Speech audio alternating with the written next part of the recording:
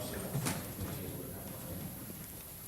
Two issues I'd like to address as to Detective Celaya. Right. One is he identifying with specificity any of the vehicles on the videos. My understanding is the state does identify by a gentleman, Jerry Dodge, looked at the videos because of his experience, etc. Identified as an Infinity and as a Chrysler. We don't have that testimony yet, and I don't want Detective Celaya conjecturing or guessing that a particular vehicle in the videos is a particular brand of vehicles. I think he can identify that. I don't think he's conjecturing at this point based on what he learned from the Dodge guy. Yeah, and the cars were actually obtained. We know what. Yeah, and they had them and searched them. So they know the cars. Yeah.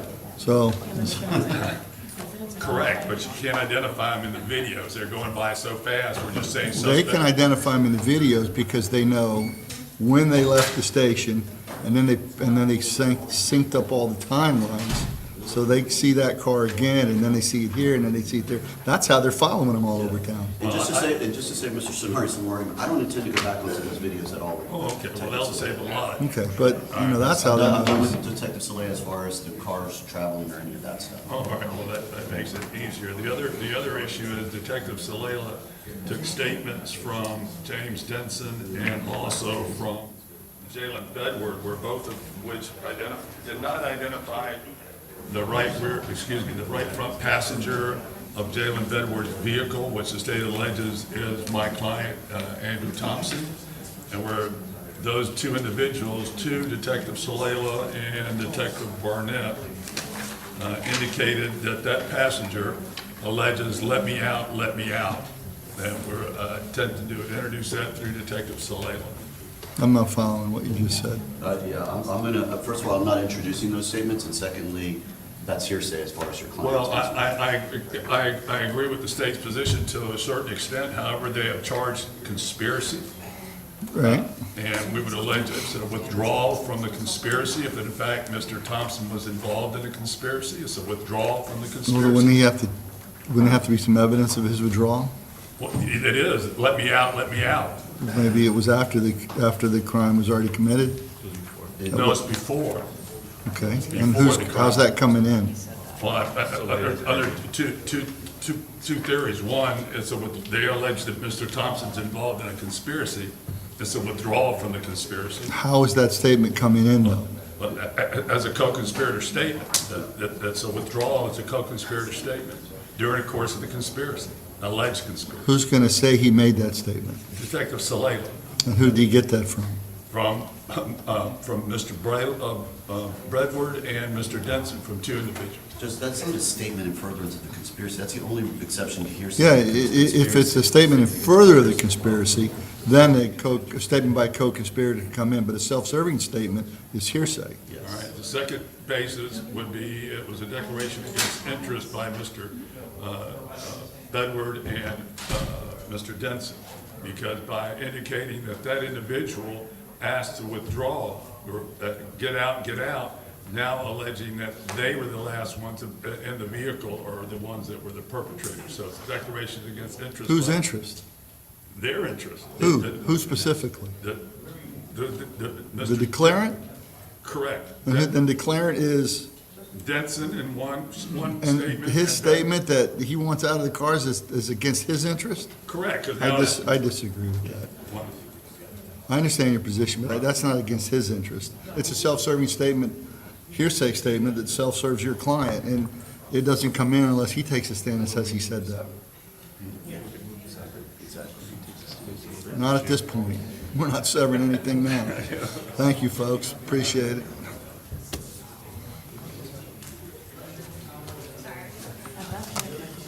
Whoever's testifying is subject to cross-examination, so that's about what they're. John, I'm gonna leave these out in the folder, and I'm gonna label them with whatever markers they need, okay? Okay. Let me check the electronic one, okay?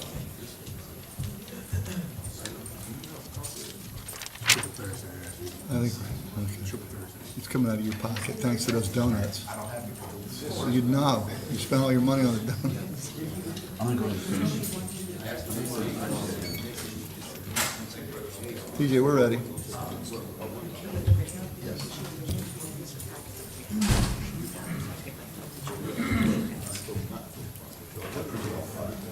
It's okay, let me check the. They're bringing the jury in. State, they're bringing the jury in, so we're ready to go.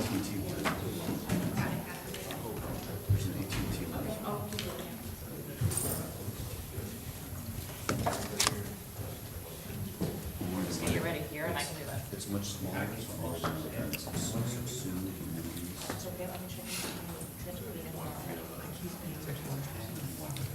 He can come in now.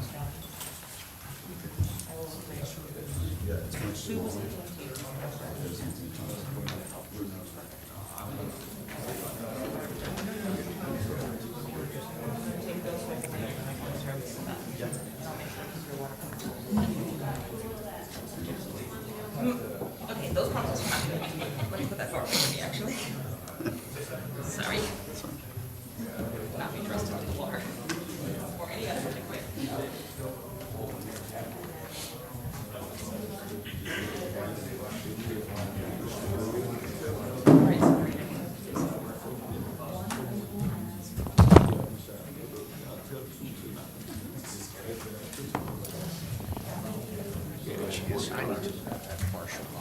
Sorry? Good morning. Well, It's hey, from, do you need it's a not gonna cough be drop or introducing. anything? I don't think it I'm gonna have These a are Ricola, sugar-free.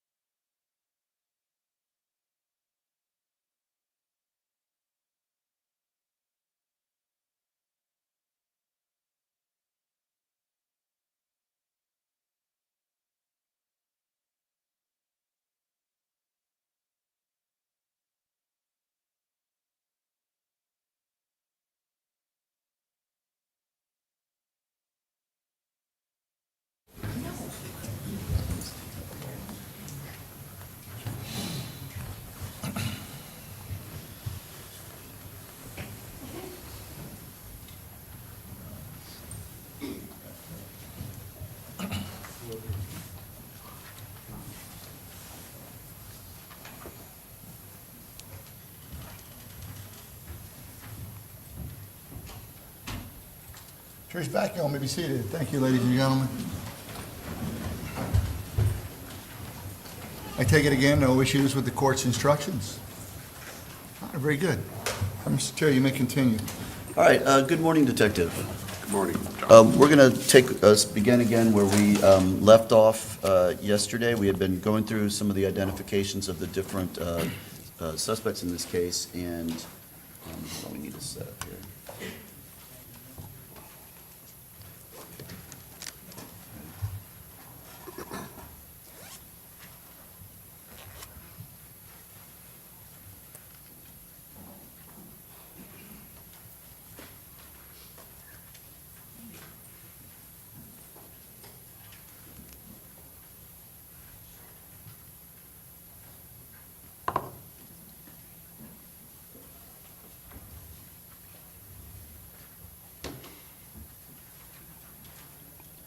All right, well,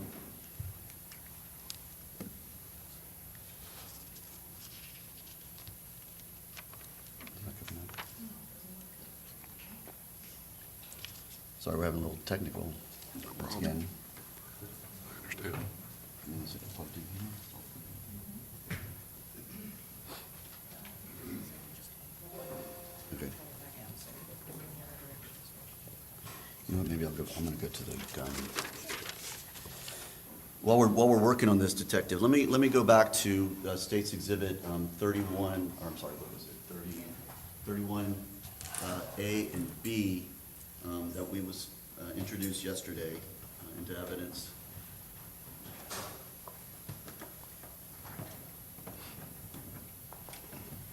And Detective, there was a bag within the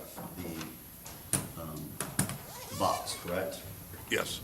And Yes, sir. Detective, you obtained this firearm from the pawn shop, is that correct? Yes, correct.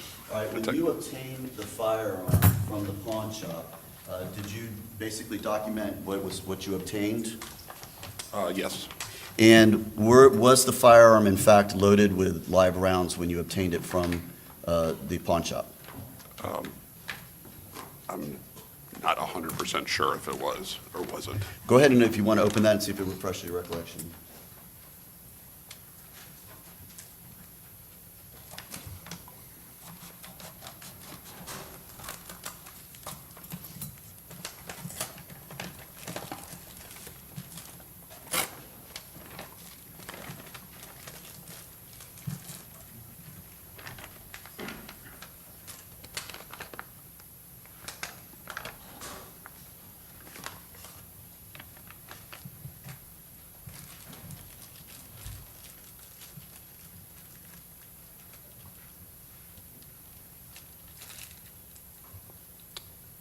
Yeah, these are rounds that, I'm not sure if they were in the magazine, or I know usually they don't, the pawn shop doesn't normally have it loaded when they If you want to look at your report, maybe to refresh your recollection about obtaining the firearm and what was with it, the contents?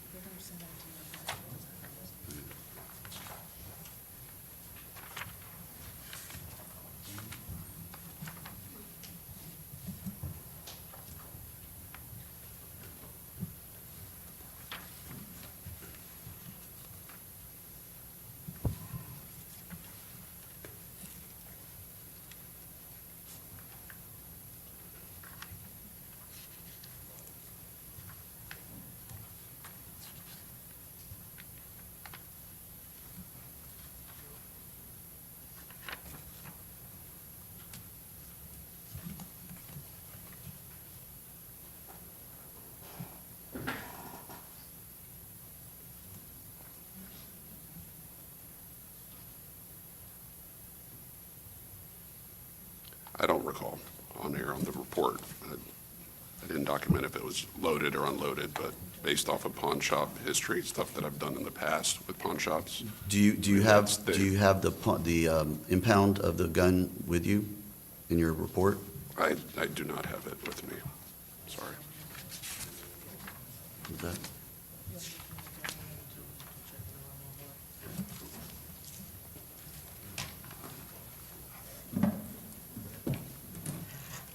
provide you the firearm so you can check the number. You do not have the impound with you? Of the, Firearm. I do not, no, I don't have it with me.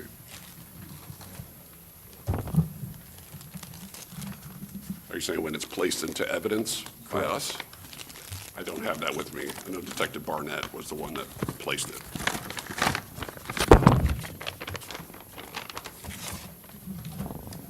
No, he doesn't.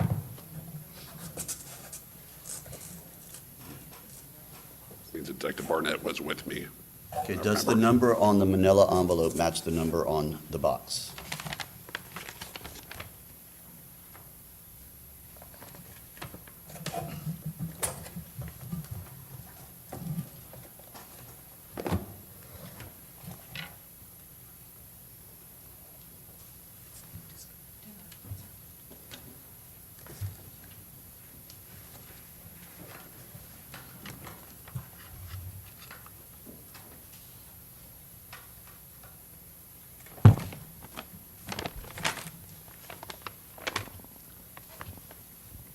Yeah, I'm not sure exactly which number we're looking at on here. So, like I said, I mean, Detective Barnett was the one that placed it.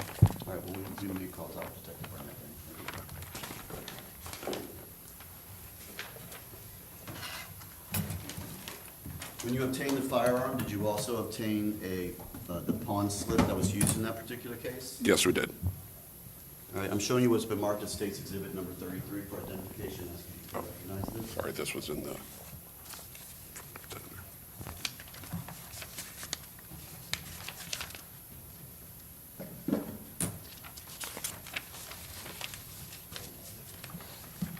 It's okay to open it up? Can I open it up? Yes. Okay. It- Because this isn't the, Yes. this isn't the That's pawn, what- this isn't the pawn form. Yeah. Okay.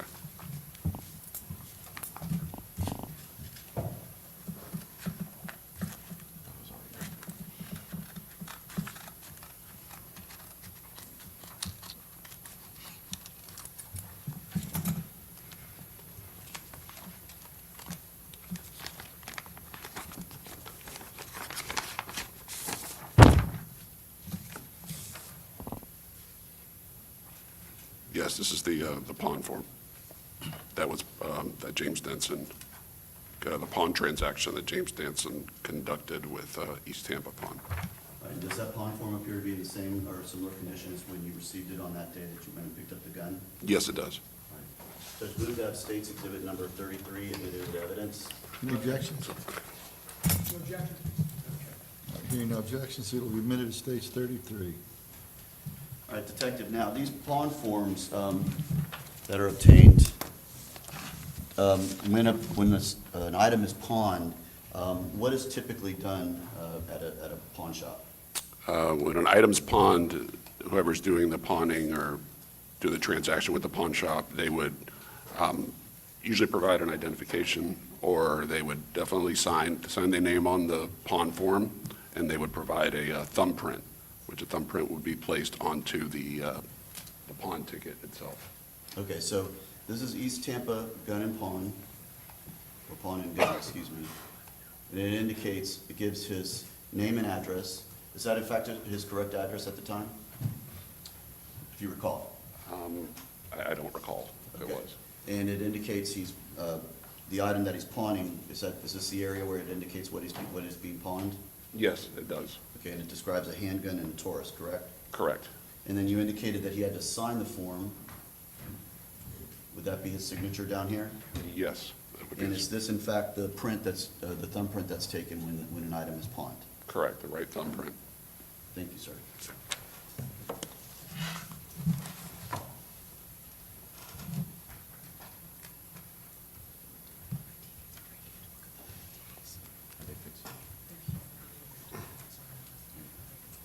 Judge, unfortunately, we're having an IT issue, and we have a gentleman here to help us fix it, but he said we probably need to take a break, if that's, I understand it's inconvenient, but How much time you think you can? Might take 2 seconds. Let me take a look at it for you. Let's see what we got going on here.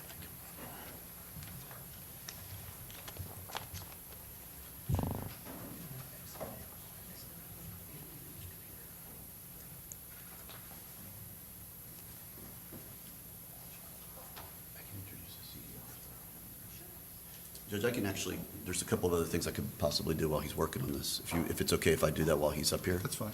Okay. Detective, you had mentioned earlier that you had obtained what are known as call detail records. Yes, sir. Is that correct? And how do you go about obtaining these call detail records? Through subpoenas. Okay, and you send a subpoena to what, the telephone They company? send it to the whatever cell phone provider is for whatever number you're sending it for. So in this case, all five of them, all four of them had T-Mobile was the carrier, with the exception of Andrew Thompson had AT&T. Okay. I was rebooting, okay. I'm going to show you what's been marked as State's Exhibit number, I have these. I'm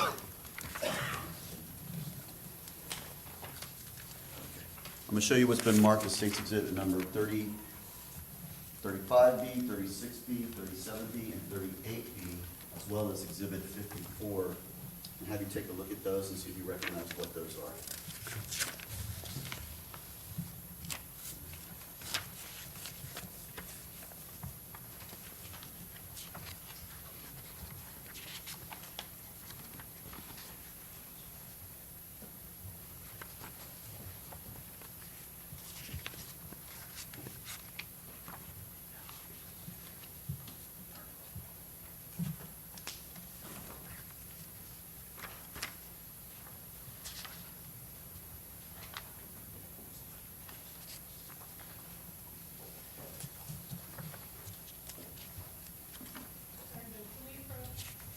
Yes?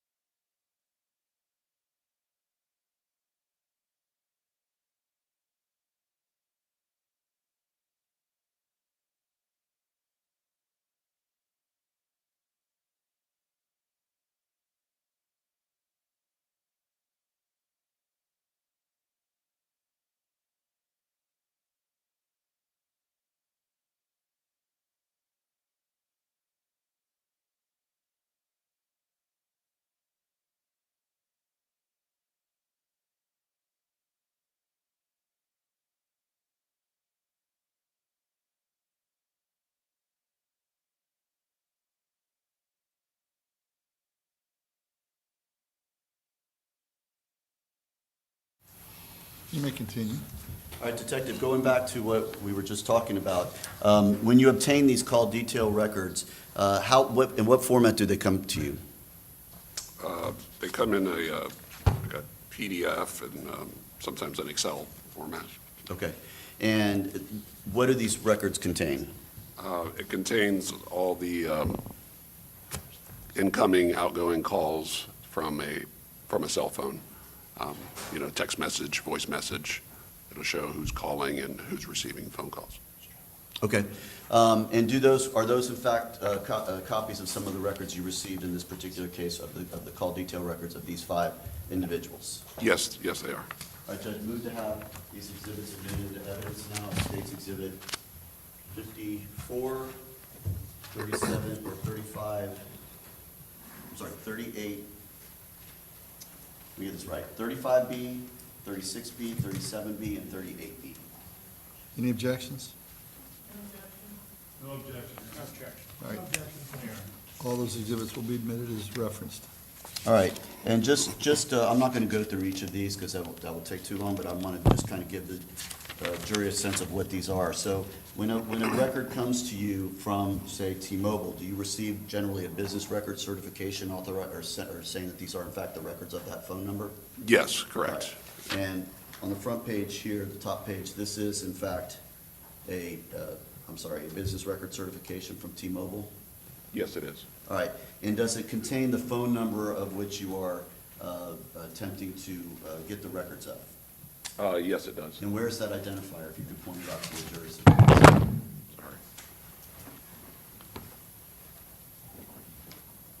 Okay, and so for this particular phone, this is phone number 813-953-6476, is that correct? Correct. And- That's the number for Quandarious Hammond. And that's for number for Quandarious Hammond? Yes, sir. Okay, and then, just so that the jury has some understanding of how these records look, is this in fact what the page looks like that it comes to you? Yes, correct. Okay, and we'll just go to a date more in question. So for instance, I'm going to zoom in a little bit here, and we're going to use one of the lines, and just so you can explain to the jury. So let's take, for instance, the first one of 8/21/01. Is that the date that the call was received? Yes, it is. When we get the records from the providers, it comes in UTC time. And what that means is Universal Time Coordinated, and that's 5 hours, behind. 5 hours behind. So at this particular one, whatever call this was either received or incoming or outgoing at, it says 11:04. So what time would that be on Eastern Standard Time? So Eastern Standard Time, it would have to be backdated to 8:20. Okay. So approximately, I guess it would be 12 o'clock, So it'd be like 7, around 7. Around 7:11. Correct. Okay, 7:11 p.m. Yes. okay. And this would be, does it tell what kind of call it is? It's an outgoing call. So that would mean that in this particular case, the number of this phone was dialing this particular number? Correct. And this is in fact the number that's calling, would that be accurate? Because that's the number of this Correct. record, That's a number that's calling out, correct? right? And this is the number it's calling to? Correct. All right. And then same thing for this one, which is about a minute later. And what is this, what are these numbers here in the middle line? Those are like the seconds, I believe how long the duration of the call is. Okay. And again, this is another outgoing call, and this is to this particular number, 4010070. Would that be accurate? Correct. Okay.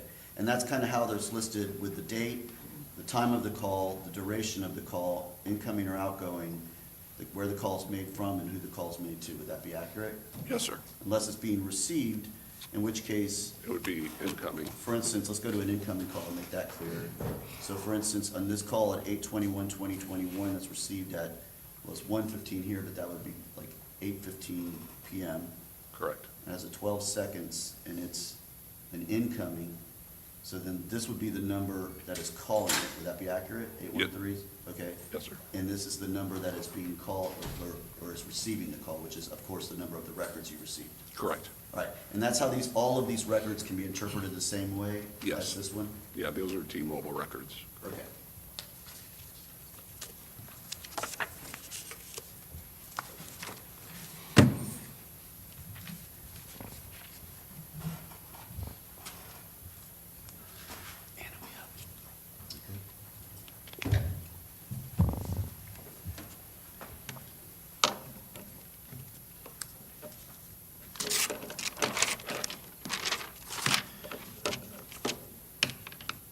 All right, Detective.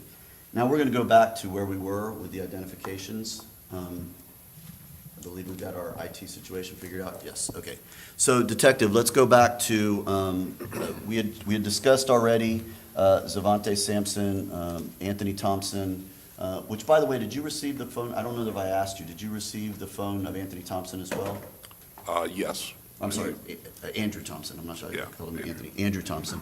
And did Andrew Thompson, were you able to obtain the phone records for that phone as well? Yes, I was. All right, and Andrew Thompson uses a different subscriber than the other four, is that accurate? Correct. What subscriber did Andrew Thompson use? AT&T. Okay. And you obtained those records? Correct. Okay, including the call detail records? Correct. And they were part of the packet that I just introduced, would that be accurate? Yes, it was. Okay. Now, going again now to Mr. Bedward. So we've gone through the other 4 individuals that have been charged in this case. Now we're talking about Mr. Bedward. Did you in fact identify Mr. Bedward as a potential suspect in this case? Yes, I did. Okay. And did you interview or go and interview Mr. Bedward regarding the circumstances of this case? Yes, I spoke with him twice. Okay, and when you went and spoke with him originally, did he tell you he wanted to speak with you? Was he let? Yes, he wanted to speak with us. Yeah, we spoke with him at our headquarters. He came voluntarily, but we gave him a ride. Okay, and so it was voluntary, he came and talked to you.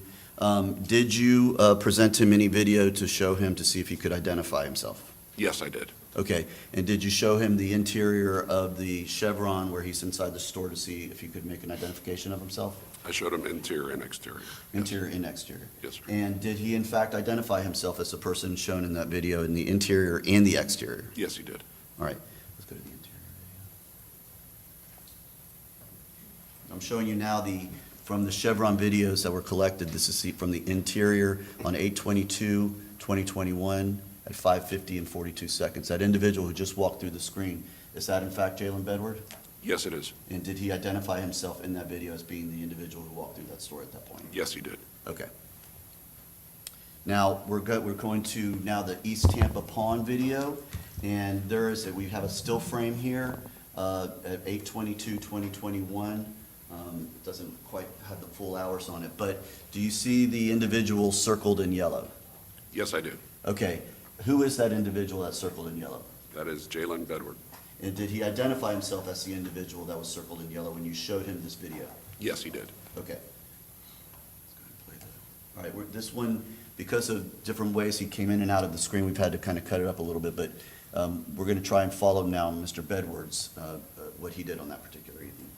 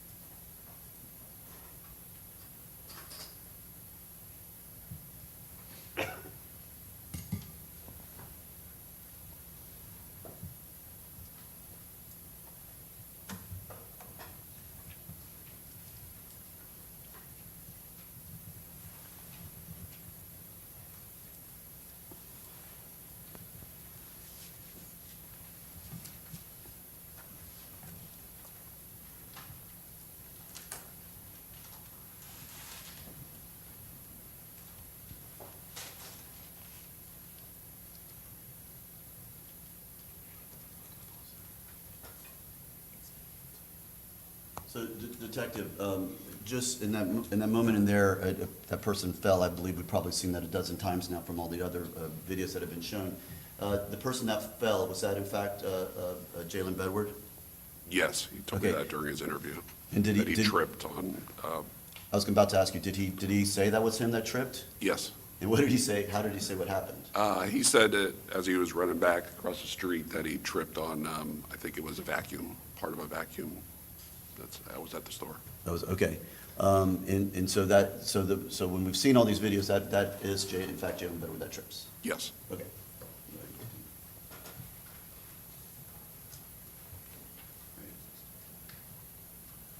Yeah, and this is still shot. Can you point them out in this particular photograph of the still shot from the screen with the Can stick, you just please? go back a little bit? I'm sorry. We can't go back, but we'll move on. If we just play it through. Yeah, okay. You want to go back to it? No, I could see it. Go All back right. to the still shot. Can you go back? I'm going to go back to the still shot. Okay, that individual right there, that's Jaylin Bedward? Yes, sir. Yes. Okay. Thank you.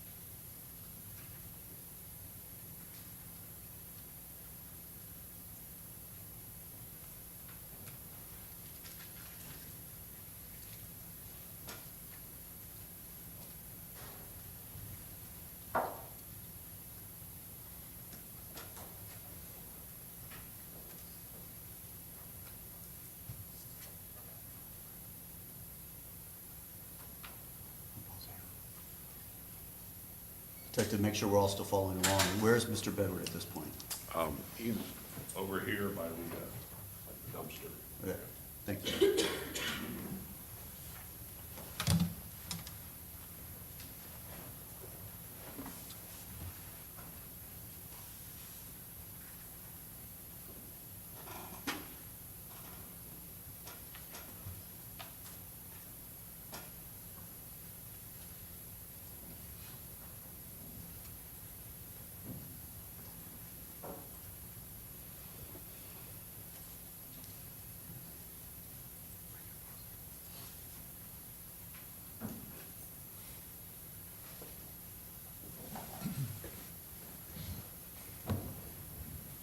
Detective, go ahead, I'm sorry.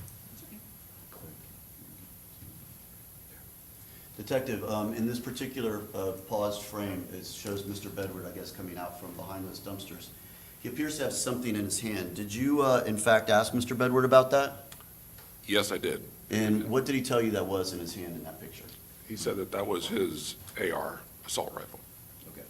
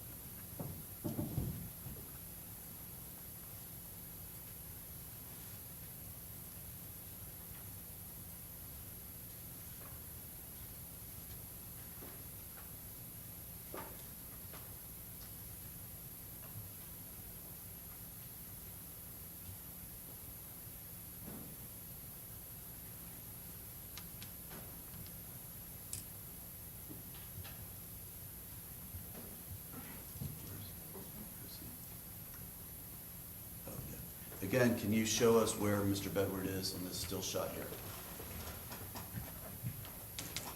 Okay. And he's standing next to, at this point in time, that's the first car that leaves a place driven by Zvante Sampson, correct? Yes. Okay. And this was his vehicle. Okay, is that the? The Chrysler 300 is right here. Okay, thank you.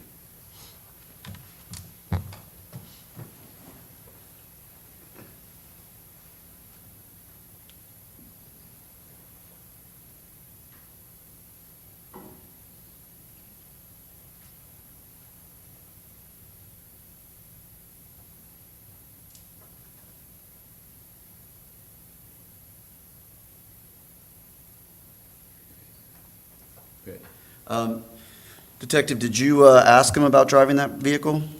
Yes, I did. And did he admit that he was the driver of that Chrysler 300?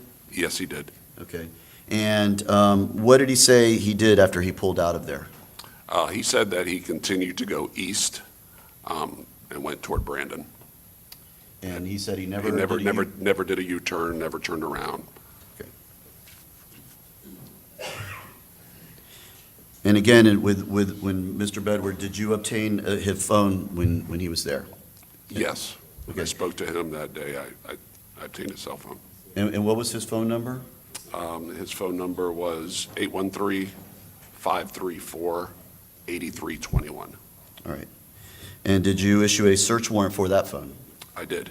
And were you able to obtain any results from that search warrant of the phone belonging to Mr. Bedward?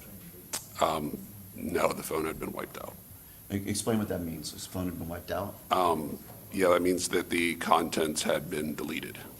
I think you can get, Detective Boers would probably be able to tell you, but you can still get the phone number from the SIM card, but the phone itself, all the contents were deleted. All right. And that phone, in fact, was a prepaid phone. Is that right? Correct. Okay.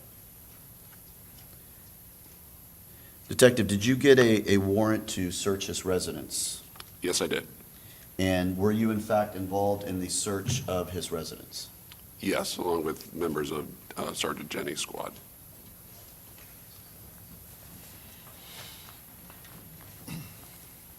And Detective Alverson was there as well.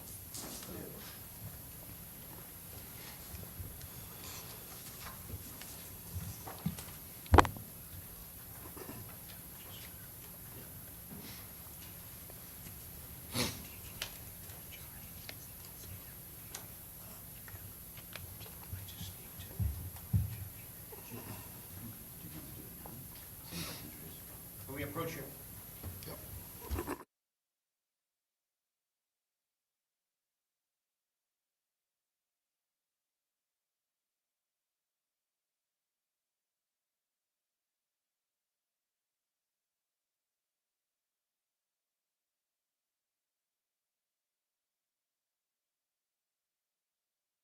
Marked as States Exhibit 27A through Q for identification. Ask you to take a look through that. Good.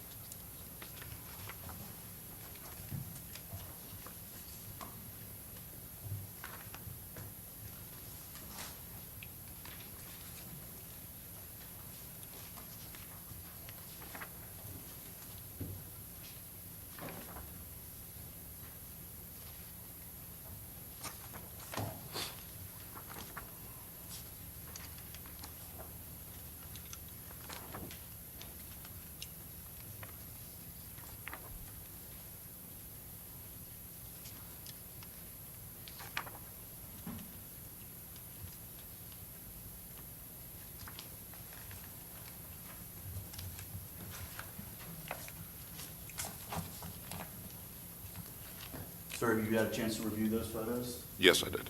And do those photos fairly and accurately depict what they show in those photos of the search that you did on that day? Yes.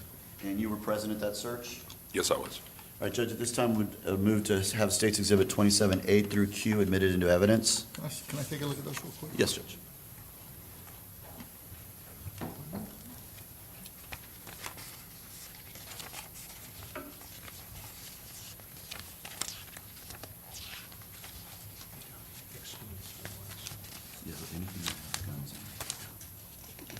Yeah, it's weird. Any objections other than previously noted? Not addition. These will be admitted. Thank you, Judge.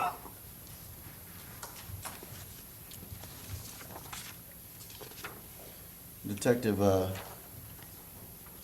27B, what does this indicate, or what is this showing? That's showing the address of the building, number 1817. Okay. And 27C, That is the apartment that he resides in, 303. Okay. 27D and 27E and 27F show these, I guess, Air Jordan sandals. What was the reason these photos were taken of this particular item of clothing? Because it appeared to match the ones that he was wearing the night of the homicide. That were seen on the Chevron video. And 27G, 27H, 27I, and 27J. Why were those photos taken of that particular piece of evidence? Again, that's clothing that appeared to be wearing during the homicide. It was visible in the Chevron. Okay.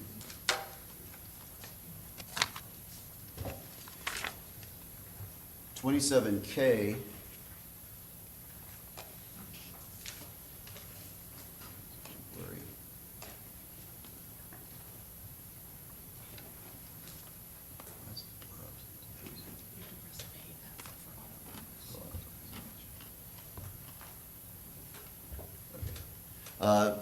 On 27K, there appears to be a picture of a washer. Why is that picture taken? It's taken because it appears to be the same pants that he was wearing the night of the homicide. That's visible from the Chevron video. Okay, and 27L, is that a more close-up of that? Correct.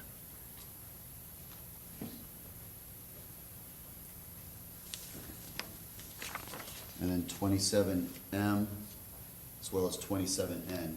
Again, those are the same pants that you believe or took pictures of because it matches what he was wearing on that day? Yes, sir.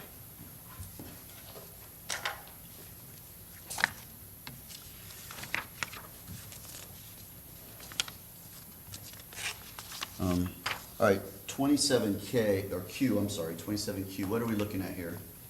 It is an ammunition box that says 5.56, which are rifle rounds. All right, That's rifle ammunition right there. and 27P, Those would be the rounds itself. okay, and then 27O, It's a little out of focus, but I would think it's the back of the round. I'll try again, but unfortunately these, it's just coming with the way the picture is. But what would this be? Is this a head stamp? Just or- an unfired round. Okay.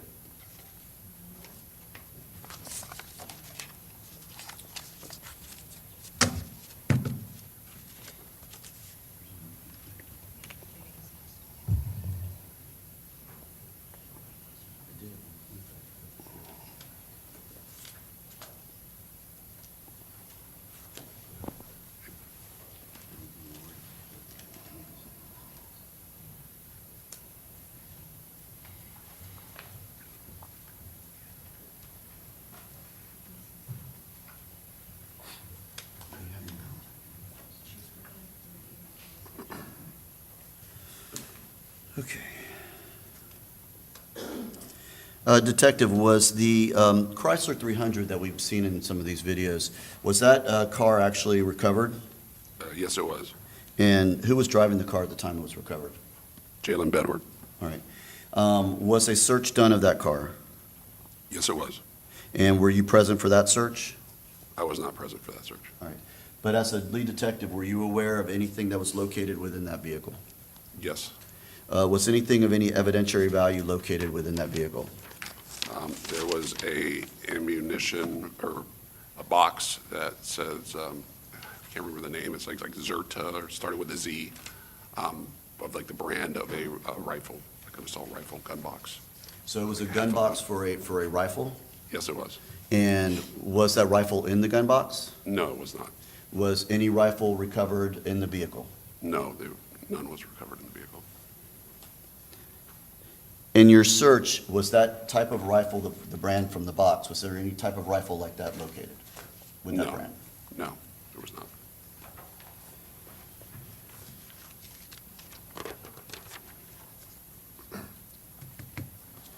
Now, you also told us that, you told us that the Chrysler was recovered. Was the dark blue Infiniti that we've seen in the first vehicle that was driven by Zvante Sampson, was that vehicle ever recovered?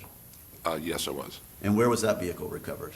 And it was recovered, I want to say probably like six weeks afterwards in like the Nonasassa or Brandon area, I believe. I'd have to look at my notes just to refresh my memory. Okay. If you need me to. Was anyone driving it when it was recovered? No, it was abandoned. So it was abandoned? Yes. Where, it was just kind of abandoned on the side of a road? I wasn't there when, I'm sorry. Where was it abandoned? yeah, it was abandoned on the street. I have to look at the photos. I wasn't present when it was recovered. Okay. And was a search done on that one as well? Yes, it was. And were you present for that search? I was, yes. And was anything of any value located in that search of that vehicle? No.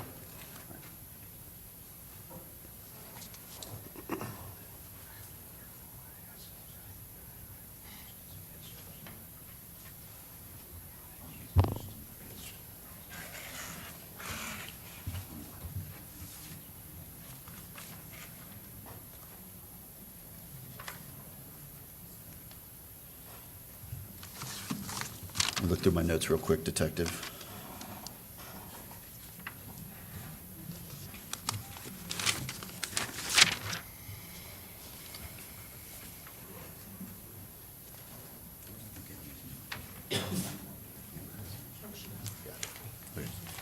Judge, at this point, I have no further questions of Detective Celaya. Thank you.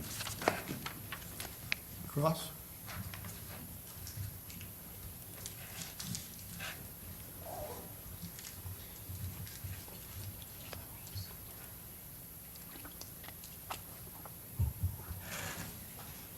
Judge, I'm sorry, I did have one more. I apologize. All right. Detective, do you see the individuals, let's just start with each one. Do you see Zvante Sampson, the individual who identified himself as the driver of the Infiniti in this courtroom here today? Yes, I do. And can you identify him, please?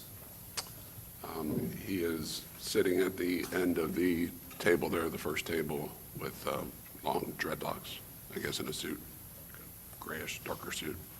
Record reflect, he has identified the defendant Zvante Sampson. The record will reflect that identification. All right, and did you also, do you also see Quandarious Hammond, the individual you identified getting in the passenger seat of that vehicle in this courtroom here today? Yes, I do. And can you identify him, please, for the jury? Yes, he's in the second table toward the back there, sitting to the left of Ms. Bradley, wearing like a darker suit with a tie and maybe like a gray shirt. Record reflect he has identified Quandarious Hammond, Your Honor? The record will reflect that identification. Thank you. And Detective, do you see the individual, Jaylin Bedward, who identified himself as being the driver of the Chrysler 300 in this courtroom here today? Yes, I do. And can you identify him, please, for the record? He's sitting the closest to me right now, at the first table, sitting next to the left of Mr. Hernandez, who's got a dark shirt on. All right, record reflect he has identified Jaylin Bedward, Your Honor? It will reflect identification. And do you see the individual, Andrew Thompson, who identified himself in the Chevron video? Yes, I do. Can you identify him, please, for the jury? He is the individual standing up right now. All right. Record reflect he's identified the defendant, Andrew Thompson. The record will reflect that identification.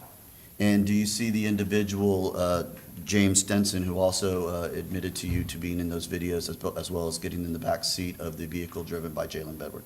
Yes, I do. And can you identify him, please, for the record? He is the individual standing up right now. Record reflect he has identified Mr. Denson. The record will reflect that identification. Judge, at this point, I don't have any further questions. Cross?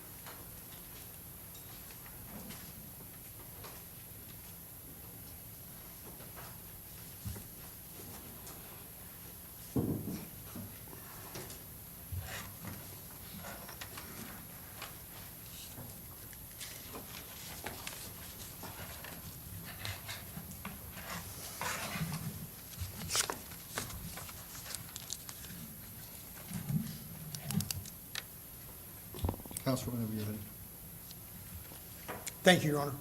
Good morning, Detective. Good morning. Detective, there is no way for you to determine which firearm from which vehicle fired the shot that killed Suni Bell, correct? Correct. And you don't know whether it was a handgun 9mm projectile or a .556 rifle projectile, correct? Correct.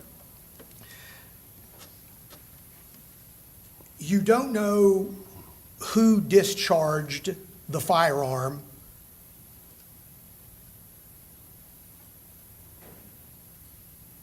that housed the bullet that killed Suni Bell, correct? Correct. During the course of your investigation,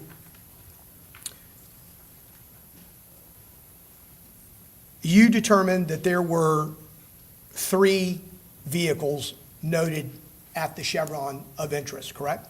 Correct.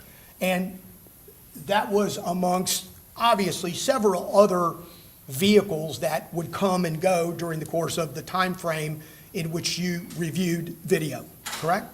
Correct. And that was over a series of hours beginning in the early evening, correct? Correct. You determined that vehicle number 1 had 2 occupants, correct? Correct.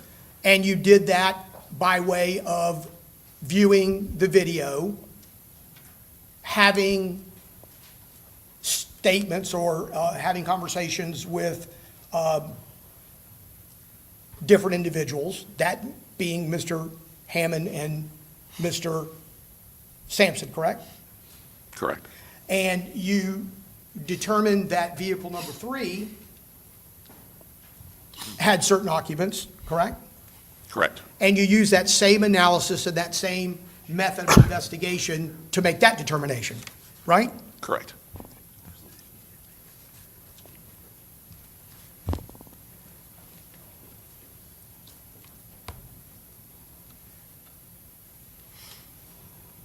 You utilized that same method of investigation to identify the occupants of vehicle number 2, correct? Tried to. Well, you tried to the same way Correct. that you did the first analysis. Correct. And you used the same video with the same clarity, with the same pictures, with the same clothing, with the same movements, correct? Correct.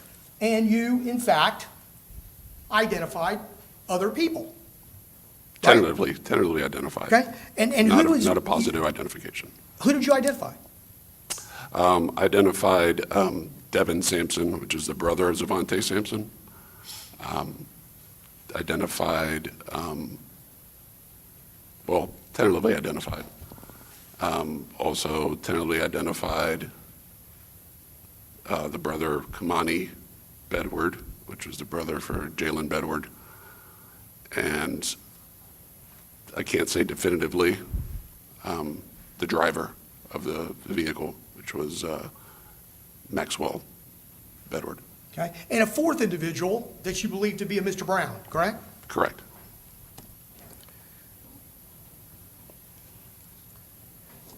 You haven't identified or sought to identify any of the other people that were within that group in the Chevron parking lot, correct? Correct, because they did not enter the vehicles. But they certainly would have been able to tell you what interactions were happening there, right? In order to assist you in determining what roles everyone played. Would you agree with me? When I spoke with everybody, all the defendants, they've all made statements as to what was said as No. to prior to entering the vehicle. I mean, It's all the other recorded. people. I mean, the other people that were out there.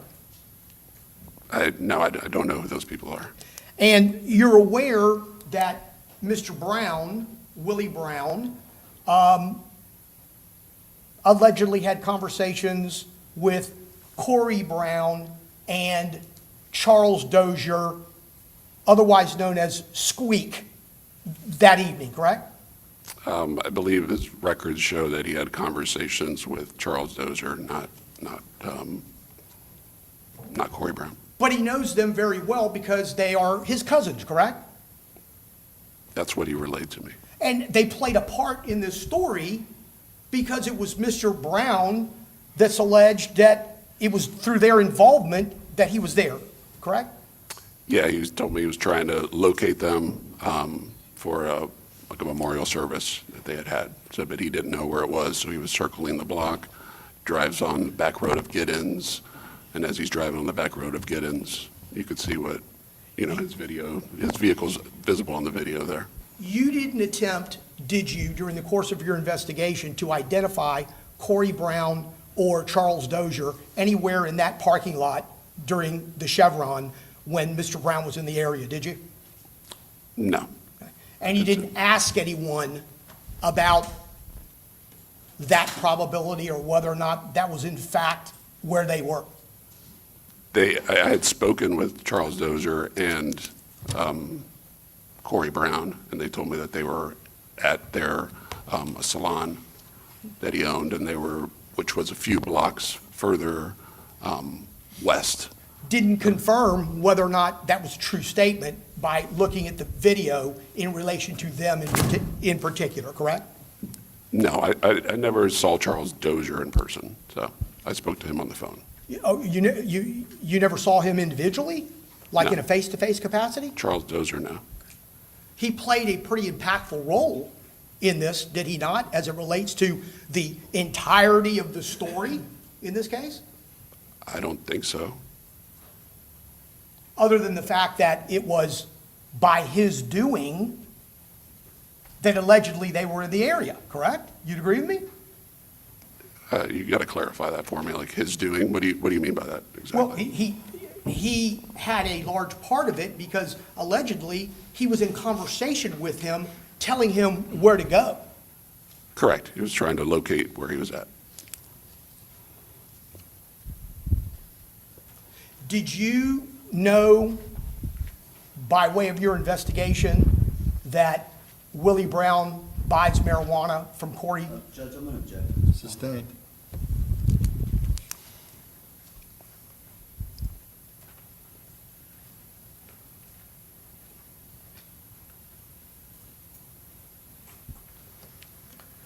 So vehicle number 2 that we've just finished speaking about, it was at the Chevron gas station, right? At what point are you talking about? At the end when At- everybody's running to the vehicles? Throughout. I don't know if the vehicle was there earlier or not. I can say that Maxwell Bedward was there earlier, but the vehicle number 2 that pulled up, I can't say definitively that that was the vehicle that belonged to Maxwell Bedward. At one point in time, vehicle 2 is there with the other 2 vehicles, amongst other vehicles as well, correct? At one point in time, during the video evidence that we have of that parking lot.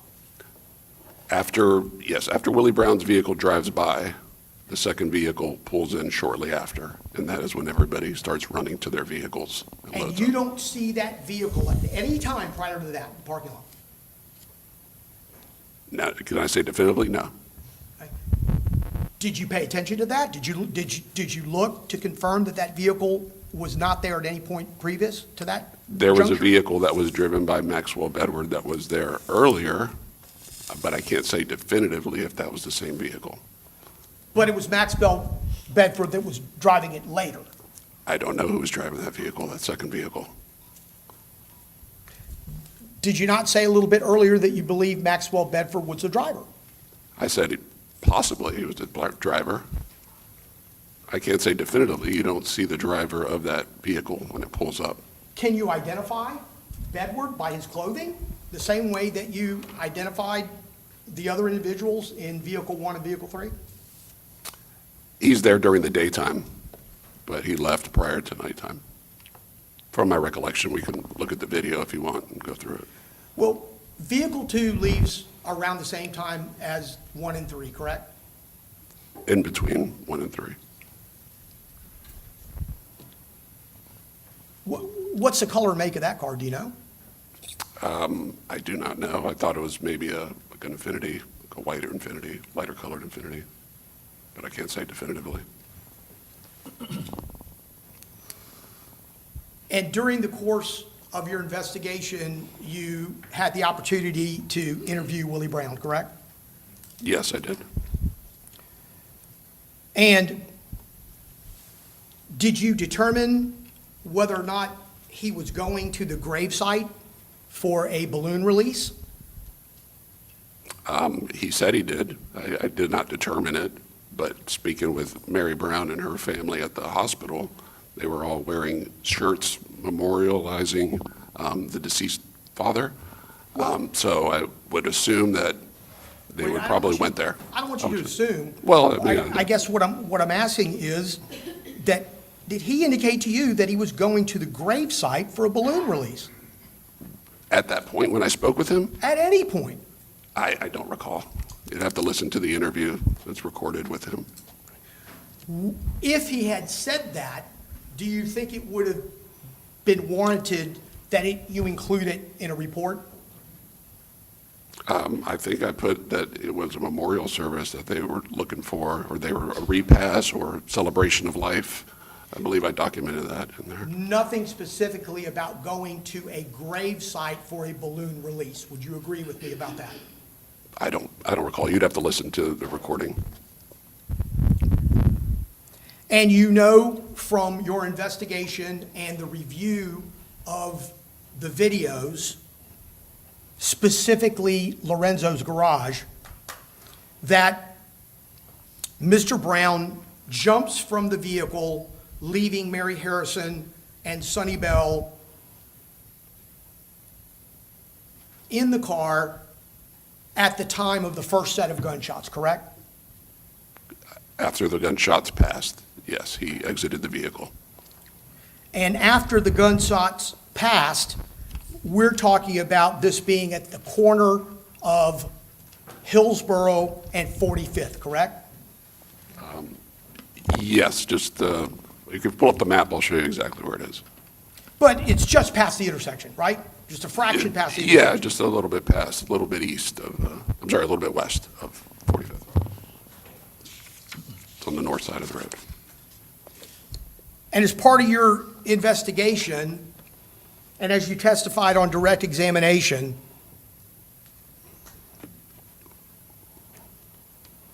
part of your analysis was that Exhibit 16, Lorenzo's garage video, correct? The Lorenzo's garage video, yes, I'm not sure what exhibit it was, but And you reviewed that video, I'm sure, to say the least, multiple times, correct? yes, And you reviewed it prior to your testimony yesterday, correct? yes, And during the direct examination by Mr. Terry, you were able to verify and look at still pictures that were taken from that video, correct? correct. I'd like to show you what I'm going to mark as Sampson Defense Exhibit Number 1, and ask you if you can review it on your own and tell me whether or not you recognize it. And when I ask you that, I mean recognize it, the picture itself, not necessarily any red markings that appear on the picture. Yes, if it's just a picture of Just- the Lorenzo's garage. No, let me get back. But you do, and it fairly and accurately reflects what it purports to be. Yes,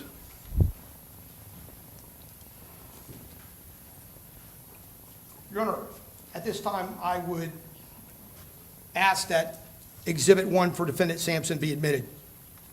No objection, Your Honor. He'll be admitted. Can I publish? Yes, sir. So, Detective, I'm going to show you this still photograph, can you tell me where it is and what it is? Sure. It's, that is Willie Brown's vehicle to the right, but to the left there, I believe that's Willie Brown. When he's Okay. running, toward 45th Street.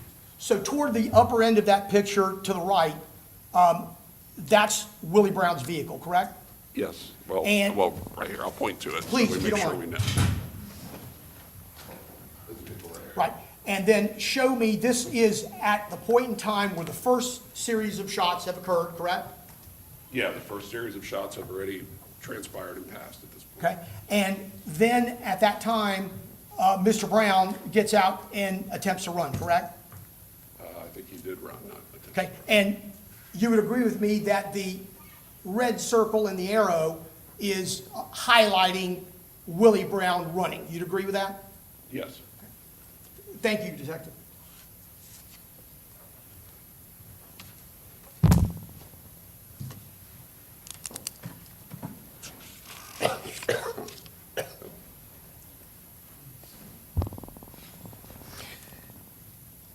And subsequent to this picture, what occurs is that Willie Brown runs down 45th Street into the neighborhood looking for somebody to assist him, correct? Yes, he was knocking on doors and seen on Mr. Colberly's video. And referring to State's Exhibit 41. It's upside down. Good.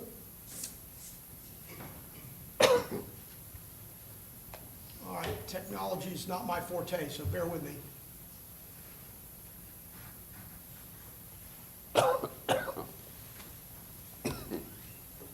Can anyone assist me in determining how this becomes sharper?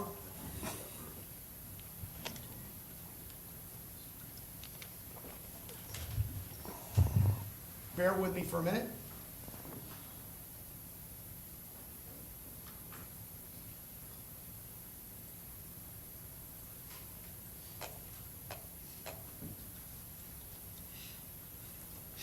So a close-up of Hillsborough Avenue and 45th.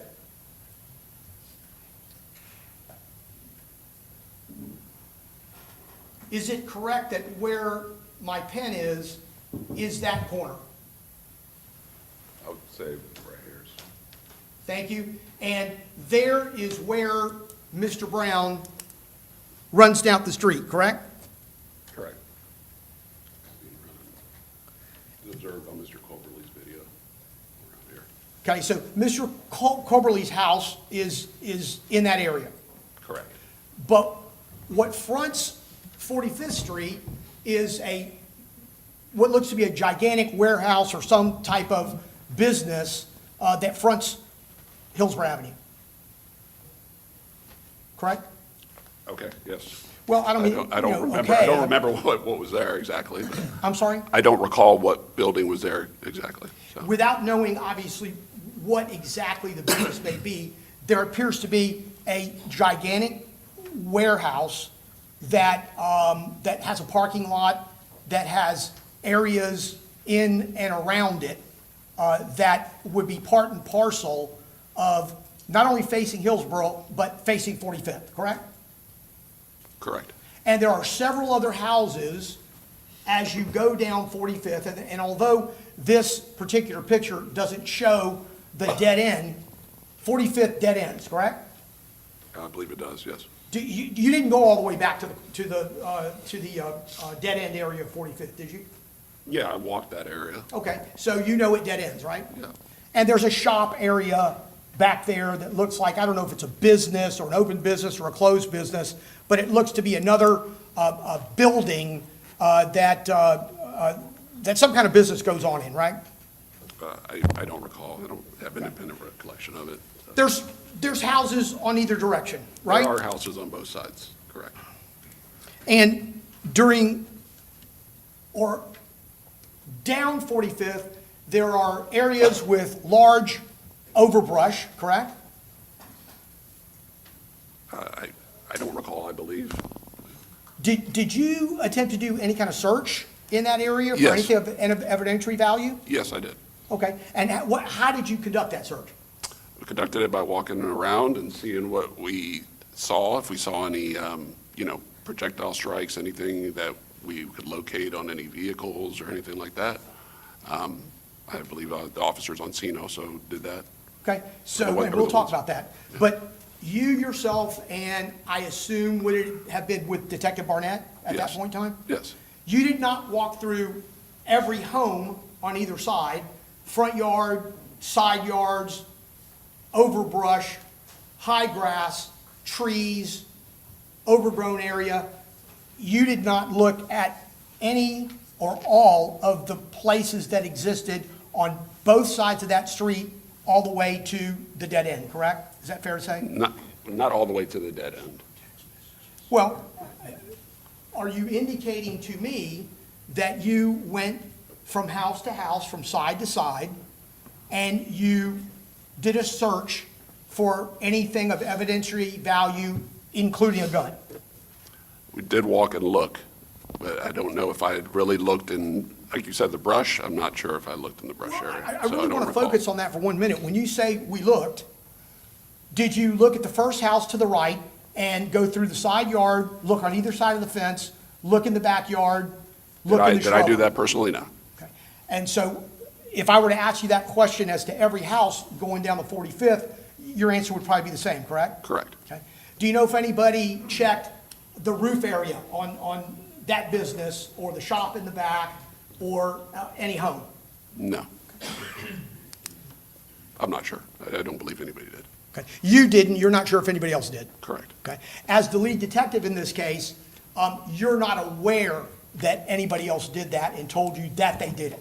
Correct.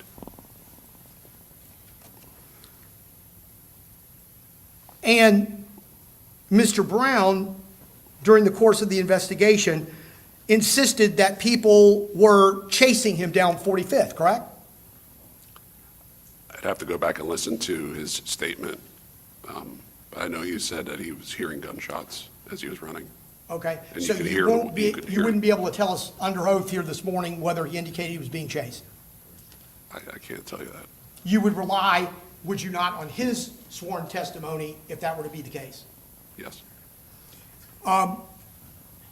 Understanding and knowing that he was, at the very least, insinuating that people were shooting at him down 45th, Correct. and indicative of you don't remember him saying they were chasing him down 45th, you did some investigation in that regard, right? Correct. Okay. And there was no surveillance video that showed Mr. Brown, or anyone, excuse me, let me start that again. There was no surveillance video that was available to you that showed anyone chasing Mr. Brown at any portion of 45th Street, correct? Correct. And in that same vein, the investigation you did as it relates to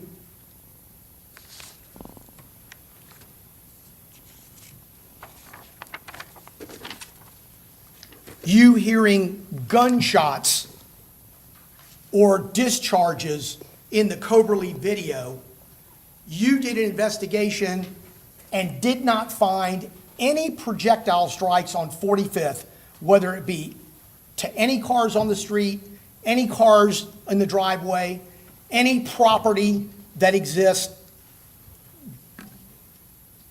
all the way from Hillsborough Avenue and 45th all the way back, correct?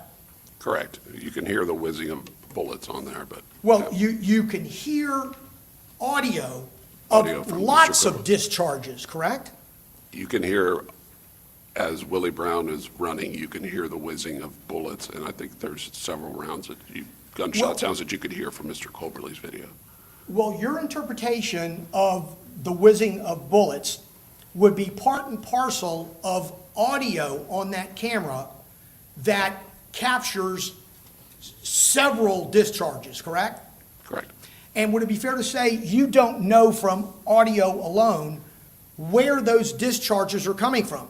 They could be coming from Hillsborough Avenue a block away, correct? I'm not 100% sure where they're coming from. Okay, so the answer would be they could be coming from 2 blocks down from Hillsborough, 1 block down from Hillsborough, for all we know, 3 blocks down from Hillsborough. And you're hearing them on the audio of the 45th Street video that has audio, if that makes sense. Correct? Yes.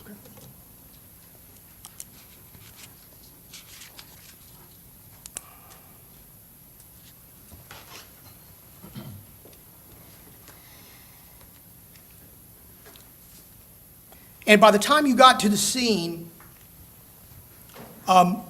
Willie Brown's Infiniti G35 was stationary, having crashed into the pole, correct? Correct. And during the search, you located Mr. Brown's telephone in the vehicle, correct? Correct. So he didn't have it. He told me he had left it in the car when he fled. So in addition to him telling you that, you found it there. Correct.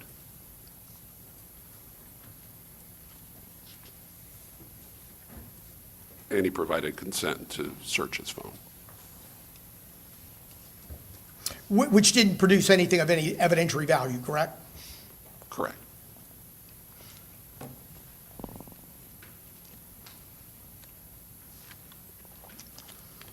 You also were able to view the G35 at the scene, fair? Yeah, correct. When we returned after speaking with Mr. Brown. And that would be a search around the exterior of the G35 as well as seeing what you could see within the interior. I just observed it from the outside because I know Detective Alverson and Detective Hill were handling the scene. I just saw that there was several bullet holes in the vehicle. Right, but in your position as lead detective, you're going to want to view that piece of evidence that's very critical by walking around it, and observing it in detail.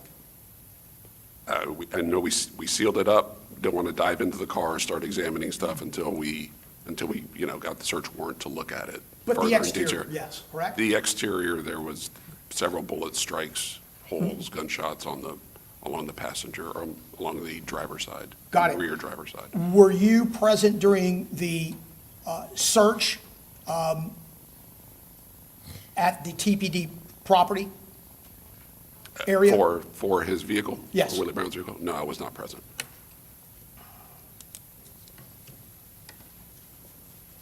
Detective Hill and I believe Detective Alverson conducted that.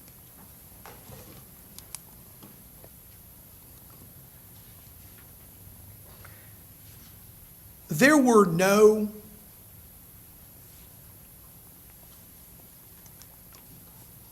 bullet strikes to the windshield of that vehicle, were they? I'd have to look at the photos. If you have them, I'll take a look.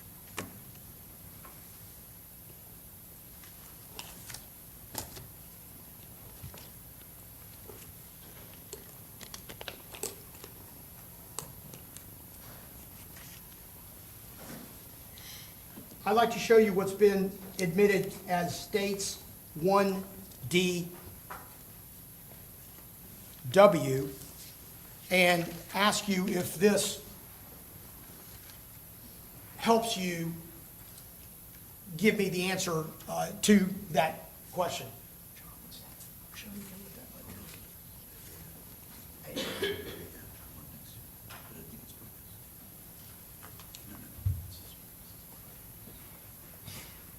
Okay, doesn't look like it's any better. Do you see anything on that windshield that indicates a projectile strike? It doesn't appear to be, no.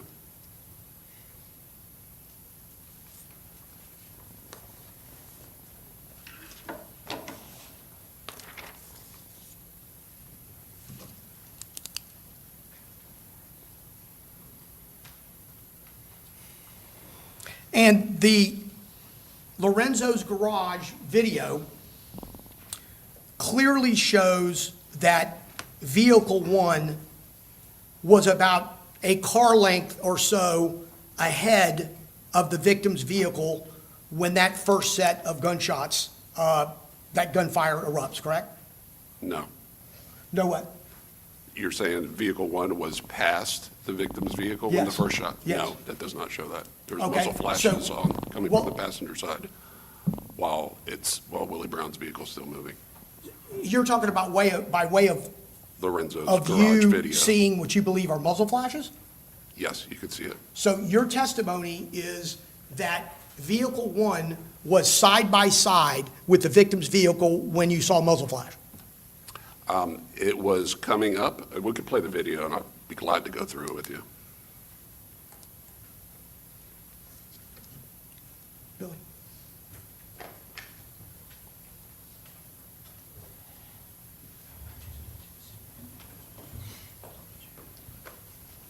And I usually use a VLC player, which is, I'm able to go frame by frame on it.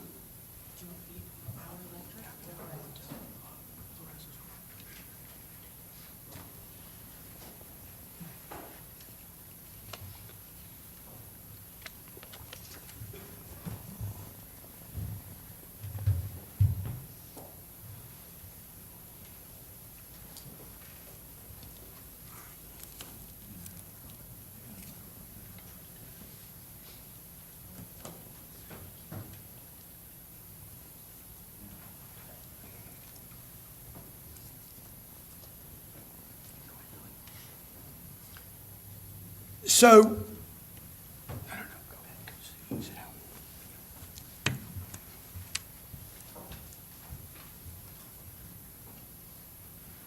so it would be your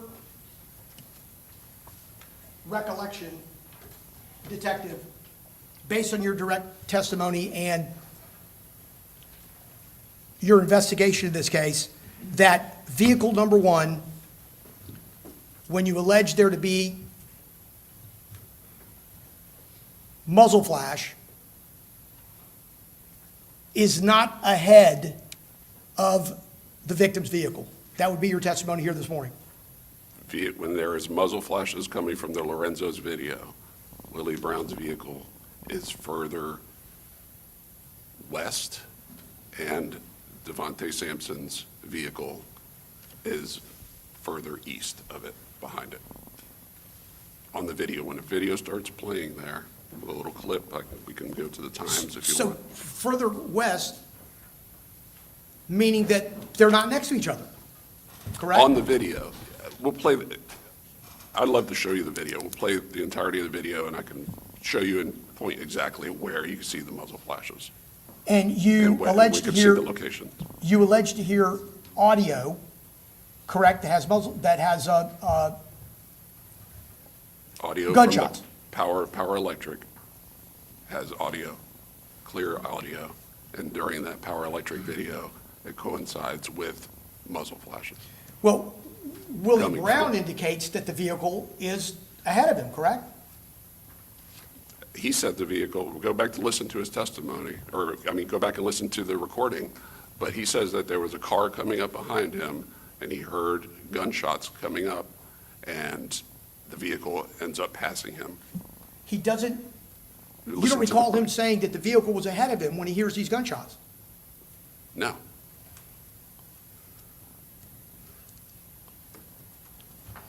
And the vehicle, victim's vehicle, during the course of your investigation, has a projectile strike into the back driver window, correct? If you show me the photo, take a look.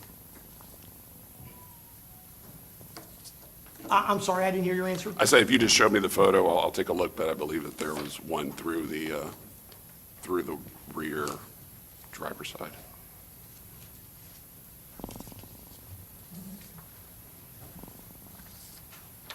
I'm going to show you what has been admitted as states 1DY and ask you if you have seen and recognized this still photograph.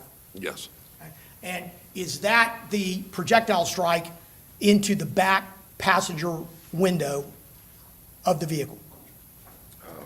Yeah, it could be possibly two. I'm sorry? It could possibly be two strikes, right? I'm Well, not if you sure. recall, I see it.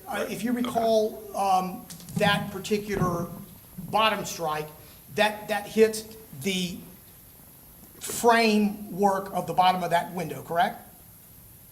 I'd have to defer to Detective Albertson and Hill, but yes, it appears to hit the bottom of the frame. Okay. And do you know whether or not there was fragments found in that particular I know that defect? there was fragments inside the vehicle, yes.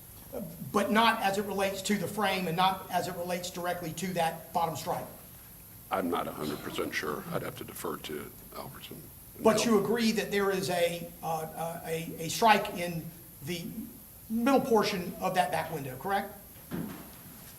Talking about this strike right here? Yes. Yes.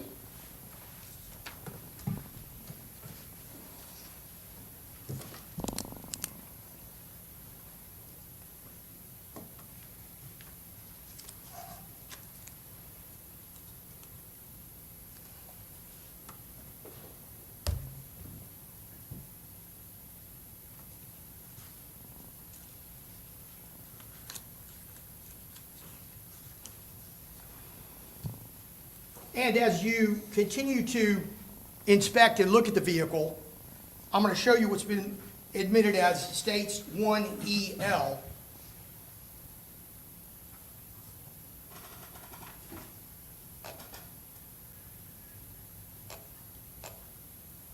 This would be the back passenger window of that same vehicle, correct? I'm not 100% sure. Well, But- if you look at the orientation of the car and the way it's facing, it would be the back window, correct, of the passenger side. Attorney's approach.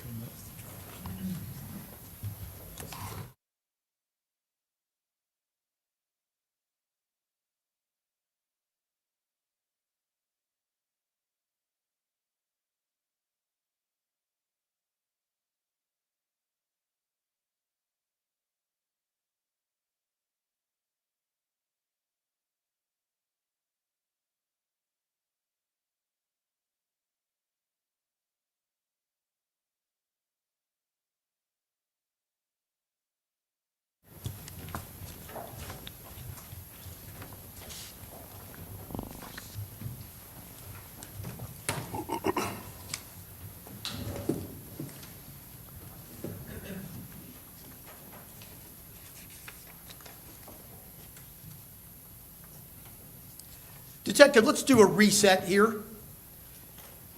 Just so we're clear on these pictures, I'm going to re-show you 1DY. Okay. 1DY is the bullet strike that's in the middle-ish portion of that back window, which is the back driver's side window, correct? Correct. Okay. And re-showing you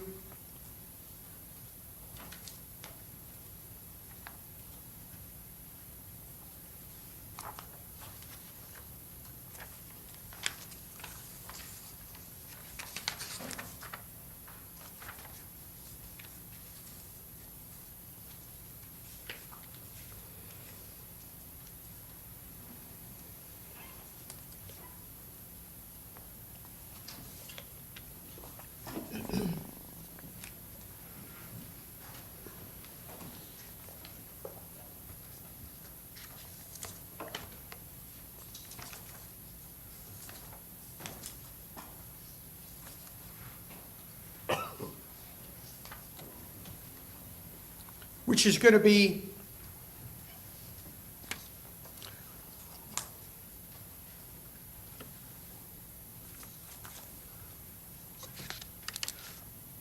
one EB.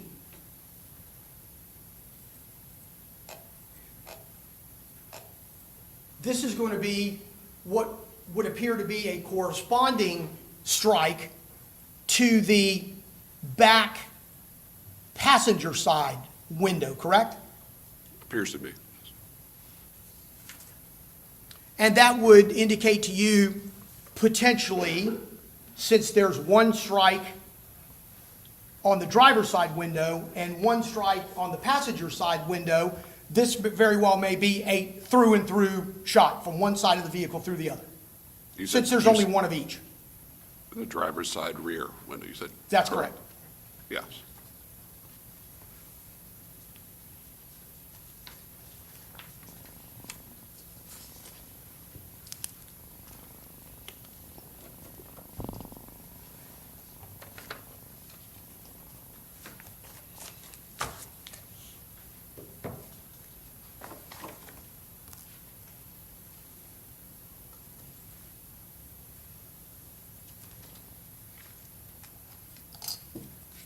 Similarly,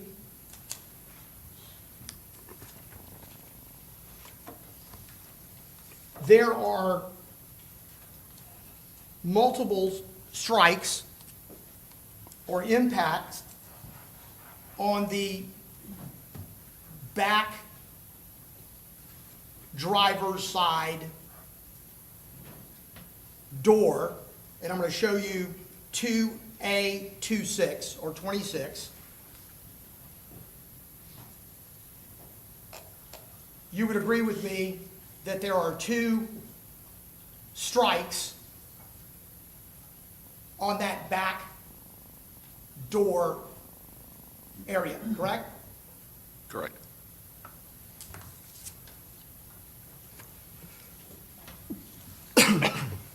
And 2A27 shows you a little bit closer view of one of those strikes, correct? I believe so, yes. I can't say that I believe which one it is, but And I'll show you 2A29, which is a little better representation of what you just saw closer up. You would agree? okay. So that was That's the better, previous right? photo you showed me was, there's one on the bottom. Yes. So this is a better view of it, this direct strike into the back door, correct? Correct.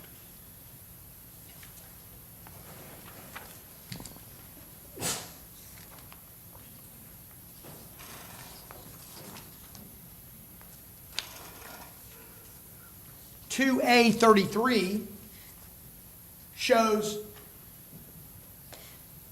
Judge, at this time we approach, Yep.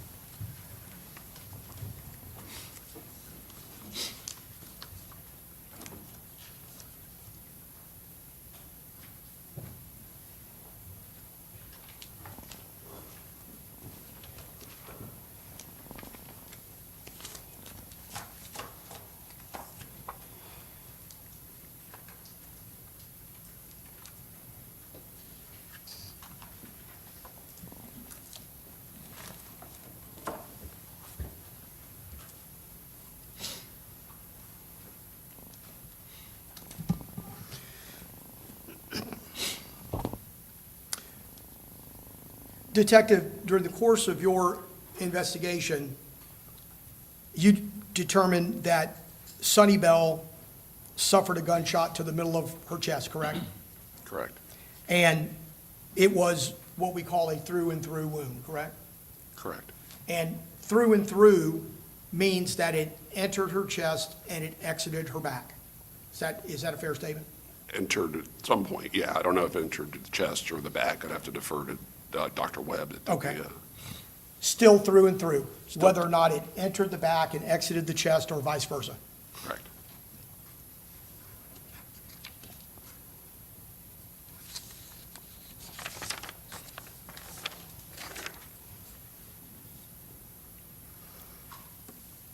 When you testified on direct examination in answering Mr. Terry's questions, you indicated to the jury that you believe that there were muzzle flashes that appear on the Lorenzo's garage video, correct? Yes, And 100%.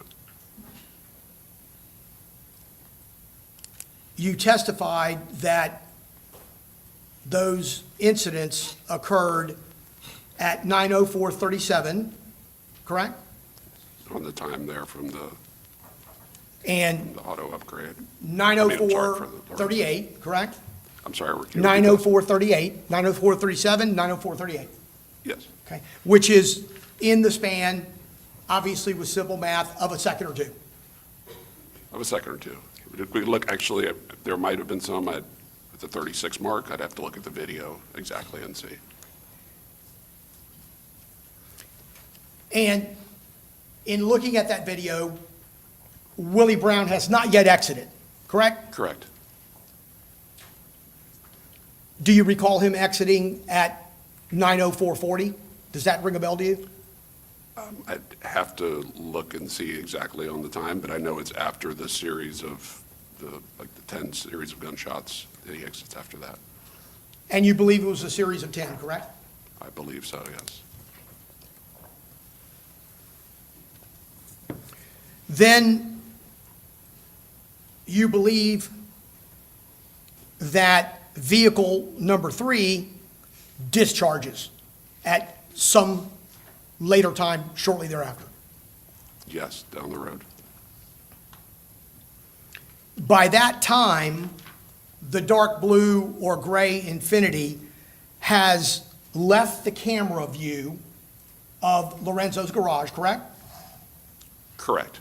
And another video would indicate that it's already turned left on 43rd, correct?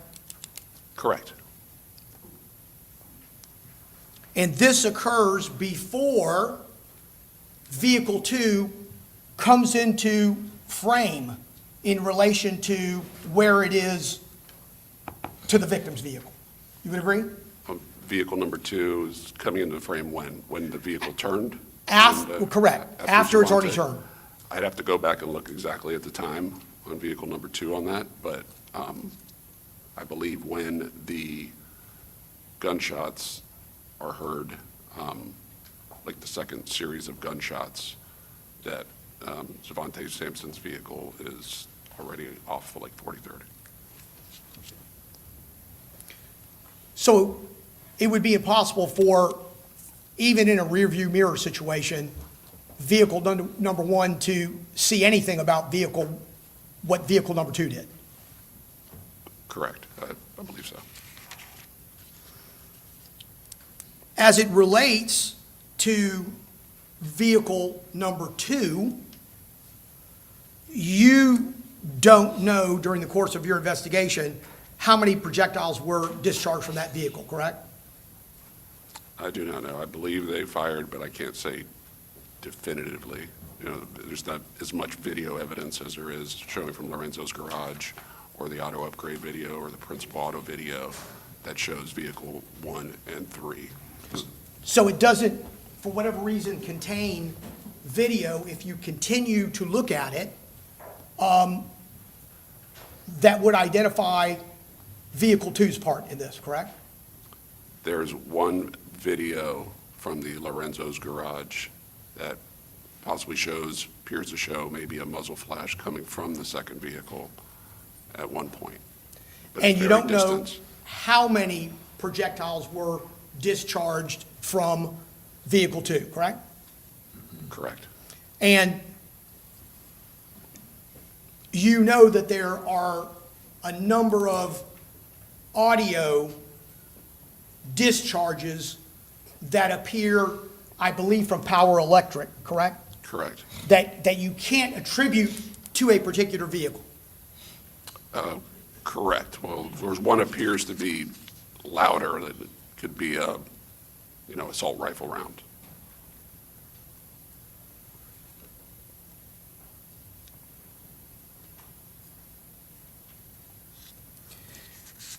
You indicated to Mr. Terry that you interviewed Mr. Sampson on September 30th, 2022, correct? Yes, sir. And initially, Mr. Sampson didn't want to talk to you. He did not want to talk, and then he reinitiated with me again. And Okay, so I said, hey, you Initially, don't have to I- talk to me. I mean, it's all recorded if you want to listen to it. Yeah, well, I'm just asking you. He asked for a lawyer, right? He asked for a To hearsay? As to so implied, what is, no reproach? Come on up.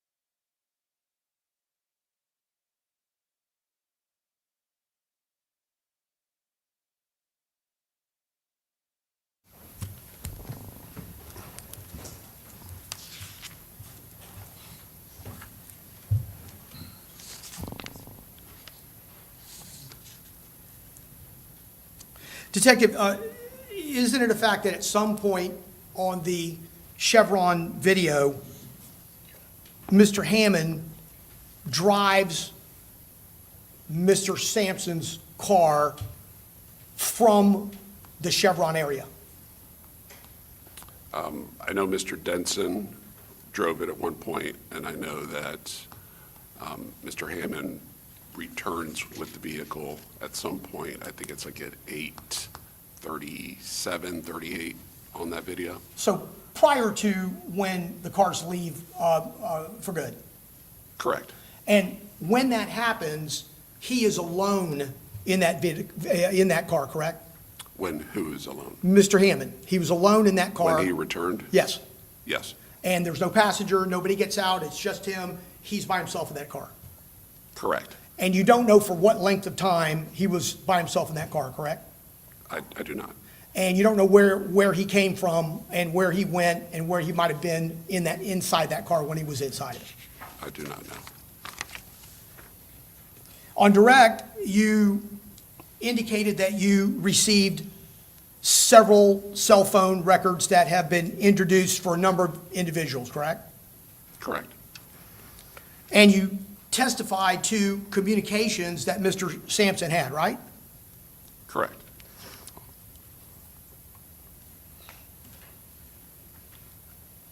And if I'm not mistaken, there were two phone calls between Jaylin Bedward and Mr. Sampson 3 days later, on the August 25th. On the 25th, correct. 3 days later after this incident took place. Correct. One was, I think, 88 seconds, and the other one was 44 seconds, I believe.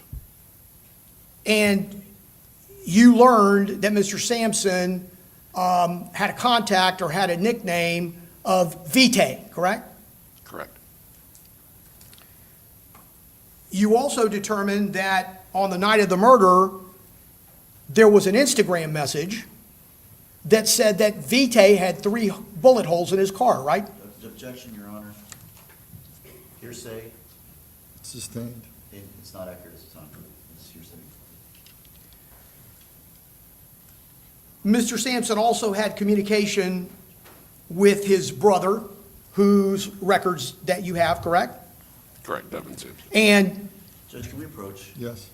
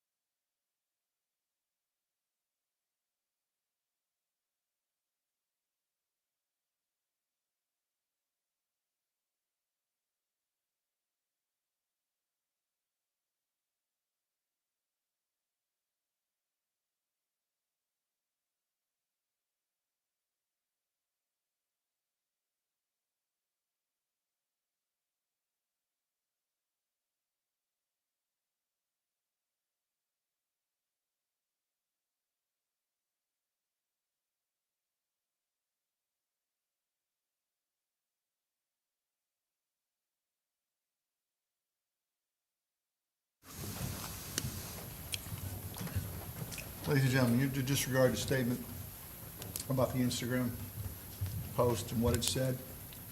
I'll read you an instruction later on, so please keep this, as I said this earlier, what the attorneys say is not evidence, and you are not to consider it as evidence. All right, you may continue. thank you, Your Honor. Detective Mr. Sampson had communications with his brother, Devin Sampson, pursuant to those records as well, correct? Yes, And one of those communications was on the day of the murder, correct? yes, I believe so. I have to And go back and look, but one of those, or 2 of those communications were after the murder, correct? I'd have to look at the records, but yes. And that's his brother, Devin Sampson. That's who we're referring to, correct? Yes, There were also hundreds of communications over the course of that month with Mr. Sampson. Between his brother and him? between his brother and he. Yes, The call detail records are just what they are, correct? They don't tell you what individuals are talking about, correct? it just tells you if it's, you know, an SMS message, a text message, or a voice message, but Correct. it doesn't record the information as to what's transpired or what's said. Right, whether that be a text message, whether it be a telephone call, you don't know what the substance of that telephone call or text message is. Correct. Doesn't tell you why somebody's calling someone else. No. Nothing further, thank you, Detective. Before we begin our next cross-examination, it's time to take our 10-minute morning break. Court will be in recess. All rise for the jurors.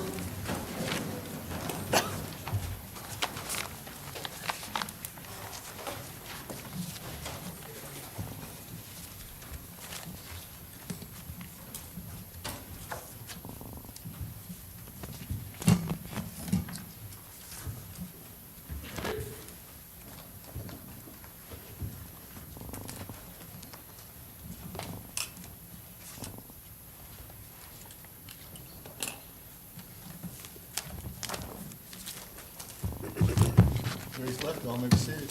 Court will be in recess for 10 minutes.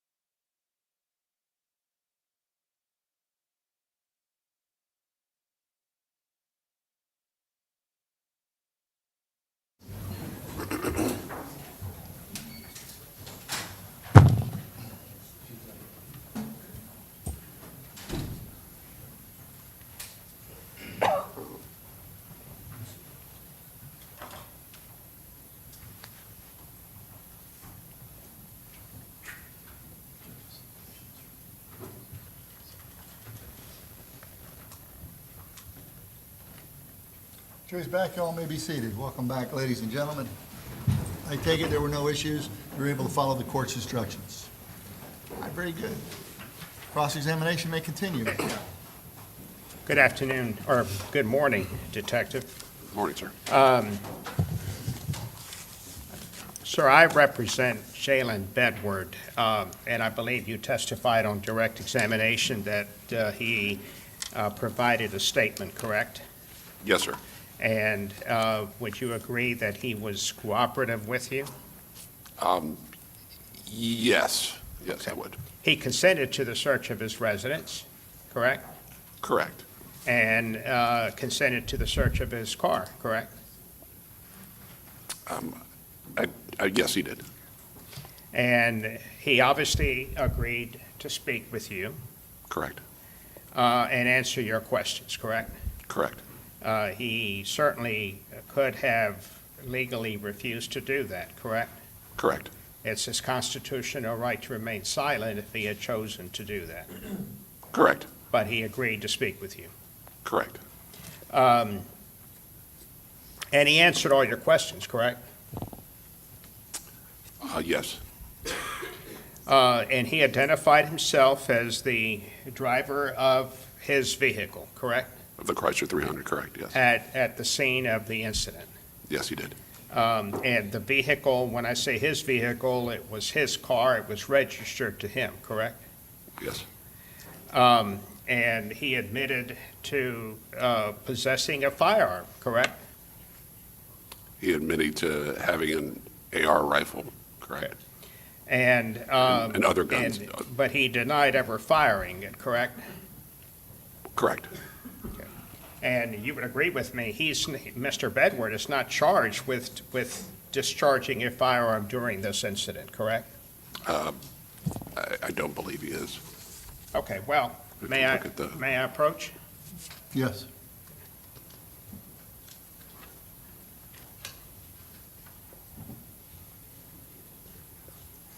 Sir, would you agree with me? I'm going to show you a copy of the indictment, and count 6 deals with discharging of the firearm. Would you agree that Mr. Bedward is not charged with discharging a firearm?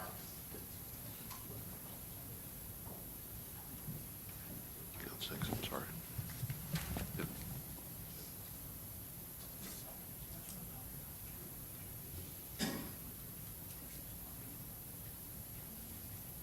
Correct.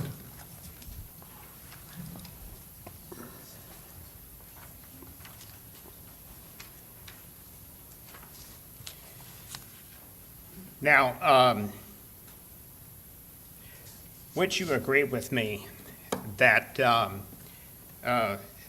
whether someone is innocent or not, being questioned by a detective, a homicide detective, might be somewhat of a stressful situation? Would that be a fair statement?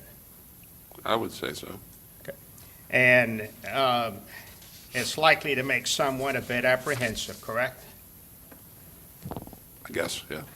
And Mr. Bedward, I think as you indicated earlier, misstated that he did not make a U-turn, correct?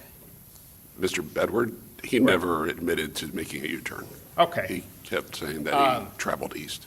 And Mr. Bedward was never identified at the scene as wearing any type of hood or face covering. Would that be a fair statement, a correct statement? He had something on top of his head. On his head? Head kind of like Okay. this area, a little bit. And we've seen photographs of the search of his residence, and we see ammunition. Is it correct to say that Mr. Bedward was never charged with illegally possessing ammunition? Correct. I believe you mentioned cell tower analysis. That was not part of this case, correct? That was part of this case. And Okay. that was done, the records that I obtained from T-Mobile for him was given to Sergeant Van Heyst, so he could analyze it. Well, cell tower analysis is to try to determine what phones are in one particular area, correct? Correct. That was done by Sergeant Van Heyst. You can't pinpoint exactly, but you can make a general determination of whether a cell phone is in a general area, correct? My understanding is that actually you can pinpoint it through different measurements that Detective Sergeant Van Heyst is privy to and knows how to do. But in this case, there's no dispute as to who was, for instance, with respect to Mr. Bedward, there's no dispute as to the fact that he was present, correct? Correct. There's no, yep, he Okay. was present.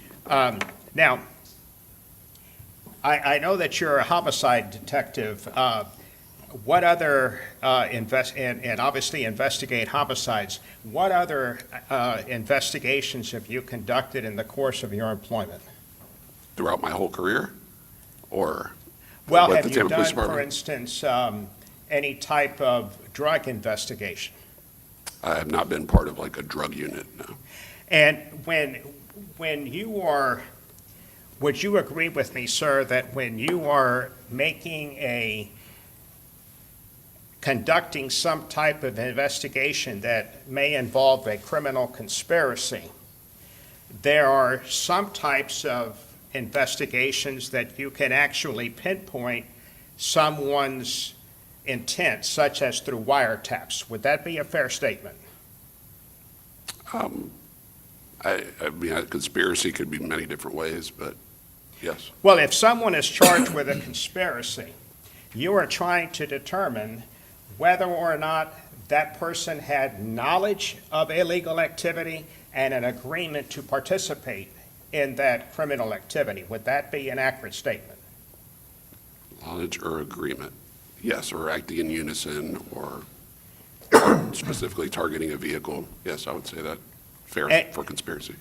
And in some criminal conspiracy investigations, you have the benefit of a wiretap where you can have the value of recorded conversations that can determine knowledge and agreement to participate.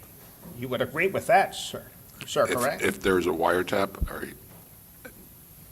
if you have a wiretap, I've never been a part of a wiretap, so I can't Well, I tell you what, understand. A how it wiretap works. does not exist in this case, but my question is, wiretaps have the value of determining whether someone has intent, someone has knowledge, someone has an agreement to participate, correct? I guess. But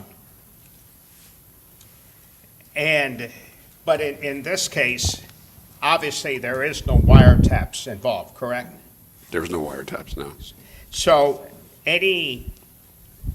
when you're talking about any evidence regarding a criminal conspiracy, it would be inferences made based on these defendants being together in different vehicles when a fatal shooting took place. Would that be an accurate statement? You're saying like how we came up with the conspiracy? Is that what you're asking me? I feel that based off their actions, where you see Willie Brown's vehicle drive by, you see all the, Overruled, he asked the question. There are no relevant communications between the defendant and any co-defendant before the shooting. Is that correct? like I said, it's call detail records that we obtained, that I obtained, and like I say, you can't tell what's being said. You know, it's either a text message or a voicemail, but there was communication between them. But there was definitely communication after, and there was some between different parts, but we'd have to look at the call detail records. You may have communications between the defendant and another co-defendant, but not the substance of the conversation, correct? Correct. For instance, in some cases, you can do a cell phone analysis and get text messages, correct? That's my understanding, is when you do an extraction from a cell phone, you can get that information. Sorry. And in some cases, you can actually extract text messages between suspects, correct? whatever messages are on the cell phone that you download, is my understanding. Sure. And in some cases, you have communications with defendants that might show that there is knowledge of something that's going to happen, something illegal, correct? You could be able to see what communication, if there We was don't have that in this case, correct? of them communicating about the homicide or conspiracy on text message. Is that Is what you're there asking me? any text message involving Mr. Bedward that shows that he had knowledge of anything illegal about to take place? His phone was wiped out, no. Sir? His phone was wiped, Okay. so no. Now, you would agree with me, sir, that someone could be merely present at the scene of a crime, correct? Somebody could, but that's not in this case. Would you agree with me that someone can act independently, even if in the company of other persons? Yes,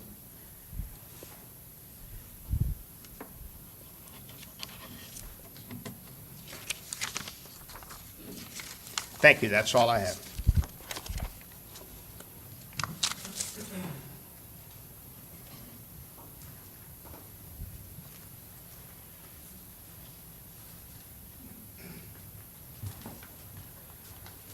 Detective Celaya, nice to see you again. good to see you. I'll talk to you first about when you interacted with Mr. Denson on September 28th at his residence. At that point, you didn't have a basis to arrest him, correct? Correct, And your conversation was consensual, meaning he could have declined to speak with you. correct, In an abundance of caution, you still advised him of what his rights were, right?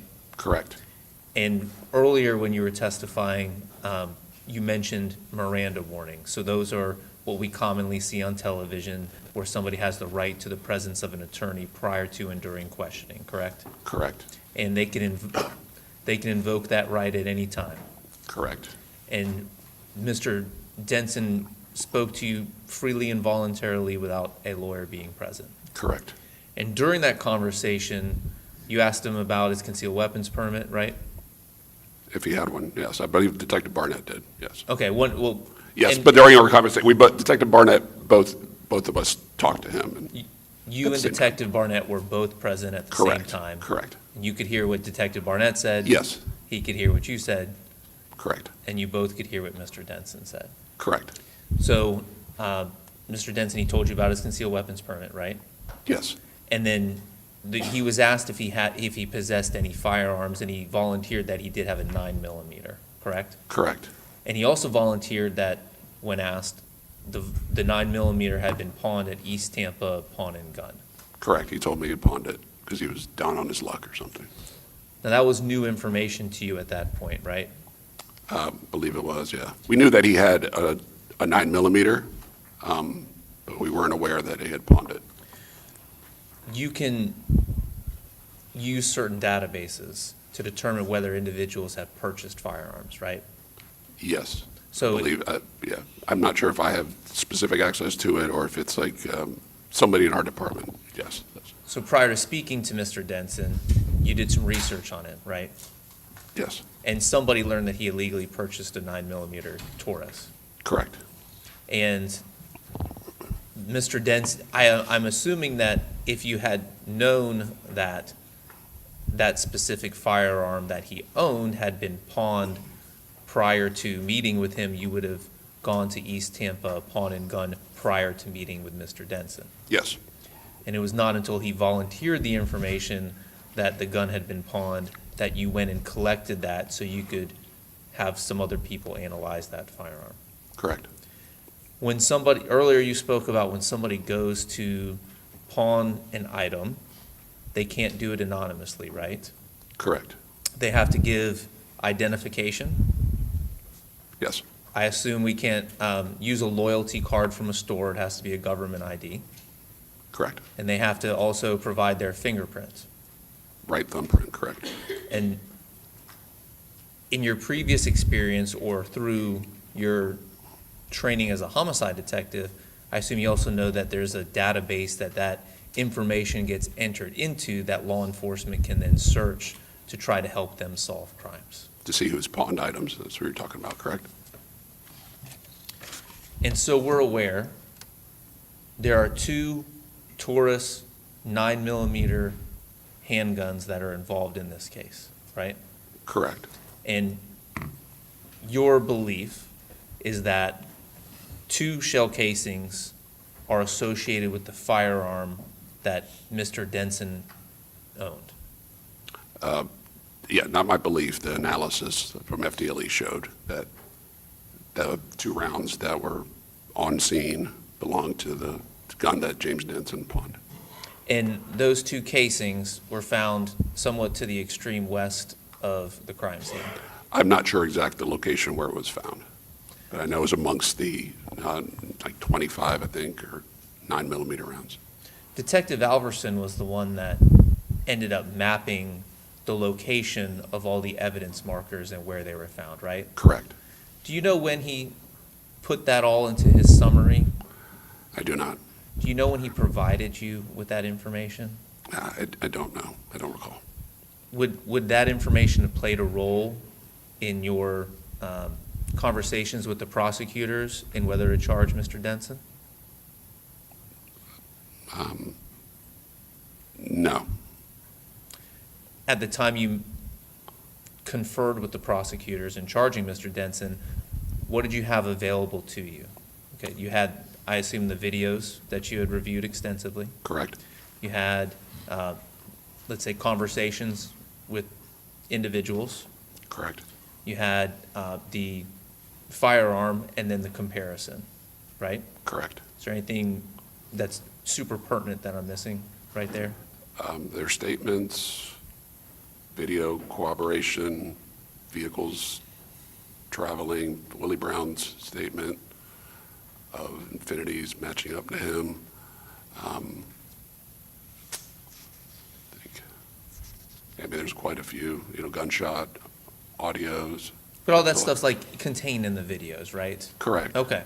But we don't know when the summary prepared by Detective Alverson that tells you where the shell casings pertaining to each individual are located. We don't believe that played a role in our conversation at that point, right? Correct. Okay. Now, talking about some of the communications between the individuals that are involved here. You mentioned earlier that there's something called Coordinated Universal Time, or UTC, and that in our area of the country, it's a -5. Correct. All right. Does that change depending on what time of year it is, whether we're in daylight savings or not? I don't believe it does.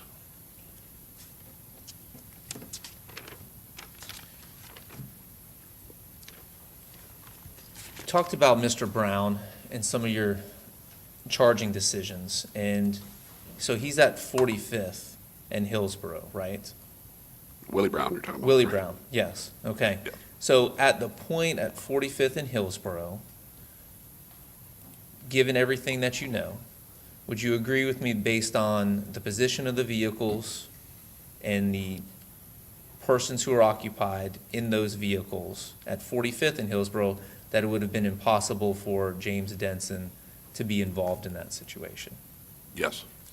And then you would also agree with me based on the position of the vehicles and the persons that were either in or around, that it would be impossible for James Denson to have fired any weapons at Willie Brown running down 45th. Correct.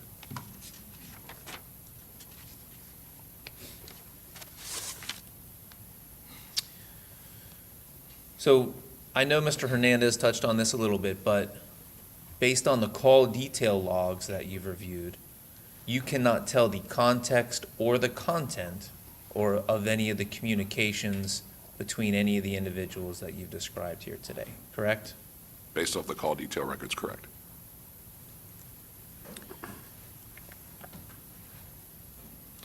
So the most that this jury should take away from that is that these individuals know each other, right? Yes, I think that's fair to say. Because it would be silly of me to say I don't know somebody if I'm having some sort of communications with them, right? Correct. Okay. I'll give you an example. Detective David Alverson, do you know him? Yes, Do you have a cell phone number? of course. Any communications with Detective Alverson in the last 18 hours? No, All right. Detective Neitlinger, same. correct. Detective Wolf. Yes, correct. I don't even know if I have his number. Okay. Detective Cholnick. Correct. So you haven't been speaking to any of these individuals in the last 18 Correct. hours, right? Okay. Because you guys are here for this trial and you're under oath and you're not supposed to Correct. converse with anybody else. But if you did have conversations with them, am I to assume that something nefarious happened, or could you guys just be discussing the Rays game losing to the White Sox last night? Correct. It could be anything, right?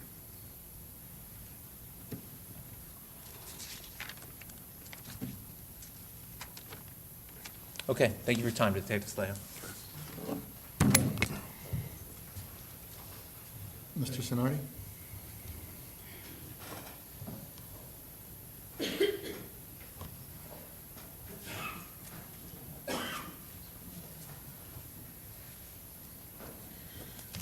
Morning, Detective. I'm Nick Sonardi, and I represent Andrew Thompson that you previously identified. As I understand it, you were the lead detective in this investigation, is that correct? Yes, sir. And very briefly, if you would describe to the ladies and gentlemen of the jury what your function is as a lead detective. The lead detective, like I kind of said earlier when John Terry asked me, but they are in charge of, collecting evidence, kind of overseeing the case in general, interviewing people, trying to collect videos, whatever you can do, search warrants, and then your close communication with the state attorney's office. And besides those functions, Delegating duties too. So. besides those functions that you've just identified, you're also, if for lack of a better term, the leader of the band. You want a crime scene tech to do this, somebody to do this, another detective to do that. Is that accurate? Yes, Okay. And that's what you did back in August of 2021, correct? yes, And as a result of your efforts, I believe you were able to locate a number of videos, and I'm not going to go through them, the jury has seen them, but a number of videos that you believe were of evidentiary value in this incident, correct? correct. And I believe they start at the Chevron station there on Hillsborough Avenue, the videos. Well, I don't necessarily mean that's chronologically how you obtained them, but the incident starts at that Chevron, is that accurate? Chevron and Empire Video, I think, are pretty closely intertwined. Okay. The pawn shop, I'm the sorry. pawn shop Did I say behind- Empire? I meant the Okay. East Tampa Pawn, sorry. And without playing the video that everybody's seen 3 or 4 times, is it fair to say that you identified at least 9 individuals at that Chevron station back in August of 2021? I identified, Well, let me go down. I didn't identify the driver of the second vehicle, but the other people I identified. Well, I know that when we look at the video that's been played, and I'd have to look at the evidence number, but of the video of the outside of the Chevron station when everybody's milling around, Correct. which leads me to believe that was a hangout, was it not, for a number of individuals? That was my understanding. All right, okay. And besides the individuals that you identified on that video, there were also other individuals there in the background walking around, so there was a lot of individuals there. Correct. All right, at least 9 of them you identified at some point in time, correct? I identified all the subjects that you see here and then possibly identified the other ones, Well, that would have been, the occupants of the second vehicle. yeah, Maxwell Bedward, correct? I saw Kawani him Bedward? on video earlier in the day. All right, so you identified him, that's what I'm asking you. If Pursuant I to the identified video. him, yes. At some point, yes, I identified him on that video All at right. some point. And that's Maxwell Bedward, Kawani Bedward. You also identified a Cedric Brown and I believe a Devin Sampson, correct? I didn't identify Cedric Brown. I believe that's who it was. All right. So, All right, so whether accurate or not, you identified 9 individuals, at least 9 individuals, correct? yes. All right. And how many vehicles did you identify that you believe to be suspect vehicles that left that Chevron station? How many suspect vehicles? I would Yes, say yeah. that 3 suspect vehicles? Correct, 3 suspect vehicles, correct? Correct. All right, and not including, obviously, the victim's vehicle, which is the 4th vehicle. Correct. That vehicle never pulled into the Chevron. It just seen on the video. The victim's vehicle wasn't observed. In the video. It's in the video, but it didn't go inside the Chevron. Correct, so Yes. at the Chevron, you identified 3 suspect vehicles, and then separately, the victim's vehicle that crashed into the pole. Correct. And also from the pawn shop video. All right, okay. And is it fair to say that one of those vehicles is identified as an Infinity, some type of an Infinity? The first vehicle. All right. And then the second vehicle has been previously identified as an Infinity, possibly blue, possibly black.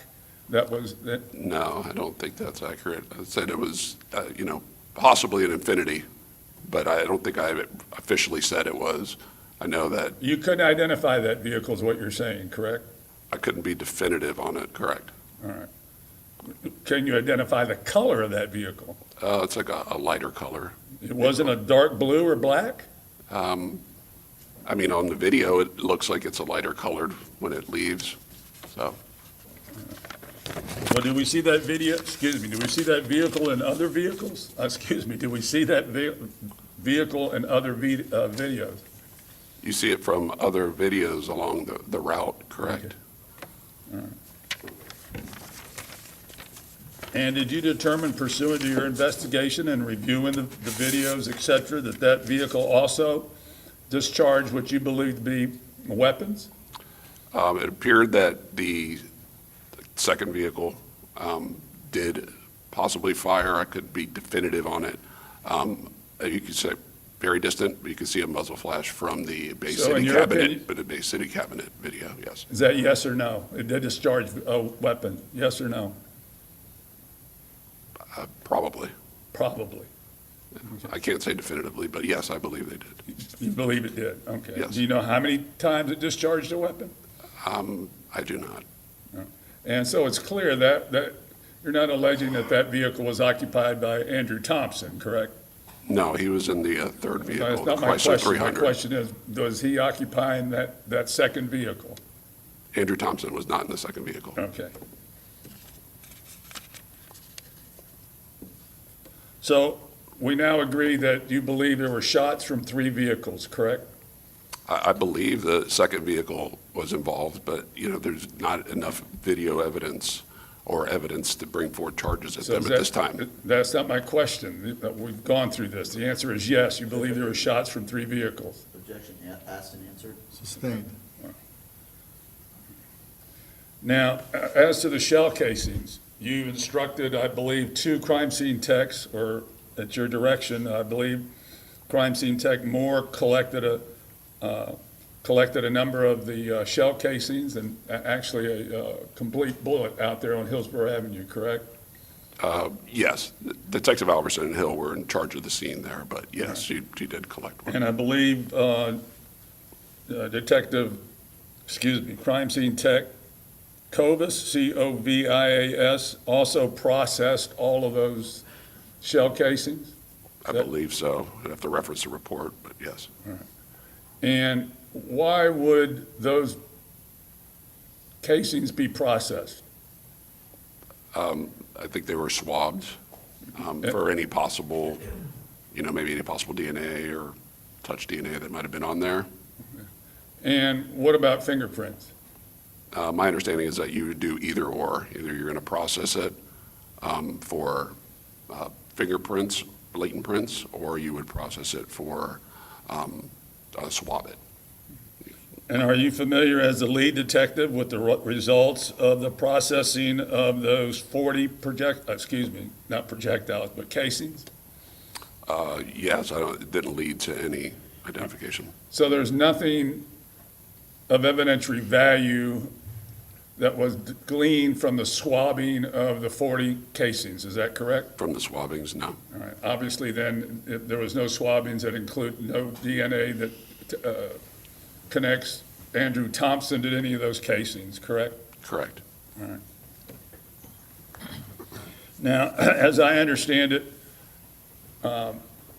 you may or may not know, but as a lead detective, we cannot determine the caliber of the weapon that caused the death of Suni Bell, correct?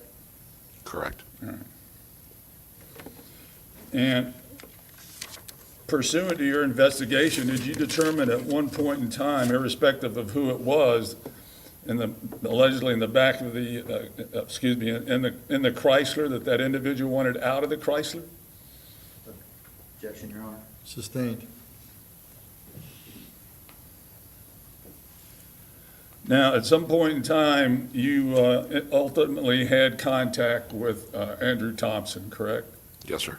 All right, and that was at his Is it a residence? apartment, Yeah. and do you recall whether or not that was at 1304 Lake Lucerne Way, apartment number 303 in Brandon, Florida? I believe that was it. I'd have to just reference it. Your recollection? They lived in Brandon, and it was at his apartment complex, and he lived with his girlfriend there. Okay, and that's where you met him there, correct? Correct.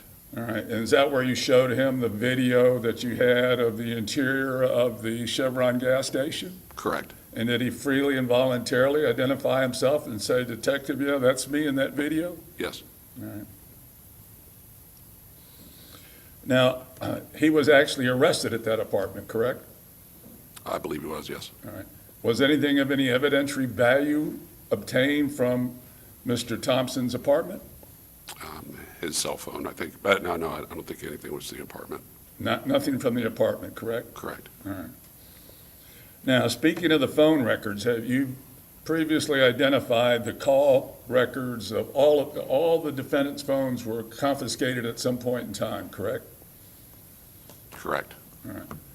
And you got the cell call records of each and every one of those phones, correct? Correct. And you could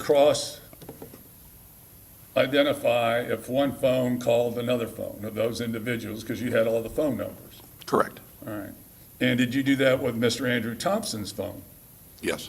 All right. I understand obviously that it was a different provider, but you still got the call records. Correct. And without beating the dead horse, the call records just show what number called what number and the length of time and the date, and that's about it. Correct. All right. Can you determine whether it's a text or a call or from? Yeah, some of them will say like SMS, and and other ones will say voice. And what period of time do you recall that the records that you obtained for Mr. Thompson encompassed? If you Off the remember. top of my head, I want to say maybe it was a couple weeks before the homicide till maybe about a month's time frame. All right. And do you recall whether or not those call records reflect any calls or any texts between Mr. Thompson and any of the other co-defendants sitting in this courtroom? I know that there was, I don't remember if it was cross-reference off of Denson's phone or if it was an iMessage, because they all have iPhones. So when you have an iPhone, messages to and from are not going to show up on the call detail records. But I know that there was a message between them about 2 hours, but it didn't show. I don't believe it showed on his. Did it or did it not show? It did not show. I don't believe it showed on his. All right, so it doesn't show on the record. I believe it showed on Denson's records, but it didn't show on Mr. Thompson. It was like a 25-second voice conversation. And as to the tower records, you don't really do that. I believe Van Hess does the tower records? Correct. All right. Thank you, Detective. I don't have any further questions. Can I have just a minute for a couple of recall cross questions? It's Ms. Bradley. Sorry. I'm not, Sorry,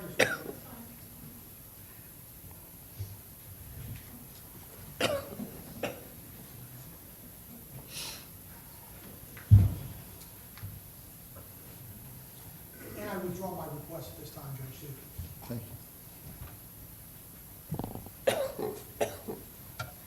Good morning. Good morning, Mr. Bradley. So you're lead detective, but the first place you end up going to is to the hospital? Correct. Okay. And at that point is when you make contact with Mary Harrison and her family, Correct. and then you end up speaking to Willie Brown. Correct. You end up speaking to Miss Harrison a second time later on in your investigation, is that right? Correct. A few days afterwards. Do you ever interview Mr. Brown again? No. That's the only time you had contact with him was that night? Correct. And when I returned his phone to him, but I didn't ask him any questions. Okay, and that would have been the phone that you testified about that was inside of the vehicle at the time of the crash? It was the phone that he said that he left in the car, and it was provided to me by the detectives that were doing the search warrant on the vehicle. Okay. And you were testifying earlier that Alverson and Hill were the ones that were responsible for the crime scene itself. Correct. You don't end up getting involved in that as far as like dictating to them what to do or anything like that. You let them take the lead on that part of the investigation. Correct. You handled a different part of the investigation. Correct. As far as collecting video and so forth, like other detectives are involved in doing that, and then you at some point end up viewing that video. Correct. This is an investigation that took a long time before charges were filed against these individuals. Correct. And at some point, you all were in the neighborhood passing out flyers and trying to get assistance from the community if there's any witnesses to this. Is that right? Yeah, I think there was maybe a media thing that was put out, but in terms of like me passing out flyers, I didn't pass out flyers, no. Were other individuals from Tampa Police Department out in the neighborhood trying to knock and see if there was anyone that had information? I'm not 100% sure. Okay, so you're not aware of that. I'm not aware. On that night, August 22nd of 2021, was there ever an active pursuit for a suspect? I don't recall. And what I mean by that is sometimes people are in the area and they're like, oh, here's where someone goes, or you're trying to protect an area to try to see who's in there or anything like that. Was anything like that going on? I don't know. Okay, you're not aware of it? Not aware of it. Because you were at the hospital? Correct. Okay. And there were no independent witnesses to what happened? No, none were located. The only individuals that are giving you information as to the shooting itself are Willie and Miss Harrison? Correct. Now, you collect a lot of video in this case, and Oh, when wait, you're... let me back up. I mean, there was witnesses to hearing gunshots, and the ones that Right. responded and, that I interviewed to reference the ones across the street at the principal auto. Okay, but not Yes. anyone that's saying this person shot out of whatever car? Correct. Okay. And when you're looking at this video, obviously it's the different businesses up and down Hillsborough Avenue, correct? For the most part, yes. And you're trying to potentially identify vehicles and identify potential suspects. Correct.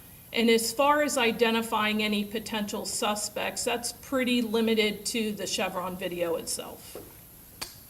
Correct, kind of coming in and out there, Chevron and the pawn shop videos. Okay, the pawn shop for somebody pawning the gun, Mr. Denson. Well, the pawn shop of, the camera view covering that whole Chevron parking lot, Okay. so. Not a situation where the video itself, you can see either how many individuals are in a car, the surveillance of the cars passing by. Yeah, you could definitely see how many people are in a car from the Chevron video and then from the East Tampa video. Is that what you're talking about? Okay, so your testimony is in the East Tampa video, you can tell when the car's driving by how many individuals are in the car? No, I'm saying when they're in the parking lot of the Chevron, you could see them coming and going, which we've seen the video Okay. numerous times. That one, you could see the individuals gathering, but no, there's no video that you can actually see the people inside the vehicles driving. Is that what you're asking me? Yes. The video that we have, that we've seen of the cars themselves driving up and down Hillsborough, you're not able to see from those vantage points how many individuals are in the car. From those vantage points, you cannot tell exactly how many people are in those vehicles, correct? And obviously, you can't tell who is in the car from that. You're relying on the Chevron video for that. Riding on the pond video showing them entering. I'm sorry, that's what I mean. The pond video showing the Chevron parking lot, and then the interior of the Chevron video, again, to assist you. Correct, showing them entering the vehicles, and yes, and then you can kind of coordinate, follow the vehicles as they leave through the different videos along the way. When you see the vehicles driving up and down, or driving down Hillsborough, can you tell whether the windows are up or down from the video surveillance? Some of them I think you can. Okay. And at some point, when you're looking at vehicle 2, you describe it in your police report as a silver Infiniti, is that correct?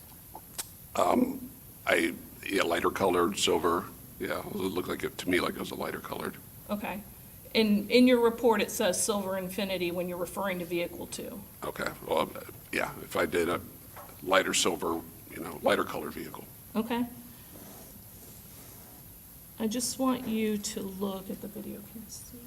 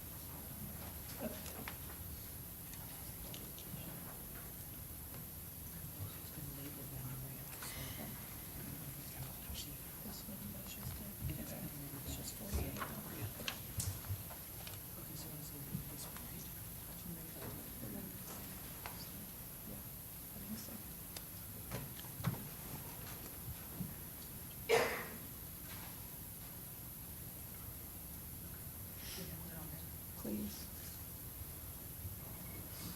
Show you a portion of States 48.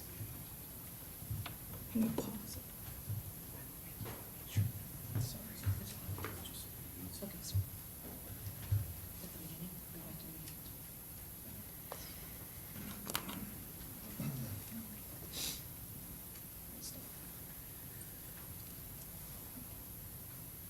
In this frame that we're stopping at, the person in the front, left-hand side on the bottom. Right here? Yes. You identified that person as Mr. Hammond, is that correct? Yes. Okay, and he appears to be playing dice with another individual? With, yes, Andrew Thompson. Okay.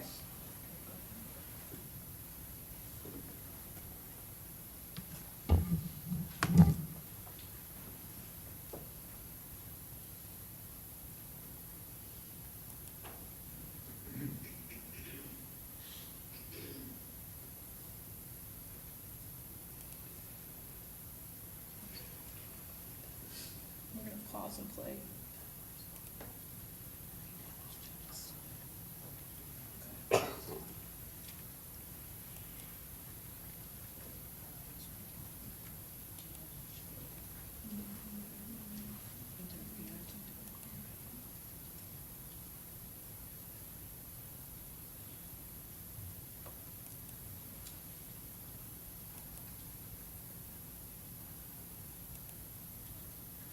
This portion here that we see, you all are taking note of it because there are 3 individuals that appear to go looking towards the roadway, is that right?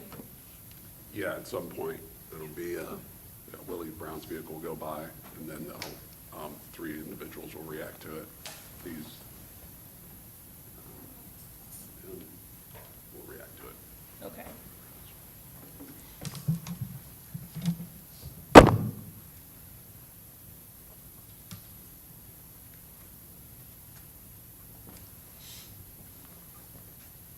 And while that's going on, that those individuals appear to go towards that field, Mr. Hammond remains over there where he was playing dice?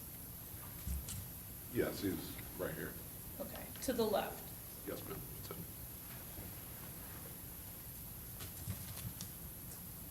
Now this, pause it for a second. This first individual, the first one that goes to the field that we see kind of a little bit to the right of the center of the frame, if you can point to him, the one with the white t-shirt and it appears to be light colored jeans and black shoes. You identified that person potentially? Potentially, believe that's Kamani Bedward. Okay. He's Jaylin's brother.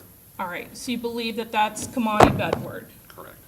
And there's an individual that we see in the parking lot as well that's wearing a red shirt. And that's the person that you identified as Devin Sampson? Believed to be, yes. Okay.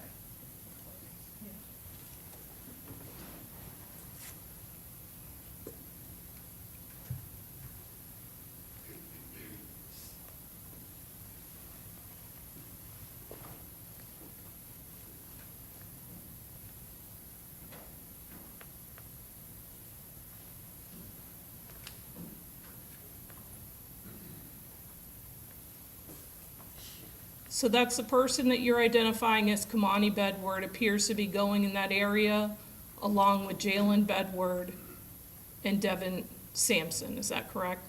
I'm sorry, James Denson, is that correct? Correct. And the person that you're identifying as Kamani Bedward, he's running all the way across the street and looking down that way. Correct. And Mr. Hammond's not going that way to that field. Mr. Hammond would be back over here. I'd have to scroll back out, but no, he doesn't run across the street. Okay. At that point, later on he does when he comes back, but After he gets dropped off Correct. later on. correct.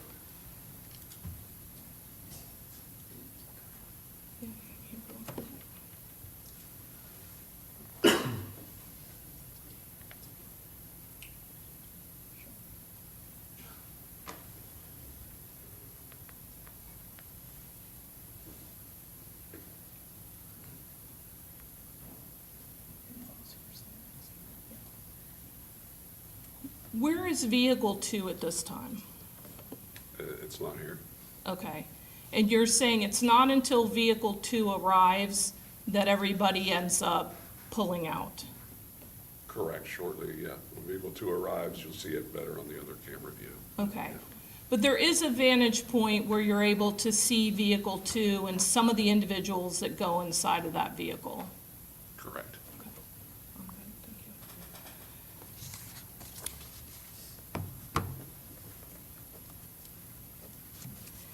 And Devin Sampson, the individual in the parking lot with the red shirt, is one of those people that gets inside of that vehicle?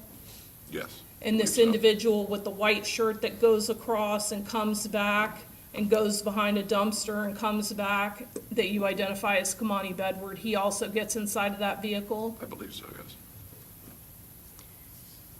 And Mr. Devin Sampson is the only person in that parking lot that has a red shirt on, is that right?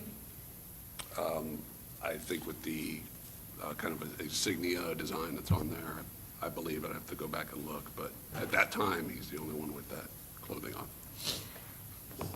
And in your report, you indicate that who you're attributing as the first car leaves the Chevron at 21:03, 52 hours, does that sound right?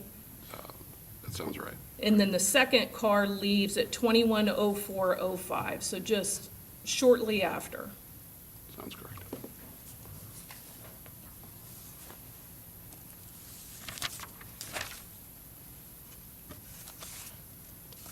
Your testimony is that there were some muzzle flashes that you noted coming out of that second vehicle?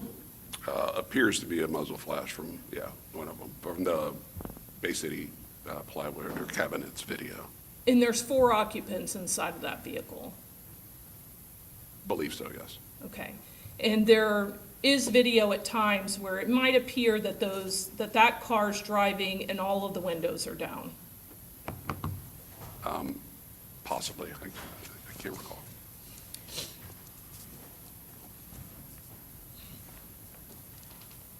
You end up speaking to my client, Mr. Hammond, on September 2nd of 2021, is that correct? Correct. And the individuals that are here today, all 5 of them, end up getting charged in this case on September 30th of 2021. Correct. So over a month after the shooting that night. Almost a month, yeah.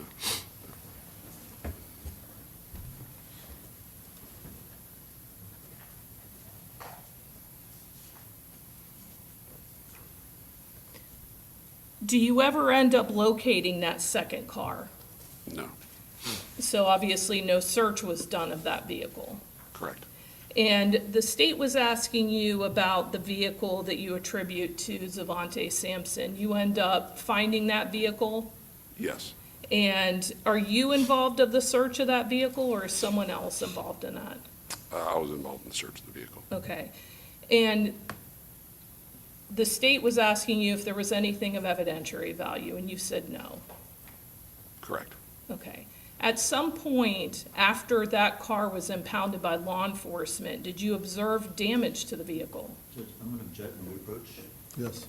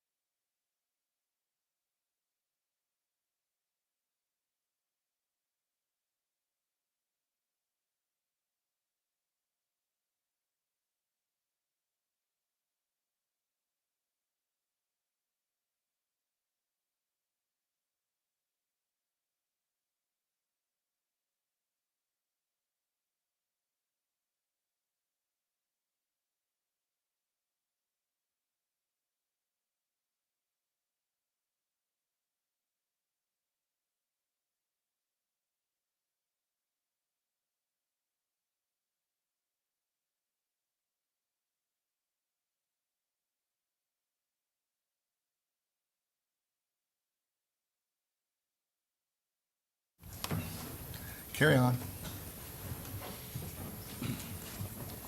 Was that vehicle ultimately released and destroyed? Yes.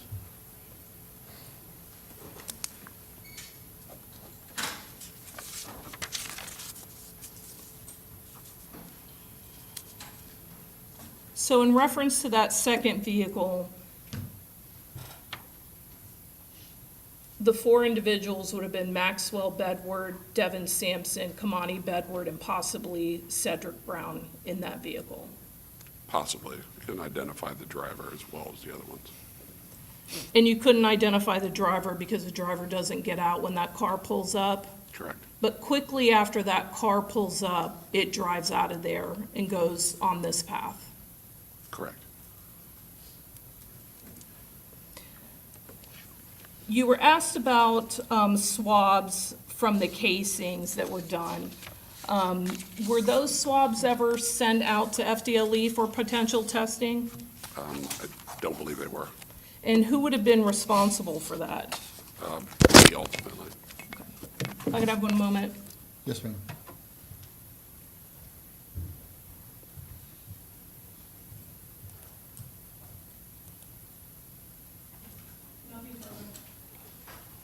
Redirect? Yes, Judge.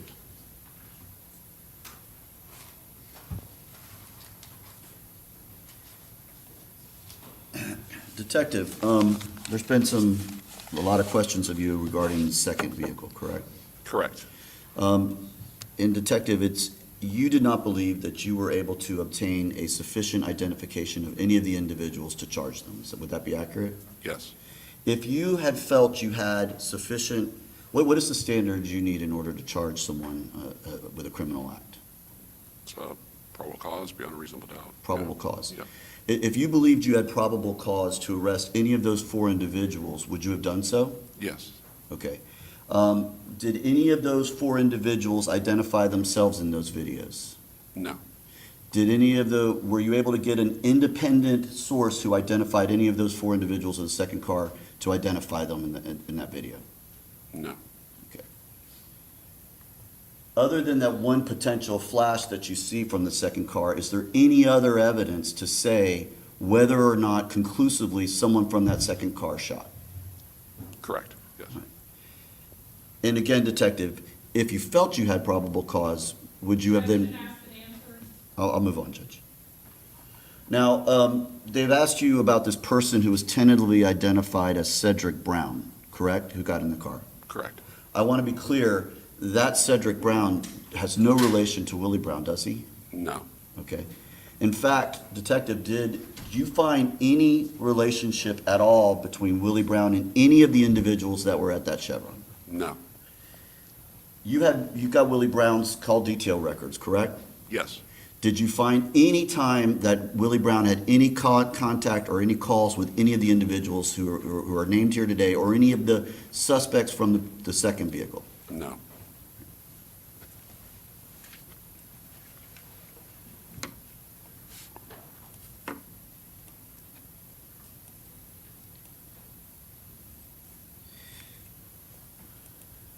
I want to be clear again regarding the timing of things. So, going back to the Power Electric video, you observed that video, correct? Yes. All right. In the Power Electric video, when the victim's vehicle passes, the car number one that we've identified as car number one passes just shortly after. Would that be accurate? Correct. After Willie Brown's vehicle passes. Yep. Okay. And then as the Power Electric video has sound. Correct. All right. Has sound. As those vehicles have passed and you can still kind of see their lights in the distance, is that when the gunshot starts, or when does it start? You see the first vehicle, Zvante Sampson's vehicle, start braking, and after it brakes, there's about four. No. What's your legal objection? I'll deny the request. I'll overrule the objection. When do you hear the gunshots? You hear them about 4 seconds after, or on that video, or on the Power Electric, it's like 20 or 9:04:38. I think. Okay. At the time you start hearing those gunshots, has the second vehicle or the third vehicle even passed that camera? No. They haven't even passed Power Electric in order to get to Lorenzo's garage. Correct. And you already hear the gunshots. Correct. So was it possible at all that either the second or third vehicle was shooting at Lorenzo's garage? No. Overruled? Was it possible? No, it was not possible.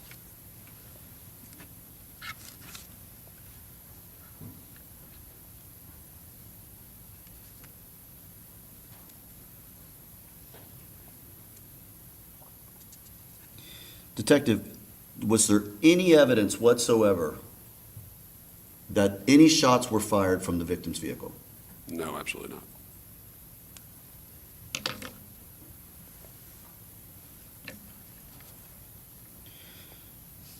Detective, going back to Quandarious Hammond, and I wasn't sure I asked this in direct, so I want to ask this again if I didn't. When he was interviewed and he described leaving with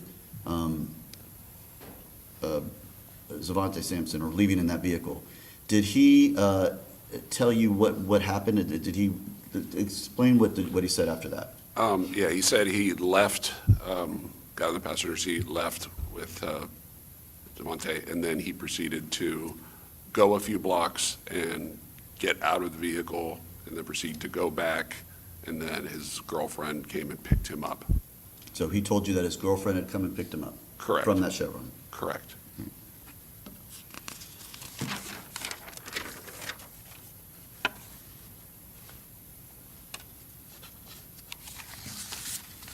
Detective, there's been some discussion about the Infinity that was driven by Mr. Sampson, Zvante Sampson.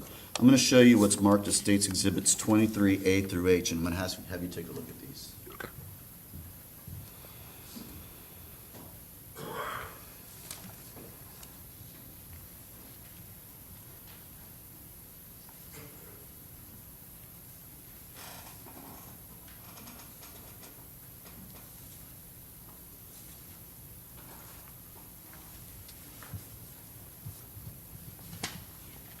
Did you have a chance to read? Yes, I did. Detective, do these pictures fairly and accurately depict the condition of the Infinity when it was recovered abandoned around Thonotosassa? Yes, it does. All right. And were you present when these pictures were taken? Yes, I was. And these pictures, where are they taken at? Taken at our impound lot at the time. Okay. And so, for instance, 23B, that is in fact, what we're seeing here is in fact the picture of the vehicle that is observed, that Mr. Sampson is observed driving, is that right? Yes. All right. 23C, Yes. 23D, Yes. 23E, Yes. and 23F, Yes. that's the interior, Correct. and 23G, Correct. Yes. and 23H. Yes.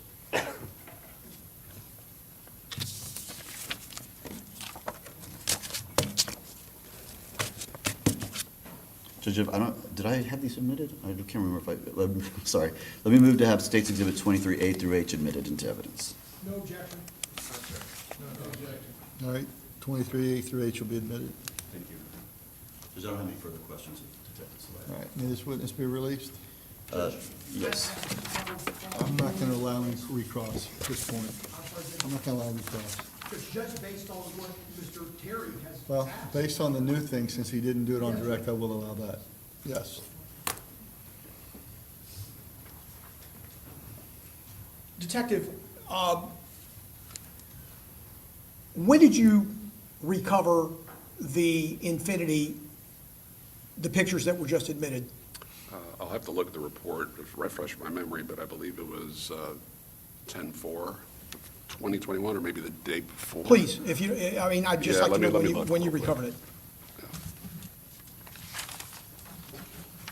Oh, I'm sorry, that's when I did the search warrant. I think it was Okay. recovered prior to that.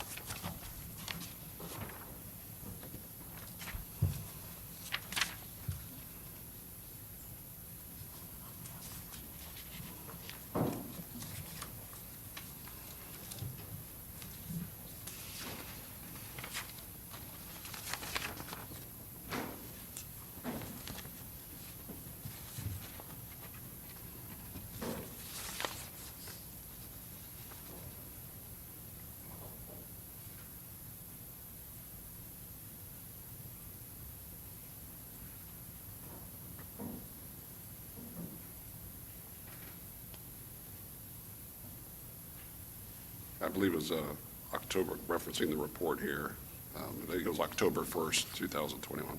Okay, so from August 22nd, when this offense took place, to October 1st, you don't know where that car was, correct?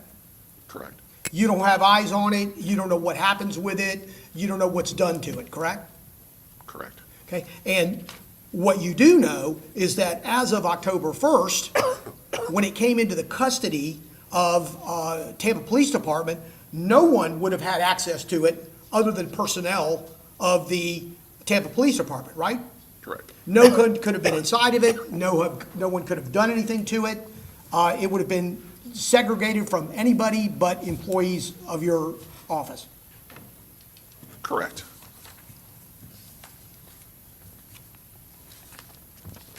And you don't know anything about what happened with it in between all of those days. From, no. Objection, asked and answered. Judge. I'll go on, Judge. Mr. Terry also asked you whether or not you knew if any shots were fired from the victim's vehicle, right? Correct. So you would know that if Willie Brown told you, right? Correct. You would know that if Mary Harrison told you, right? Correct. You would know that if you see what you think are muzzle flashes coming from that vehicle, correct? Correct. And audio, from Power Electric. Well, you hear audio of gunshots. Right. Okay, so you're not going to be able to eliminate if any one of those gunshots came from another vehicle. You don't hear a gunshot. Like I said, you hear that 10 series of volleys of gunshots at, like I said, 9:04:38. But you don't hear, prior to that, we have, Power Electric video and audio, and you don't hear any gunshots prior to that.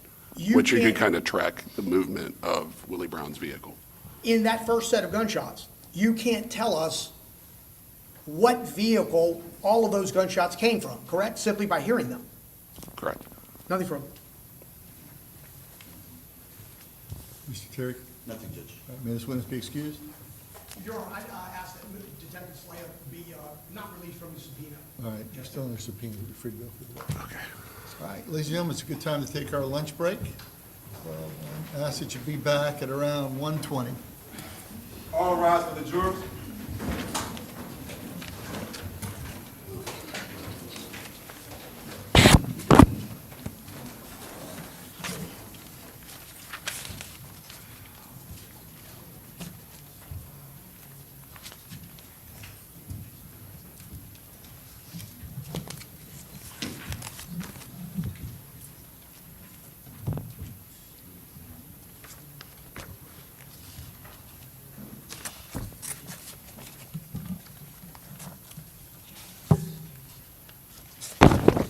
Jury's left, all may be seated.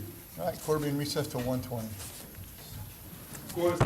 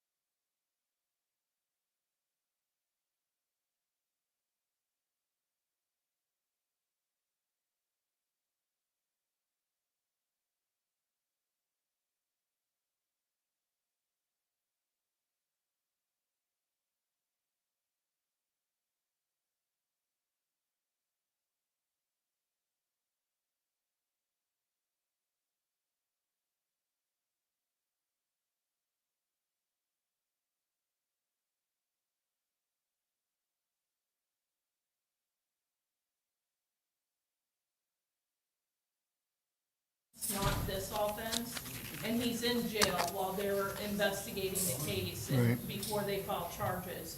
So that's what he's referring to at first, and so I believe if nothing else, even if the court introduces it, that part should be redacted. My second issue is I believe it violates Crawford, because what the state is really seeking to introduce is not only what he says to her, but what she says to him, for the truth of the matter asserted, being that she's saying in the call, I told the police I was in St. Pete without calling Miss Tukes as a witness.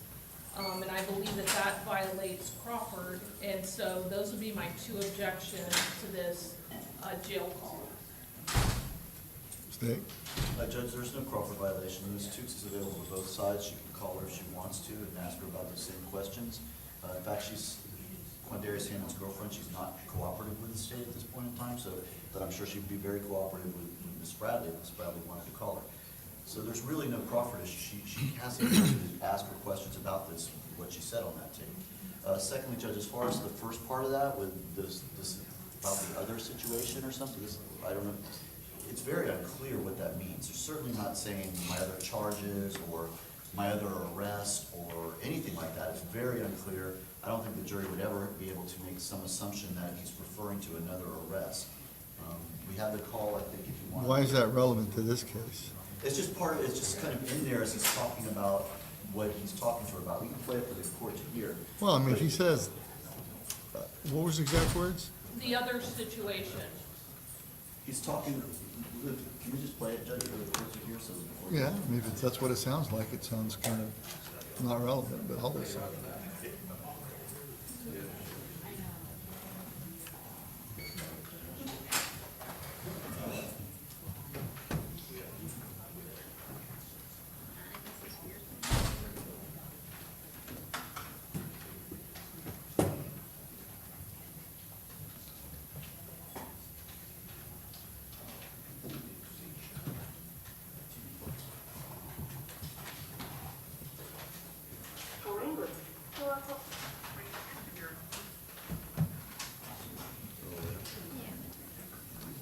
Please enter the area code and phone number you are calling now.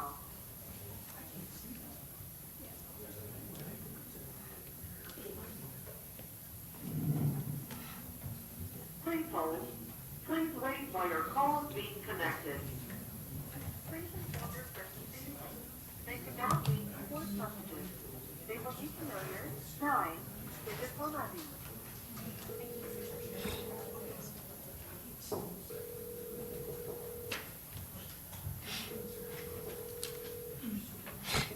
Please hold. Hello, this is a free call from an inmate at the Hillsborough County or Rome Detention Facility. To accept this free call, press 0. To refuse this free call, hang on. This call is from a corrections facility and is subject to monitoring and recording. Thank you for using Global Telling.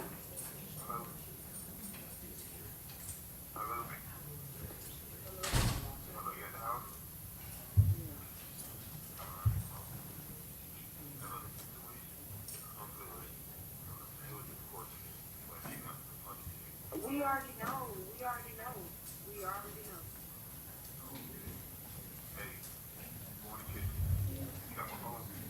He said it was a court situation.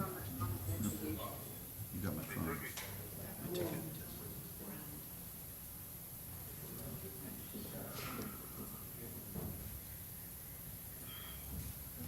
I said that before they even do more. They will not let me.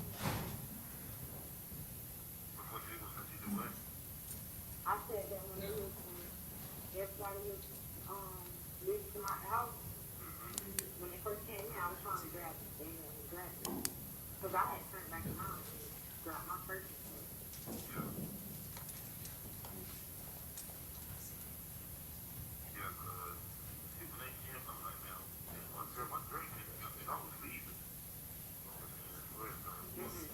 I didn't say that.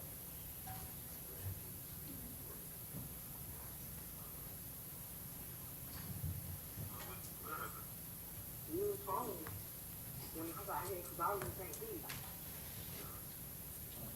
cook. I know somebody cooked.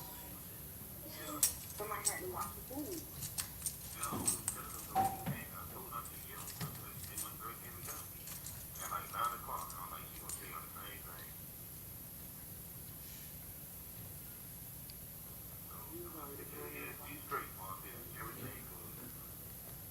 That's not what you, but yeah, but that's not what they got.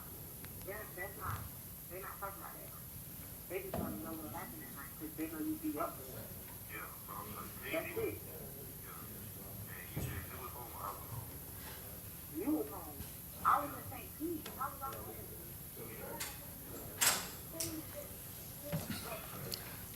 I don't think they're offering for the truth of the matter asserted that she was in St. Pete, but they're offering for the fact that he lied about her picking him up. That's why they're offering that. Correct. And she could be in St. Pete, she could be in St. Louis. The only thing they're offering for is to prove that what he said to the police was that that he went back and she picked him up. They're just showing that that's a lie. In addition to what's on there, there's also what's irrelevant is like her potentially trying to get the phone before the police get the phone, implying that there's something to hide with that. And that's not attributed to my client, those are her actions. And that's irrelevant as well. I believe that's very relevant, because when he says, asked her about the phone, she says they took it, he goes, oh.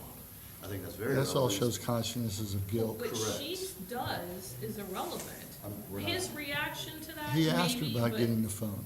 But her saying what she tried to do with the phone is irrelevant No, I think to what it's- my client, his behavior is. I don't think so. I disagree with that. I do agree that the first part about the other situation should be redacted. Because he says, yeah, that other thing, that other situation, And he said it's like a mix-up or something like that. yeah, so so that could cause confusion. We'll get it But I'll out. allow the rest of it in. And I mean, It might take us a moment to get that done. She was gonna be our next witness, Okay. so we can do, maybe switch a witness around or something. and I'll maintain that objection, obviously, when that's. Understood.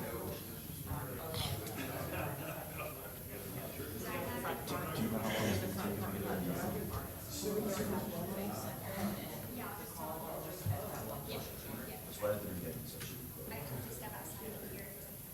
Yeah, go ahead. Well, let's see if we can call someone else.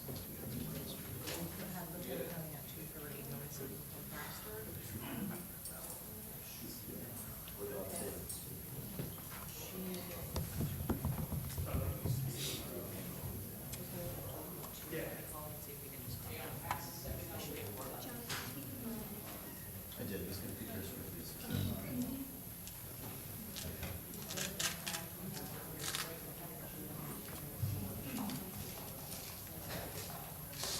Judge, we have a bunch of witnesses coming, but none of them are here yet, so I just want to keep the court aware. We're calling, trying to get, the only one who was here was our jail records, but we're trying to get the others to get here as quickly as possible, so that she'll have a chance to go out and get that fixed. Can you start it after that conversation?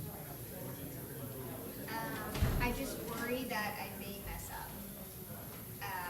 And what if you cue it up, let it play to that, and then pause it and have it ready to go? Okay. The problem is, I don't know if Beth is gonna be able to recognize her down the first part of it. She's fine. She's already listened to it. I mean, she would be fine if one small part is out of it. She's very, very. Make sure, verify that with me.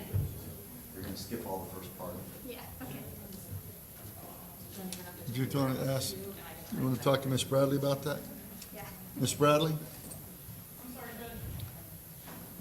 Rather than waiting and delaying everything until they redact it, I suggested that they, before anybody comes in, play it, and when that point's over, pause it, so when they start it, that they're starting it beyond the point. Does that make any difference to you? They're gonna start it, stop it, and then They're gonna, start I again. wanted to redact it anyway, so to send back to the jury. We wouldn't have that first part of it where it talks about it being a jail Instead of call. sending it to get it cut to disk, if I cut just the first portion through into your number, and then cut the next portion and put it like in a slide 1, slide 2, to make sure we don't play it in the wrong section, is that okay for purposes of publishing it now? Yeah. While they're burning it, so that we don't delay the order of the rest of the witnesses? Yeah. I just need 5 minutes to do that. Judge, we can You just. can do that on there? 5 minutes, she's gonna try and do it right there. Very good. Technology. Well, it's not gonna be race. Tomorrow.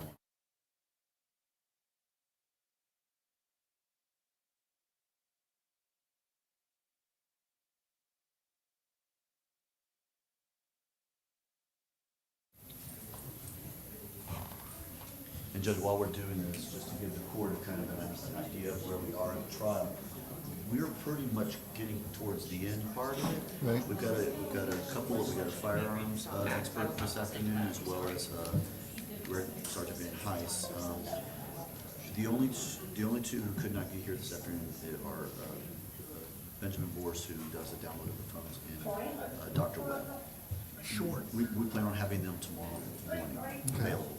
So I don't know what point we'll be at, where we'll be done with our witnesses this afternoon, but they'll probably be close to 5, but anyhow, around that time. And then we just have 2 witnesses in the morning, and we're probably going to the rest of that. Okay, and Thinking ahead, then you guys start at we have to Monday? determine whether any defendants are going to testify. Okay. Once that goes by the wayside, and that's kind of a big deal in and of itself, right? I'm thinking, can we do charge conference and JOA arguments? Yeah, so I was and then thinking they come back rest. Monday? They rest, you can raise all your motions, JOAs, whatever, and we can do a charge conference. And then we'll just, Monday, come back and give us your decision on who testifies, who doesn't, things like that. Is that what you're talking about? You look like I five. almost want to know who's testifying for my own sanity. Well, then you, I mean, yeah, we can find that out. Maybe we do that tomorrow. And then we still do the same thing. Right, Just- and they just, just now we make know that- who, all right, we'll start at 8:30 on Monday morning. Yep. You all right with that, Mr. Fischetti?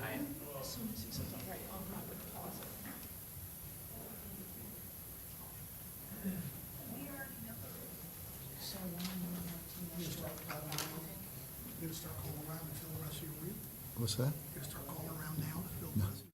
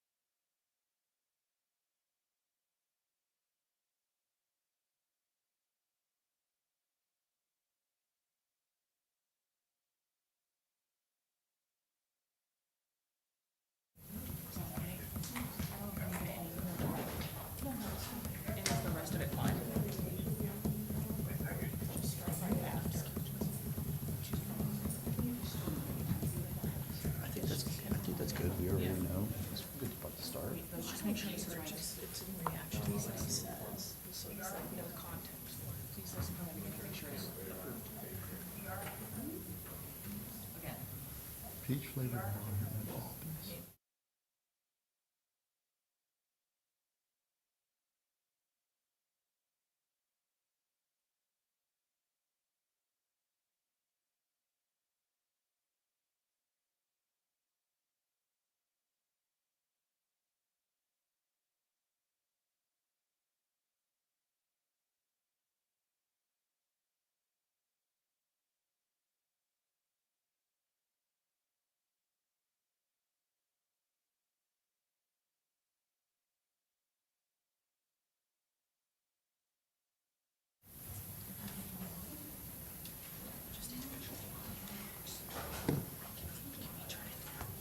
No. I mean, play.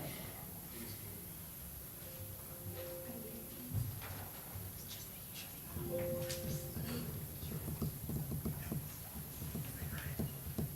Okay, it's fine.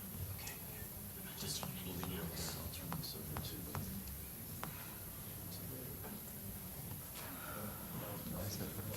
Yeah, you're good. I think it's fine. There's something here. No, we'll switch over. Yeah, we'll go back to the elbow.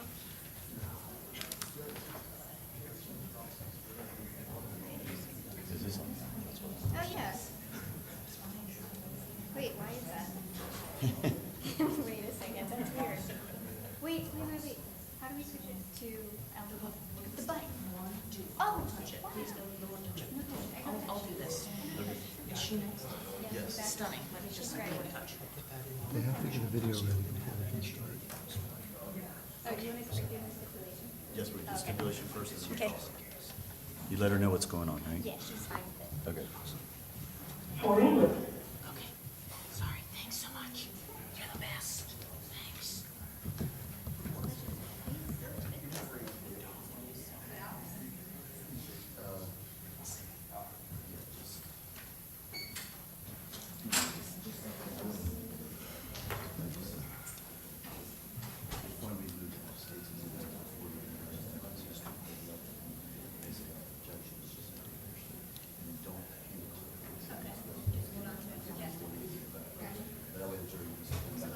Hey, TJ, stay right there.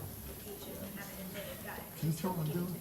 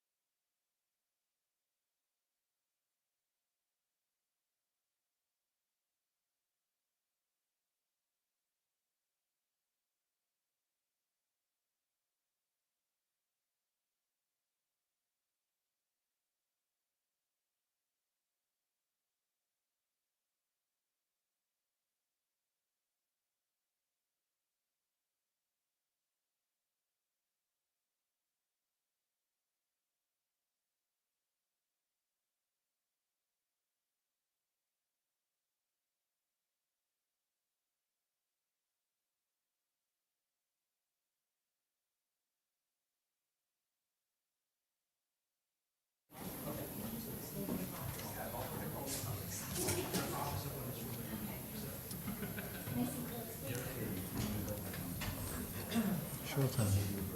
I'm texting my wife. She's watching.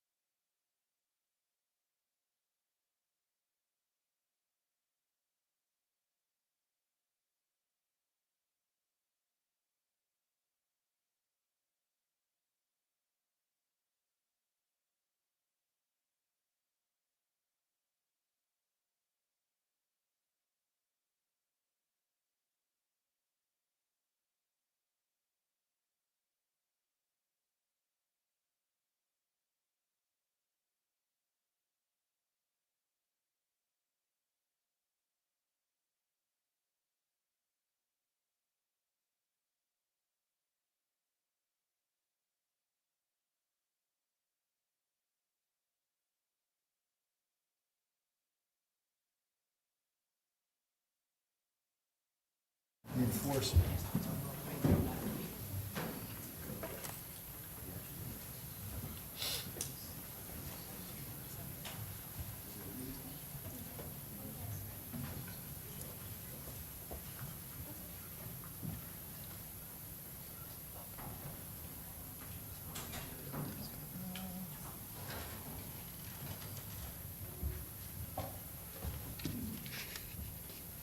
Okay, thank you all. May be seated. Thank you, ladies and gentlemen. Welcome back.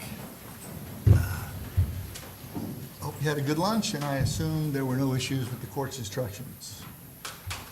Perfect. Next state, you may call your next witness. Your Honor, at this time, the state would move in State's Exhibit 52, which is a joint stipulation between the state and Zvante Sampson. All right, ladies and gentlemen, the state of Florida and the defense have agreed to a stipulation. You should take the stipulation as true and correct, and it reads as follows. The state of Florida and the defendant, Zvante Sampson, stipulate to the following. The person who was seen in the Chevron, as well as the East Tampa pawn shop videos, ultimately getting in and driving off in the dark-colored Infiniti, has been identified and is in fact Zvante Sampson, the individual named in the indictment in this case. And it is signed with the attorney, the defendant, and the state attorney. And that will be admitted as 52. Very good. You call your witness. Yes, the state will call Beth Fortez Rodriguez.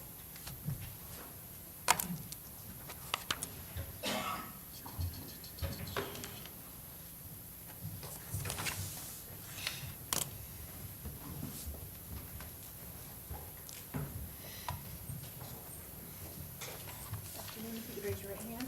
Do you swear or affirm that the testimony you're about to give will be the truth, the whole truth, and nothing but the truth, so help you God? Yes, thank you.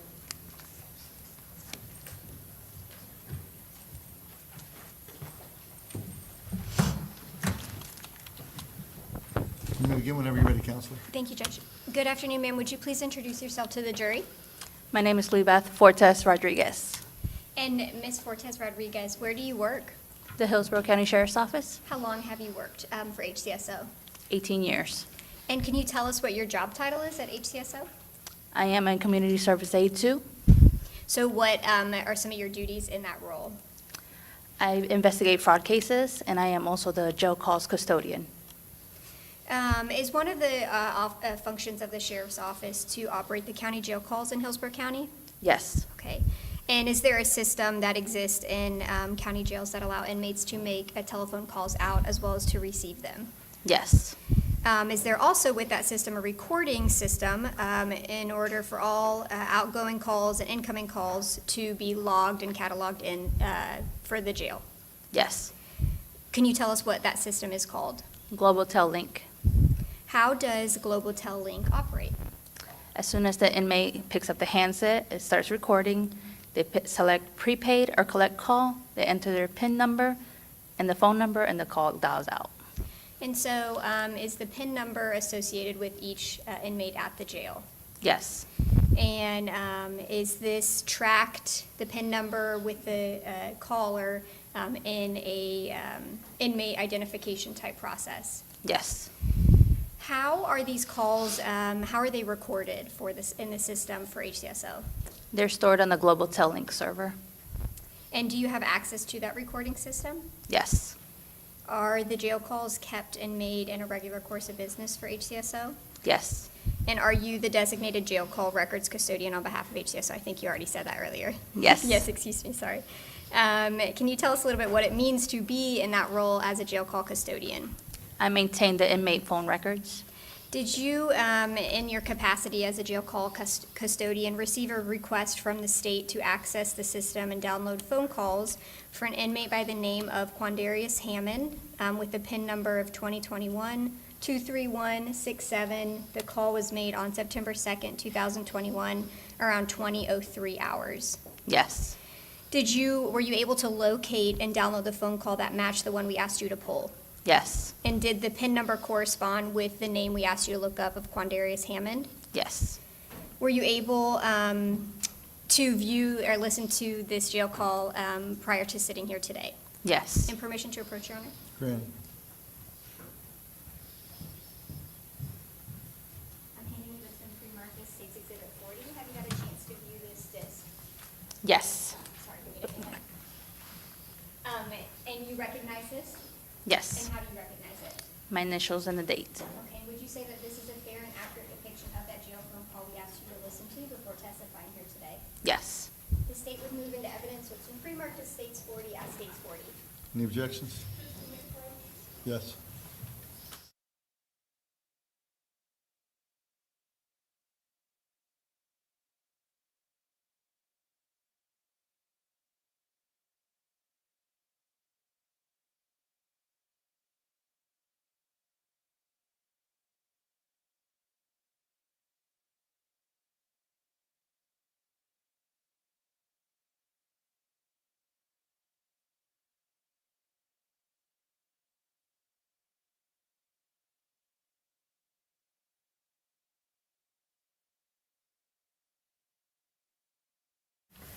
You are about to listen to a audio recording.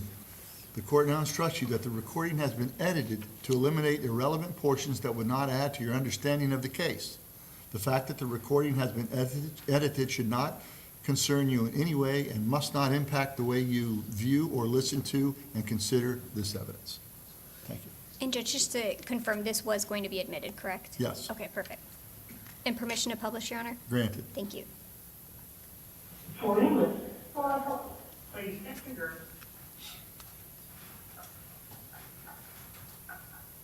Please enter the area code and phone number you are calling now.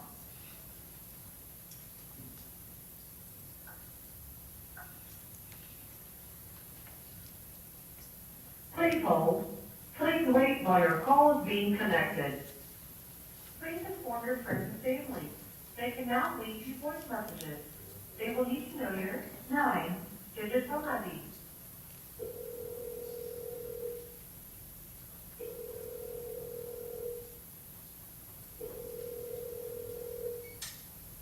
Please hold.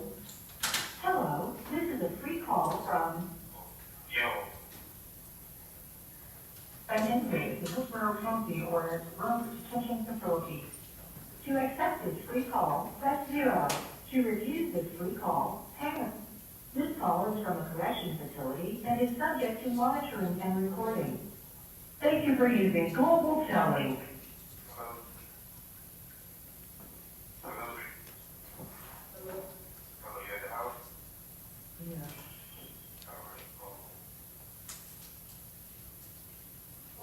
We are,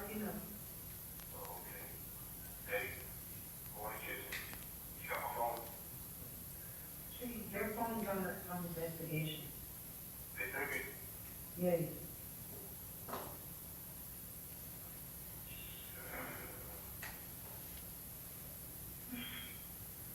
I said that before they even switched one, they went out there on 50. I said that when they was, when everybody was, leaving my house, when they first came in, I was trying to grab it, they didn't want to grab it. Cause I had turned back around and grabbed my purse and stuff.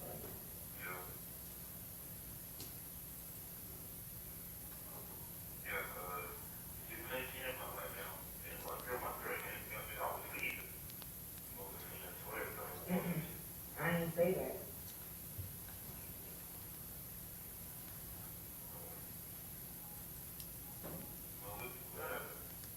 You was home. When I got here, cause I was in St. Pete. Cool. One of us did. I know somebody should. Somebody had to wash the food.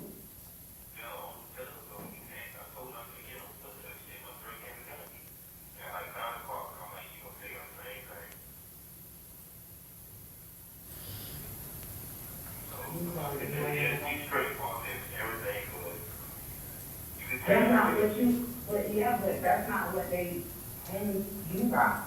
That's not, they're not talking about that. They just want to know what happened at night, because they know you be up there. Yeah, so I'm trying to tell you. That's it. Yeah. And you said you was home, I was home. You were home. I was in St. Pete, I was at home.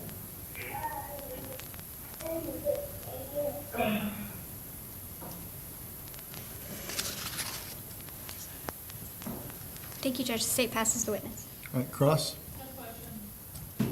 Anyone else? No questions on behalf of Mr. Thompson? No, sir. All right, may this witness be excused? Yes, sir. You're free to go. Thank you, ma'am. I state you can call your next witness.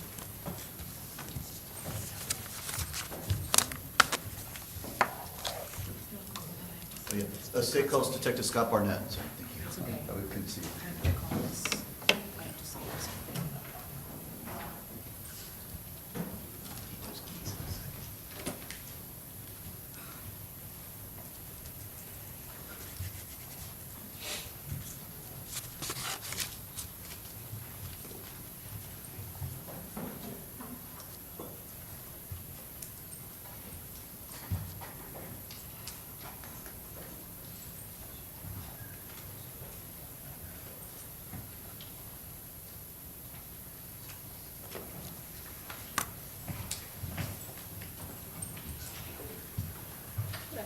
Do you swear or affirm that the testimony you're about to give will be the truth, the whole truth, and nothing but the truth, so help you God?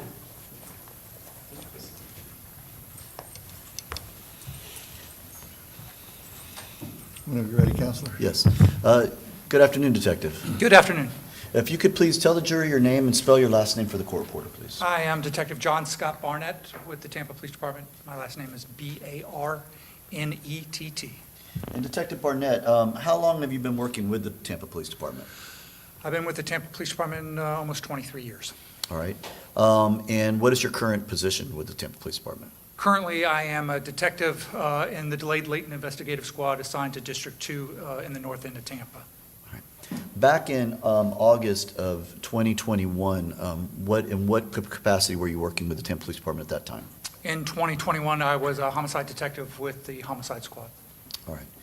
Now, specifically with August 22nd of 2021, were you brought into the investigation to the death of Suni Bell? Yes, I was. And what position were you given in the case? I was given the second position behind the lead detective, Chris Celaya. And so you were the assist, I guess is what they're called? That's correct. Okay. And as the assist, what are your general duties with the investigation? My duties are basically to follow the lead and to assist him with anything that he needs assistance with. So you're present at most of the things that the lead goes to, most of the interviews, most of the scene evaluations and things like that? Yes, that's correct. All right. Were you present with Detective Celaya when you all went to East Tampa Pawn and Gun to retrieve a gun? Yes, I was. Okay.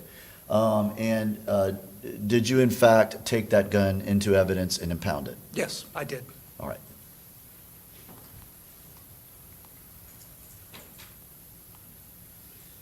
Okay, Detective, I'm going to show you what's been marked and entered as State's Exhibit 31A and B. It's already been admitted.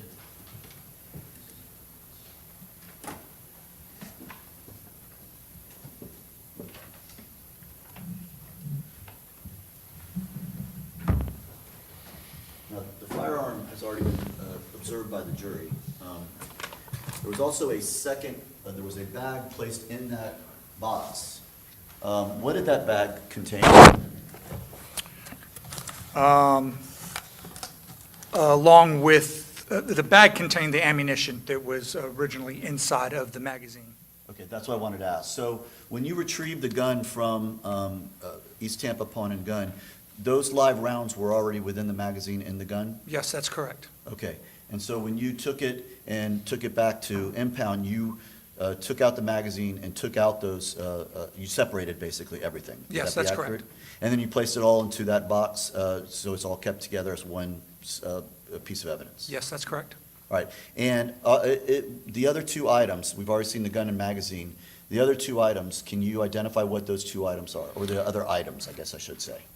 This is a rail light and laser that runs on the rail of the handgun to illuminate or sight a target, which was with it. And then the envelope right here is the envelope that has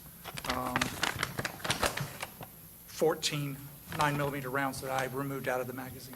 All right, and are they in substantially the same condition as when you received it on that day? Yes, they are. All right, and I believe, Judge, it's already been admitted, but I would like to publish at this time the two other items that's on the back. Great.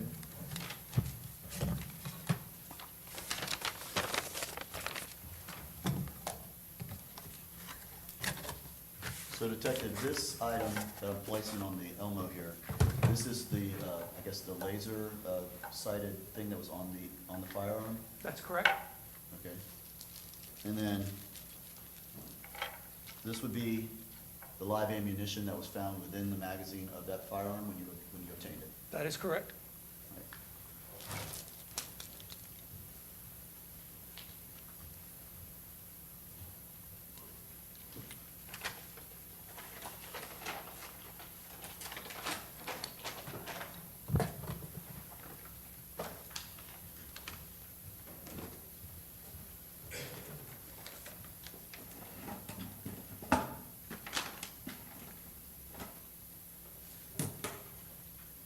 All right, Judge, I have no further questions of Detective Barnett at this time. Any cross-examination? Briefly, Judge. Detective Barnett, good afternoon. The sight or light that you were just describing, those are all lawful additions to the firearm, correct? Yes, they are. Okay, thank you, nothing further. No cross. Anyone else? No questions for Mr. Thompson. And Judge, just briefly, just to make sure, if 31B has not been admitted, we would be asking for All right, admission. 31B, the magazine and ammo? Yeah. That'll be admitted. Okay, thank you. Unless there are any objections for legal objections? No, sir. All right, thank you. All right. May this witness be released? Yes, you may, Judge. Thank you, Detective. State, you can call your next witness. State would call Detective Mike Lippold.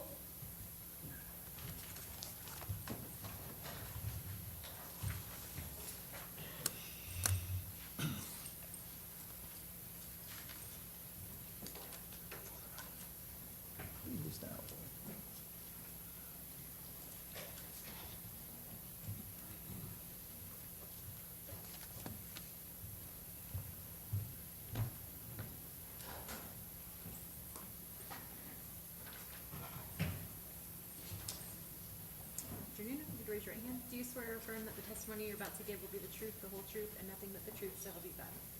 Thank you, sir.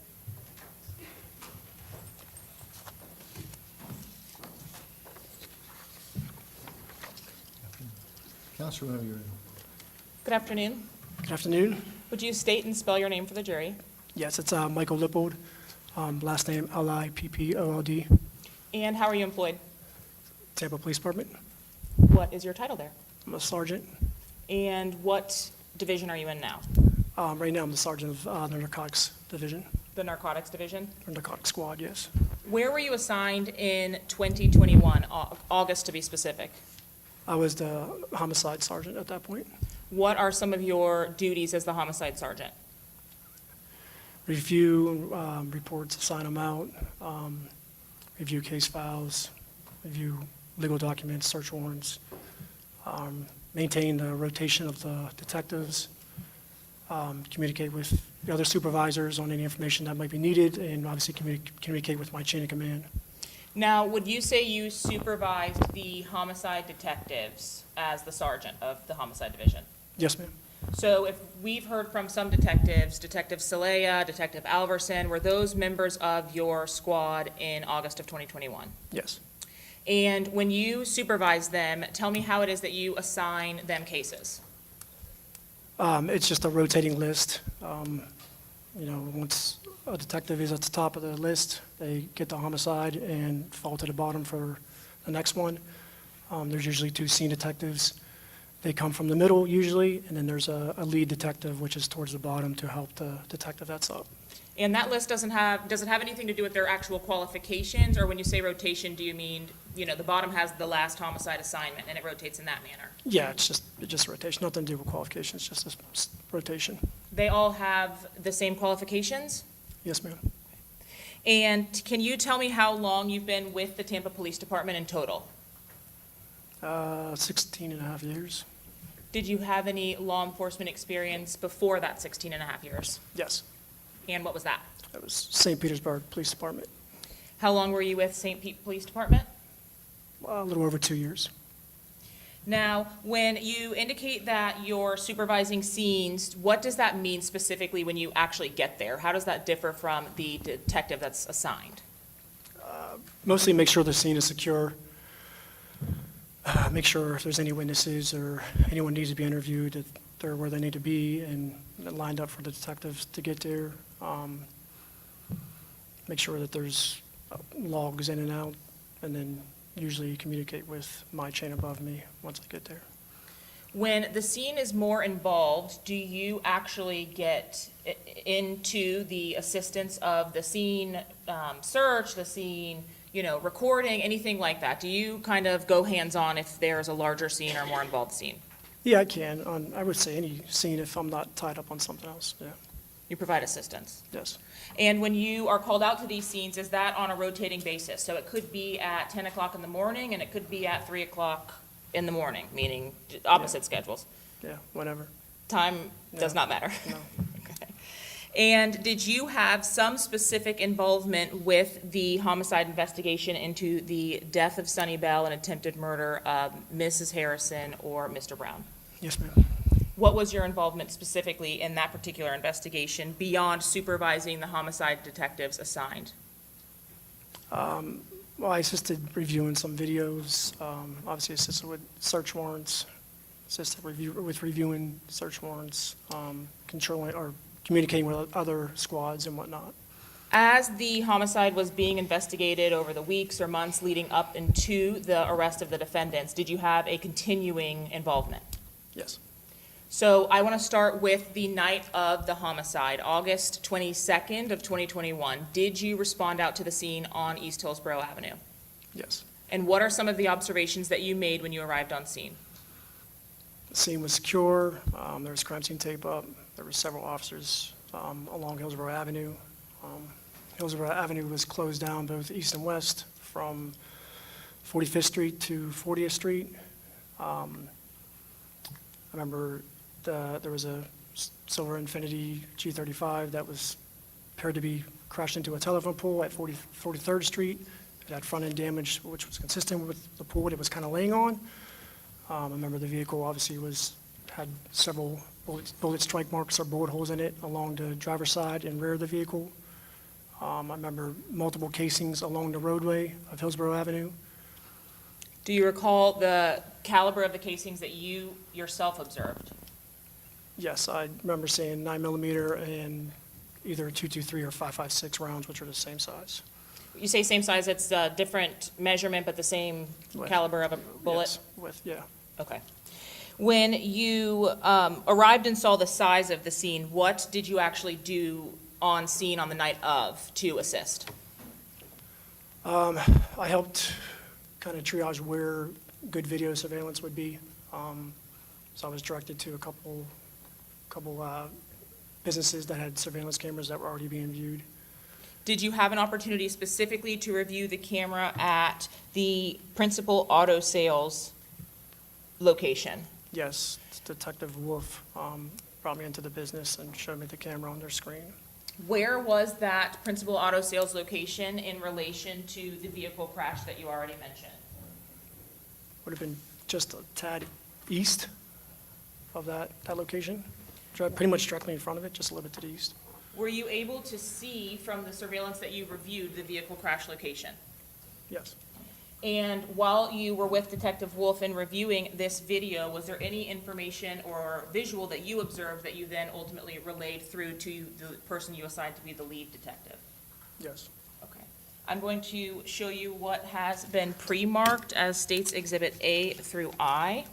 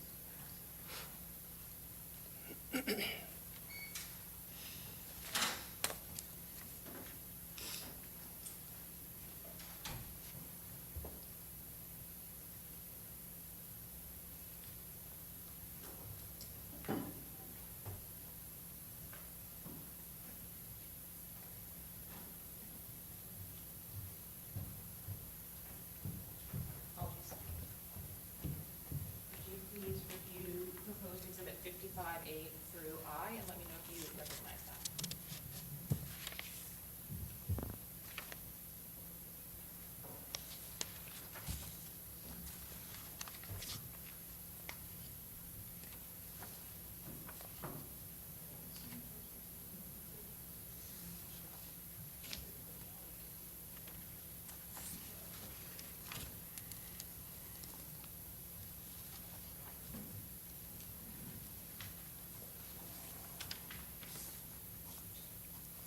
Yes.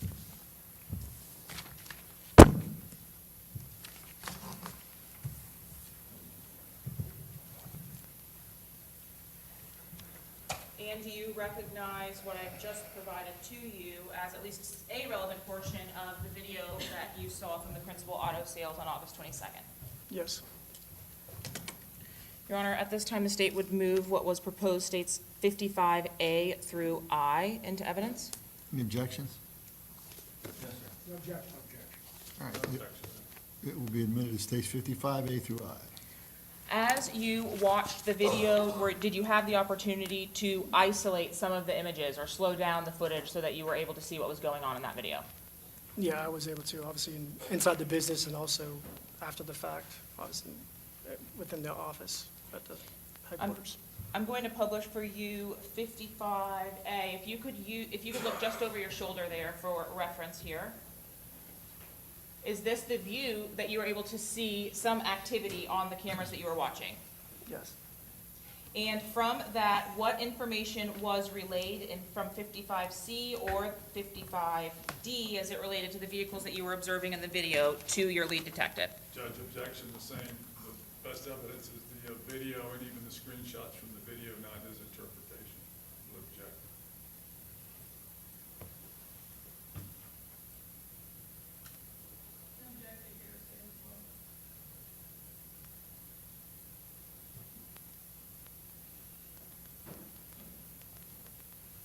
I'll overrule the objection based on the question.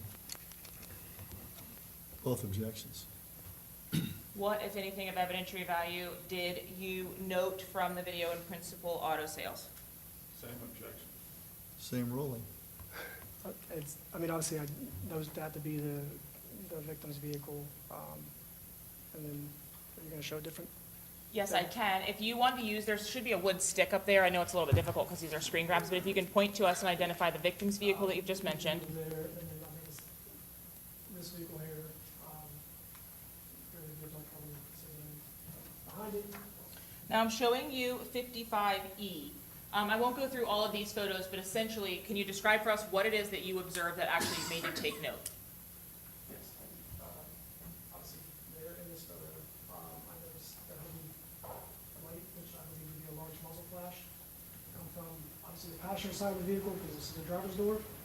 So from the passenger side of the vehicle area, several times I noticed a large muzzle flash coming from that vehicle there. Okay, so you said several times, and is that what you were looking at while I was there at 55F? So just at the same vehicle, just in these screen grabs, these are in chronological time order? Yes, ma'am. Okay, understood. So you provided the information of what you saw from the video as the photos here have depicted to the lead detective? Yes. And did you, based on your just training and experience over the last 18 and a half years, I think if I did the math right, provide to him that you believed it to be muzzle flash? Yes. Okay. And with that information, were you also able to see that actual area of the roadway? So if I go back and show you 55I, for example, were you out there on Hillsborough Avenue at that location on foot? Yes. Okay. Were you able to examine the roadway in that area? Yes. And did you have an opportunity to see cartridge cases in the roadway in that area as well? Yes. Is there an objection? Okay. Did you have an opportunity to see what type of cartridge cases were there just west of the, east, excuse me, of the victim's vehicle? Yes. What type of cartridge casings were located there? Both handgun and obviously rifle. What do you mean by handgun? I presume handguns Smaller can... cartridge cases, which I believe to be a 9mm, and then larger ones that believe to be a rifle projectile or a spent casing. After the conclusion of your involvement at the homicide scene on the night of the homicide, so the 22nd, did you have additional involvement in this particular investigation?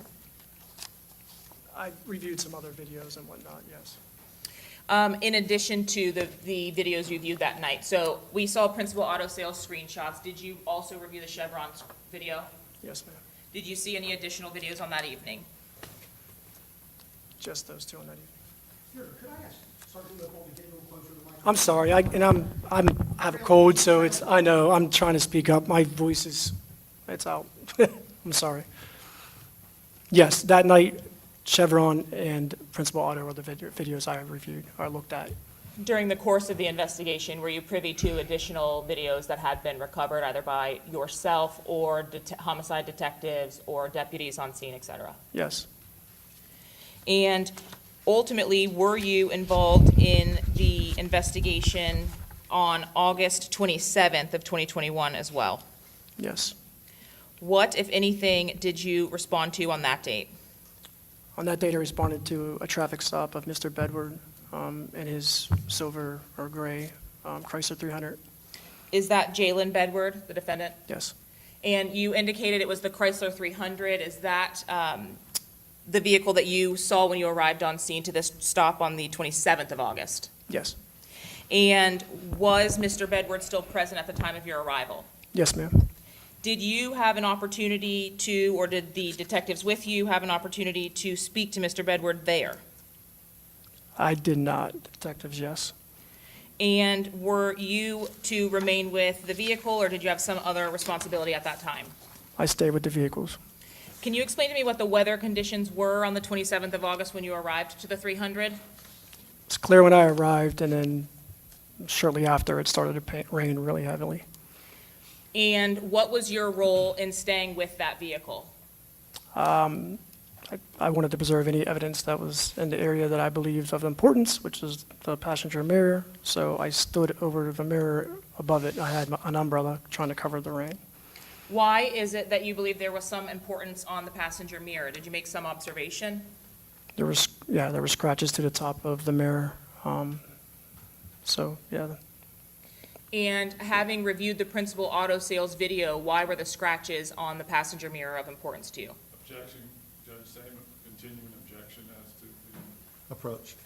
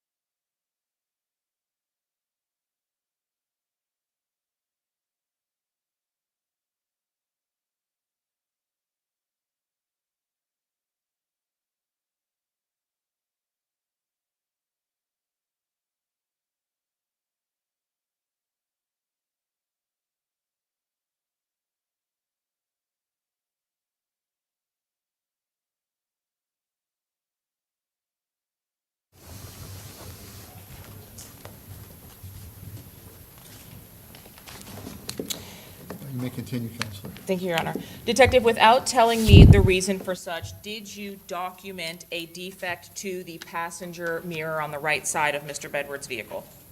Yes. I'm showing you what has been marked as states 25A through F. Do you recognize these images?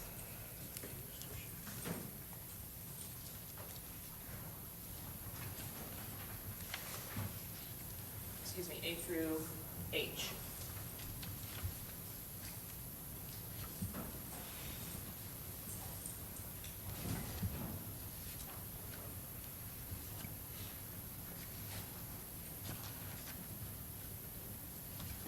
Yes. And do these images fairly and accurately represent Mr. Bedward's vehicle, the 300, on the date that you responded to the stop location? Yes.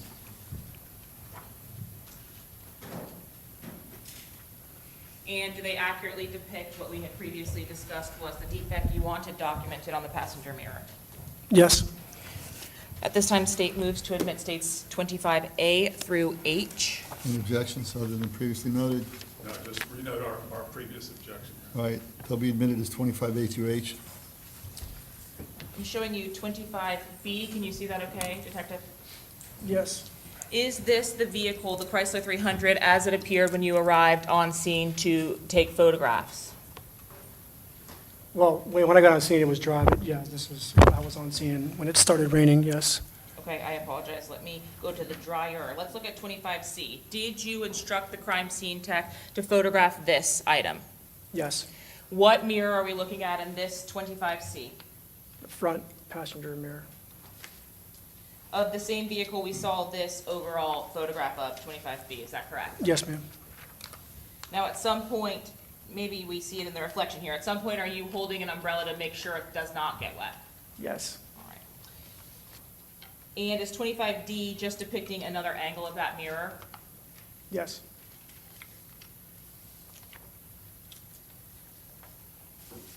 Did you have any additional involvement at that particular scene with the Chrysler 300? No. Was that 300 impounded from the scene pursuant to a search warrant for a search at your impound lot with the agency? Yes. Were you involved in that subsequent search at all? No.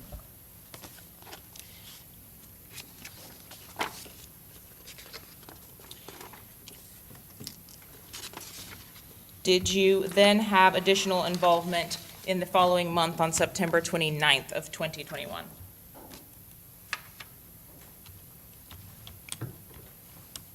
The 29th?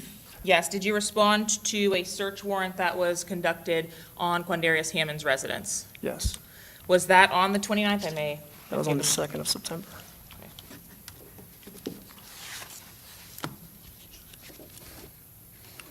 I believe. The 2nd of September, you're right, the writing on the card.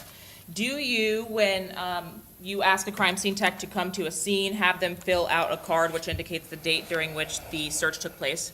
Yes, ma'am. Okay. And is that so that attorneys like me cannot mistake the date that the search actually occurred when the videos are subsequently being reviewed? Yeah, so we know the date of the Okay. photos, yes. And did you ultimately have crime scene techs present with you during the search of Mr. Hammond's residence, or at least were you present for that? Yes. And did you have an opportunity to review the photographs that were taken from that search warrant? Yes. I am going to show you what's been marked as states 26A through 26M. Would you please take a look and tell me if you identify these photographs?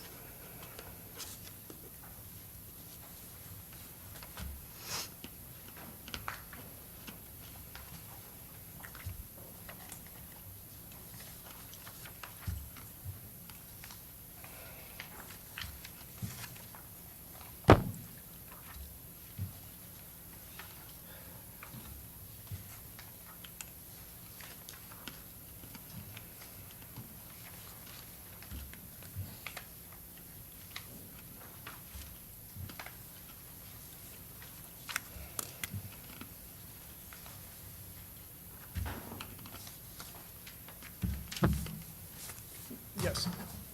And do you recognize these as some of the photographs that were taken during that search warrant execution? Yes. Your Honor, at this time, the state seeks to admit 26A through 26M. Any objections? Anyone else? All right, they'll be admitted as 26A through M. And showing you states 26A, is this that card we were talking about to eliminate confusion and give you all some idea of when the search occurs? Yes, ma'am. Okay, so you would not have filled this out, but would someone with your agency have completed it? Yes. Now, in showing you 26B, were there items of evidentiary value that were collected from Mr. Hammond's residence that you were able to observe? 26B and then ultimately 26C. Yes. And did those items include a hat that's depicted here in 26C? Yes. Did you also have the opportunity whilst present during that search to observe is this 26D the same hat? Yes. Okay. Did you have an opportunity to observe a cellular device or electronic device during the course of that search warrant? Yes. In 26F, is this that device? Yes. Was the electronic device collected or impounded before you all departed from the scene? Yes.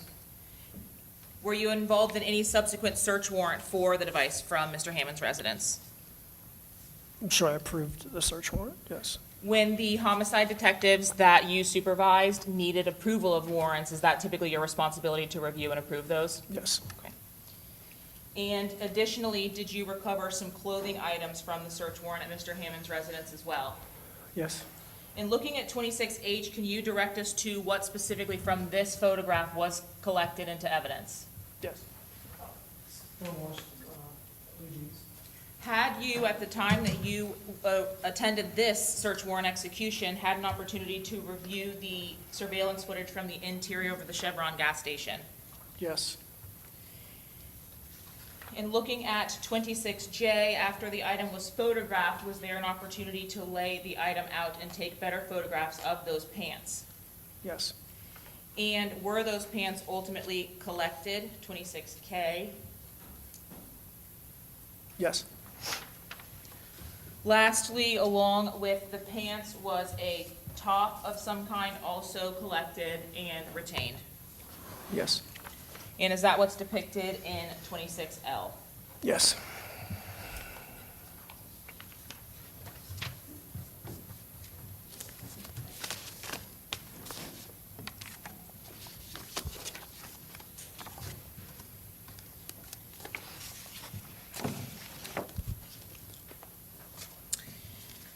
Lastly, did you have an opportunity to review the interior Chevron footage as it related specifically to Mr. James Denson?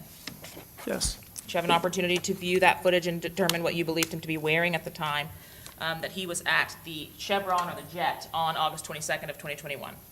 Yes. I'm showing you what's been marked for identification as states 28A through I. You recognize these photos?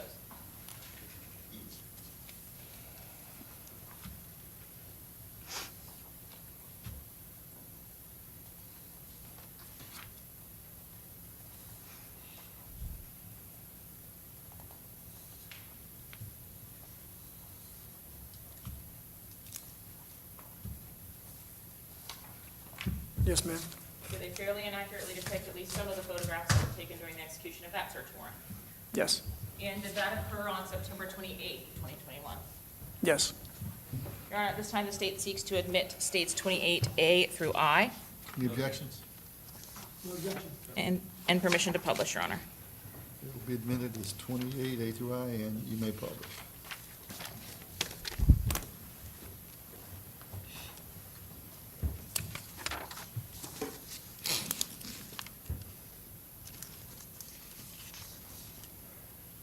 I'm going to show you 28B. Was there any object that you were able to also see upon entry into that residence that was of note at evidence marker 1? Yes. And having reviewed the interior footage from the Chevron surveillance, I'm showing you 28C, was the backpack at evidence marker number 1 impounded into evidence as a potential item of evidence? Yes. In the Chevron video, did you observe Mr. Denson carrying or wearing anything similar to this? Yes, And is that why this was also impounded? yes, In addition to that bag, did you have an opportunity to see the feet of the individual in the Chevron video? yes, And were you able to observe what clothing items were on their feet? yes, Was there ultimately the impound of an item at evidence marker number 4, State's Exhibit E, in relation to what you observed? yes, And was that as a result of your reviewing the interior, exterior footage from the Chevron gas station on August 22nd? yes, Were these sandals also impounded? yes. Now, was there something else that actually occurred during the course of the search warrant with Mr. Denson? Was he present when you arrived for the execution of the warrant? Yes, Did you have an opportunity to speak with James Denson on that evening? yes, Was Mr. Denson under arrest? no, Was he being detained? no, Did you advise Mr. Denson that he was free to leave? yes. What options during the course of the execution of the search warrant were provided to Mr. Denson at that time as far as staying or leaving? I asked him he could stay if he wanted to outside, or he could leave, and I would make sure either one of the detectives or myself would give him a phone call when we were done. And did Mr. Denson elect to stay there at the scene? Yes. While the search warrant was being executed, where was Mr. Denson? He was in the parking lot area, mostly standing next to his vehicle, And where were you? towards like the sidewalk area, in front of the apartment. What were you doing? At that point? Well, I guess at some point you have a conversation with Yes. Mr. Denson. Yes. Okay, and tell me about that conversation. Where does Sorry. that occur? The same area I just said, sorry. He was standing next to his vehicle. I was standing more on the sidewalk or in front of the apartment complex. And what's the tone or tenor of that conversation? He appeared to be pretty relaxed and cooperative. Would you consider this having to be your formal interview of James Denson about what occurred on the night of August 22nd? I'd consider it more of like an informal interview. So you did not sit him down, go through Miranda, talk about the events, anything like that? No, Did not go down to the district office No. at any point or anything like that? Okay, No. so I guess I'm just asking, did you have a conversation with him, or was this like an inquisition? that was more of a conversation. Is that a tactic that you were utilizing in order to obtain any kind of information? No, I was just communicating with him at that point. And what was the conversation that you were in fact having? Is there some point in which you asked him about a firearm? Yeah, we spoke about several things, his vehicle, his girlfriend's kid, and yes, we spoke about the firearm that he pawned. Was it a really structured conversation? Were you staying with him the whole time? Explain to us what the environment was like. No, it wasn't structured at all. I mean, he was walking to his car. He actually showed me one of the broken windows in his car that he said he had to break because he locked the key in the car. No, it was we were just moving around. At some point, do you ask Mr. Denson about whether he owns a firearm? Yes. Did you bring that up, or did Mr. Denson bring that up? He brought up the firearm. And Well, what, oh, I apologize. I'm sorry. I mean, we talked about several firearms, but he brought up about the firearm he pawned.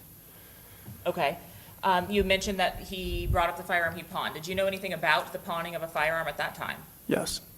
Did you ask him specifically whether he pawned the firearm? No, he just asked when he was getting it back, if he would get it back. Okay. So can you explain to me just exactly what Mr. Denson said about the firearm that was pawned? No, he just asked if he was ever getting it back. Stated that it was one of his favorite firearms, his main carry, I think is what he said. I'm sorry. I His cannot- main carry is what he said. And then we also spoke about, he said that he never lends out his firearms and did not lend out that firearm. Did you specifically ask him if he lent it out or gave it to one of his friends? I did ask him if he lent it out the firearm, yes. And what did he say to that? He said no, he does not lend out his firearms. Said because people do dumb stuff with firearms, or can. Did you speak about whether he intended to retrieve that firearm from the pawn shop? Well, I mean, yeah, he asked if he was able to get it back. And initially, when he advised you that he pawned the weapon, did advise or make any statements about wanting to buy it back? Yes. What was that? He said he wanted to buy it back, but he assumed he wouldn't be able to because we have it. Did he make any statements to you about being able to afford to buy back the firearm from the pawn shop before the date you all actually seized it? Yes, he made a statement about not being able to, well, no, he said he wouldn't be able to afford a new firearm, not buy the one back. Did he confirm the caliber of the weapon that he had pawned? I think he refers to it as pawned firearm. I don't know that he ever says the exact caliber of it. At that point, based on the tone of the conversation you were having with Mr. Denson, did you believe that to be any of the weapons used in the homicide of Suni Bell? Yes.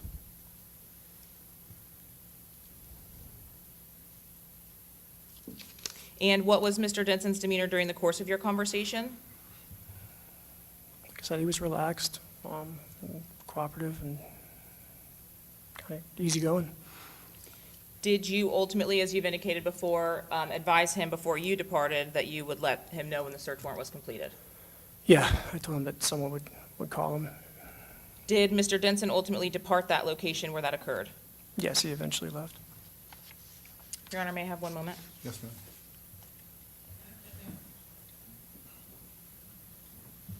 I'll pass the witness, Your Honor. Yes? No questions, Your Honor. No questions. Yes, Your Honor, thank you.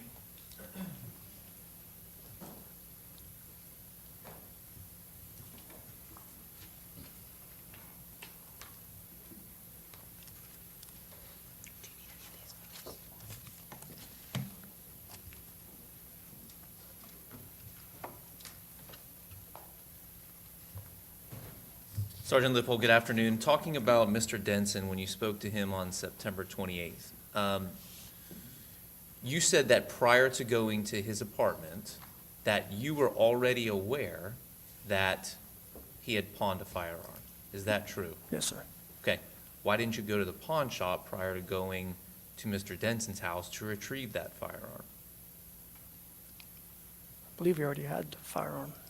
Okay, well, if somebody testified differently that after you went to the apartment, then you went to the pawn shop, would it make more sense that you learned about the firearm being pawned from Mr. Denson than went to East Tampa Pawn and Gun?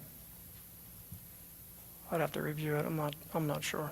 Okay, but you weren't the one that actually went to the pawn shop to retrieve the firearm? No, sir. That would have been Detective Celaya and Detective Barnett, correct? Yes, sir. Now, just so I'm clear, Ms. Ismer asked you, based on Mr. Denson's tone, did you believe that was the firearm used in the homicide? And your answer was yes. Oh, I misunderstood the question, then no. As to the form, I don't believe that was the question, Your Honor. I'll sustain that objection. Was there anything, you suspected that the firearm was used in the homicide based on your investigation or based on anything you were getting from Mr. Denson? Based on the investigation. Okay, all right, just want to make sure there wasn't, because you said he's cooperative, you said he wasn't overly concerned and things of that nature, so I want to make sure that there wasn't anything where you thought he was being deceptive with you or anything like that. No, he was cooperative. In fact, he was so cooperative that he gave you the passcode to his cell phone that you also took into custody that day, correct? Yes. That's something that not everybody does, right? Not all the time. Okay, because you actually have to go through some other steps if somebody doesn't give you the passcode to review the information on the phone, correct? Yes. And as far as him leaving or remaining at his apartment when the search warrant was being conducted, you're not going to allow somebody to remain inside an apartment while you are photographing, cataloging, and impounding items of evidence, correct? Correct. So the fact that somebody stays, leaves, you're not going to allow them to sit on the couch while you're doing your job, No, right? stay in would be stay outside. All right, and as far as, like you said, you're not going to read anything into whether somebody departs the scene or remains at the scene outside, right? Correct. Okay. Thank you. Nothing further. Anyone else? Couple of quick questions, if I may, Your Honor. Yes, sir.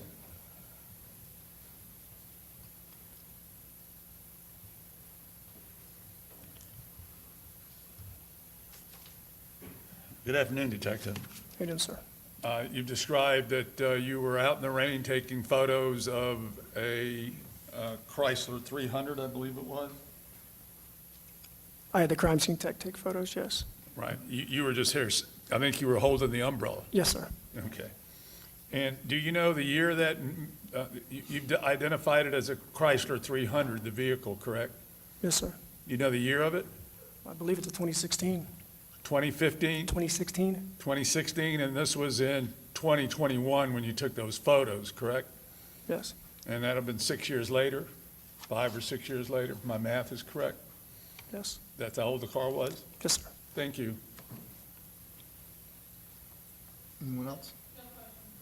Redirect? No, Your Honor. May this witness be excused? From the state, yes. Yes, Your Honor. You're free to go, Detective. Thank you, sir. I state, can we call your next witness? The state calls Thomas Gonzalez.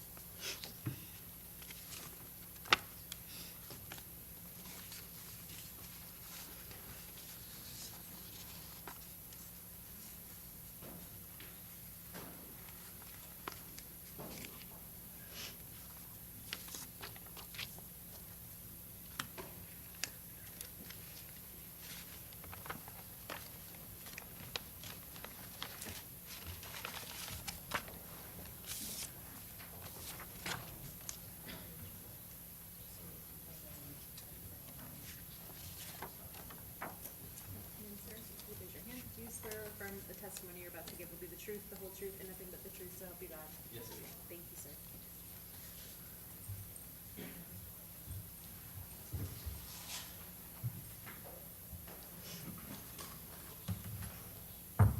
Whenever you're ready, Counselor. Thanks. Good afternoon, sir. Would you please state your name for the record? Yes.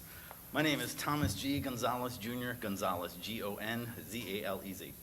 And Mr. Gonzalez, are you currently employed?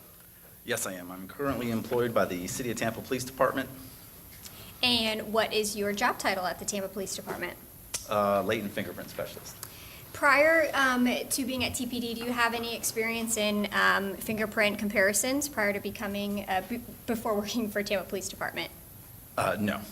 And in this role at Tampa Police Department, did you have to receive any training or education in order to be a fingerprint analyst? Upon being hired in July of 2000, I received approximately 2,000 hours of on-the-job training to learn how to be a crime scene technician / identification technician.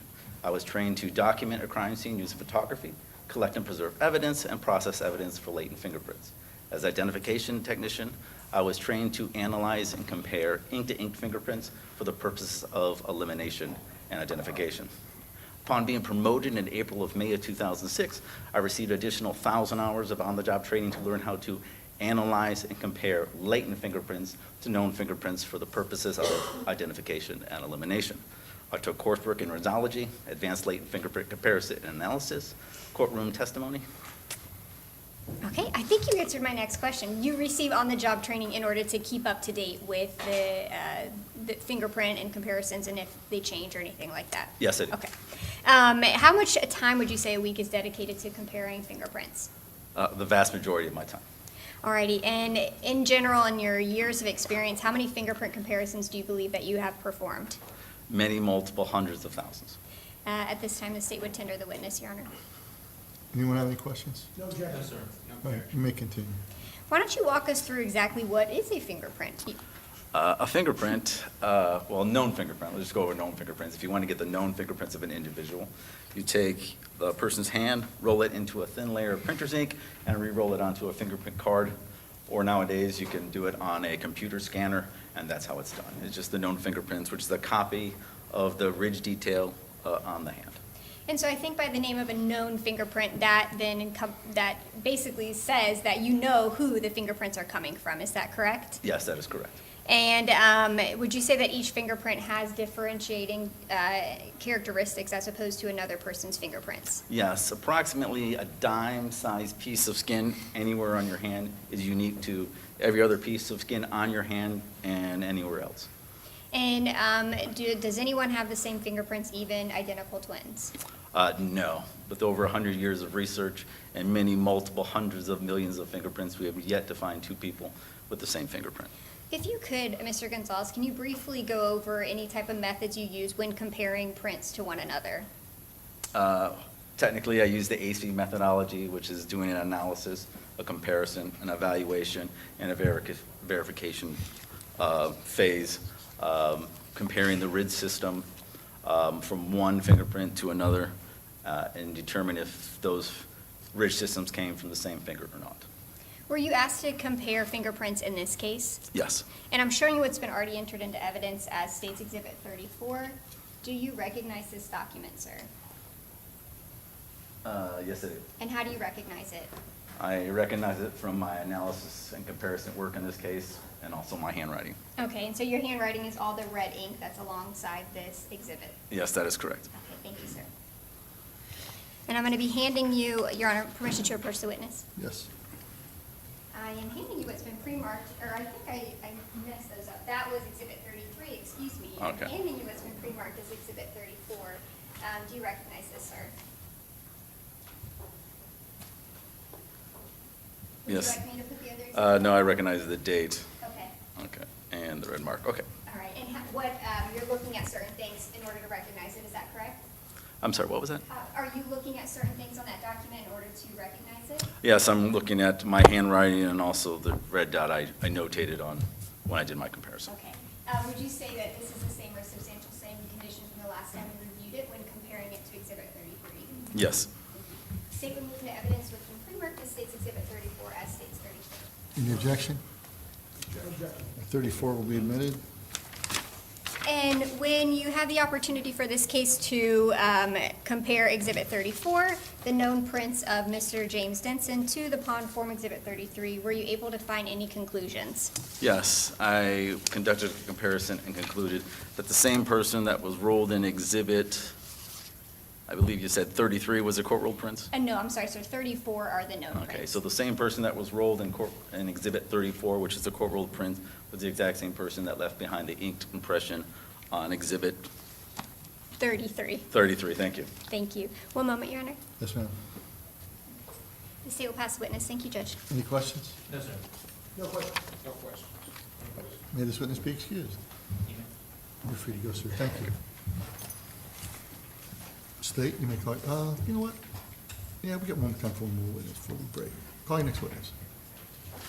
State would call Bessie Tafe.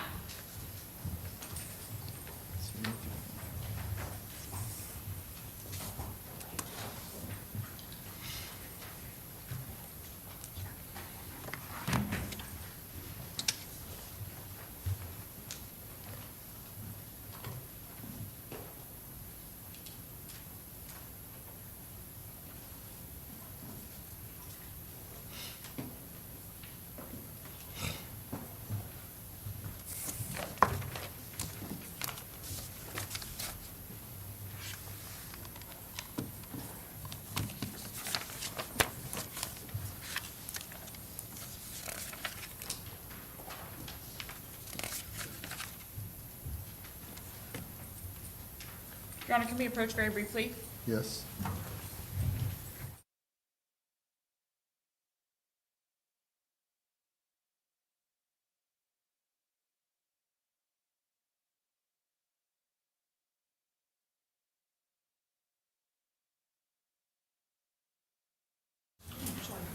All right, ladies and gentlemen, we're going to take our 10-minute break now, so if y'all can come back about 5 after, we will see you then.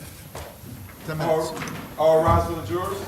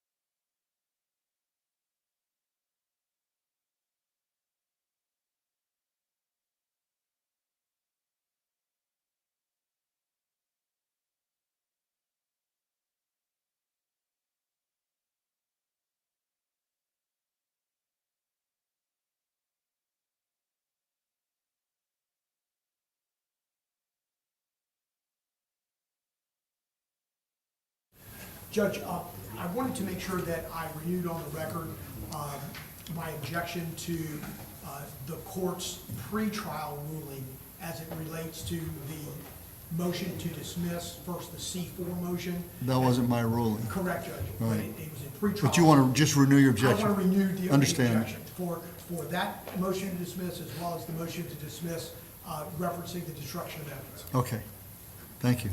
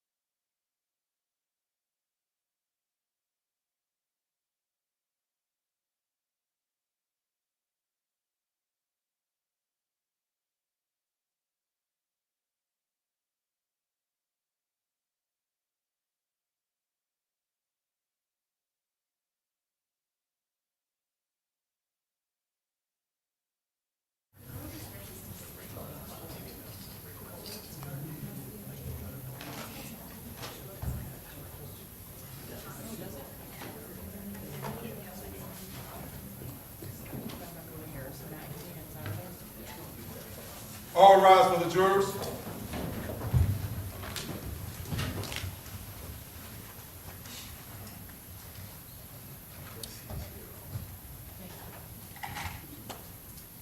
Van Heyst.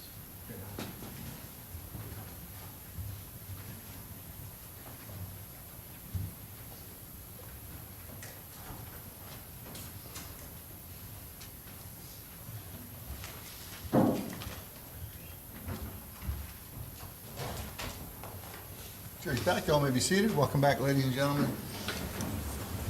Again, I ask, and I assume there were no issues with the court's instructions.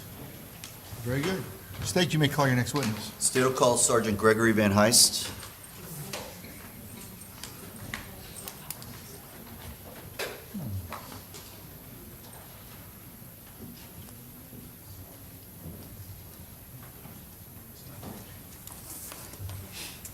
Do you swear or affirm that the testimony you're about to give will be the truth, the whole truth, and nothing but the truth, so help you God? Yes. Thank you, sir.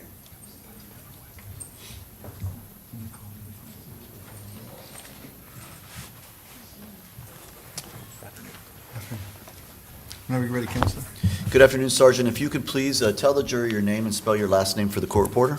Sure. It's Sergeant Gregory Van Heyst. Last name is V as in Victor, A, N as in Nancy, space, capital H-E-Y-S-T. Thank you, sir. Sir, where are you currently employed? Currently employed with the Tampa Police Department.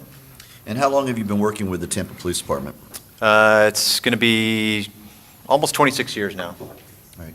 What is your current position with the Tampa Police Department? I'm currently the sergeant of our Internet Crimes Against Children and Digital Forensics Squad, or Cyber Crimes Unit. Okay. How long have you been working in that position? I've been there about 5 years. All right. Prior to working there, where did you work before that? Prior to this position, I was the sergeant of the Homicide Squad, and I was the sergeant there for also about 5 years. Okay. Back in August 22nd of 2021, were you still in the Homicide Division, or had you already transferred? I was not. I had transferred to the current role where I am now. All right. In your current role, though, do you often render assistance to homicide detectives when it comes to items of evidence with regards to telephones? I do, yes. Okay. And is that based on your experience in the past with the use of this technology and your experience right now in the current position you hold? Yes, it is. Okay. So in your career with the Tampa Police Department, have you ever had opportunities to work on cases regarding cell phone technology, specifically dealing with cellular record, mobile forensics, and cybercrimes? Yes, I have, quite a bit. Okay. Have you had any specific training in those areas? I have, yes. What sort of training have you had? So it's probably been, it's well over 300 hours of varied training. Some of the summaries of the training have been put on by organizations like the Federal Bureau of Investigation, the FBI. They have a technical unit called the Law Enforcement Technical Forum. Twice a year, we'll go and meet other investigators. They'll bring in companies like T-Mobile, AT&T, Verizon, Apple, and they give us updates on their technology. We're able to ask questions, bounce ideas off each other. I've also attended multiple trainings put on by private organizations that give advanced training on call detail records, mobile forensics, things like that. All right. And what would you say, could you go over just basically your total training and experience in these areas? Like what sort of things you've done? As far as what I've done in my role? Just your experience, yes, when it comes to this stuff. So I've mapped out cell phone records probably hundreds, if not now over 1,000 times. I've written probably the same amount of search warrants, obtaining those types of records from cell phone companies, obtained data from devices themselves, use them in cases, and then assisted other detectives or officers in their cases also. All right. And so as a part of this, then you have had occasion to map out cell site records, travel of a cell phone type of instance situations? I have, yes, quite a bit. All right. And how is that done generally, if you can explain? Just sort of a general, you don't have to get to technical. Sure. So we as investigators will obtain data from a company such as T-Mobile via a court process, usually a search warrant. Those records will come to us in an Excel spreadsheet. It'll have rows of data, so rows of the activity that occurred for that phone number. Those rows will have items like the timestamp of when it occurred. They'll also have a cell site location, so which cell site that occurrence associated with geographically. It also could have the numbers that were called or texted, the unique IMEI or device identifier that was used for that event. And then some of the more specialized records could also give an estimated location of that device with latitude and longitude, and potentially an estimated distance from the cell site. Also which side of the cell site it interacted with. So a lot of that type of data will come in, usually in a spreadsheet format. All right. Have you ever testified as an expert in this area? I have, yes. About approximately how many times? I believe 5 times. All right. And has that been in this jurisdiction? Yes, in this circuit. All right. Judge, at this point, I'll tender the witness if any defense has any questions. Any questions? All right, you're free to continue. All right, thank you, Judge. Sir, now, in preparation for today, did you help prepare an exhibit to demonstrate, in this particular case, your analysis of the 5 phones that were presented to you, or 5 phone numbers? I did, yes. All right. At this time, I'm going to approach and show you what's been marked as State's Exhibit number 45 for identification, and have you go through this.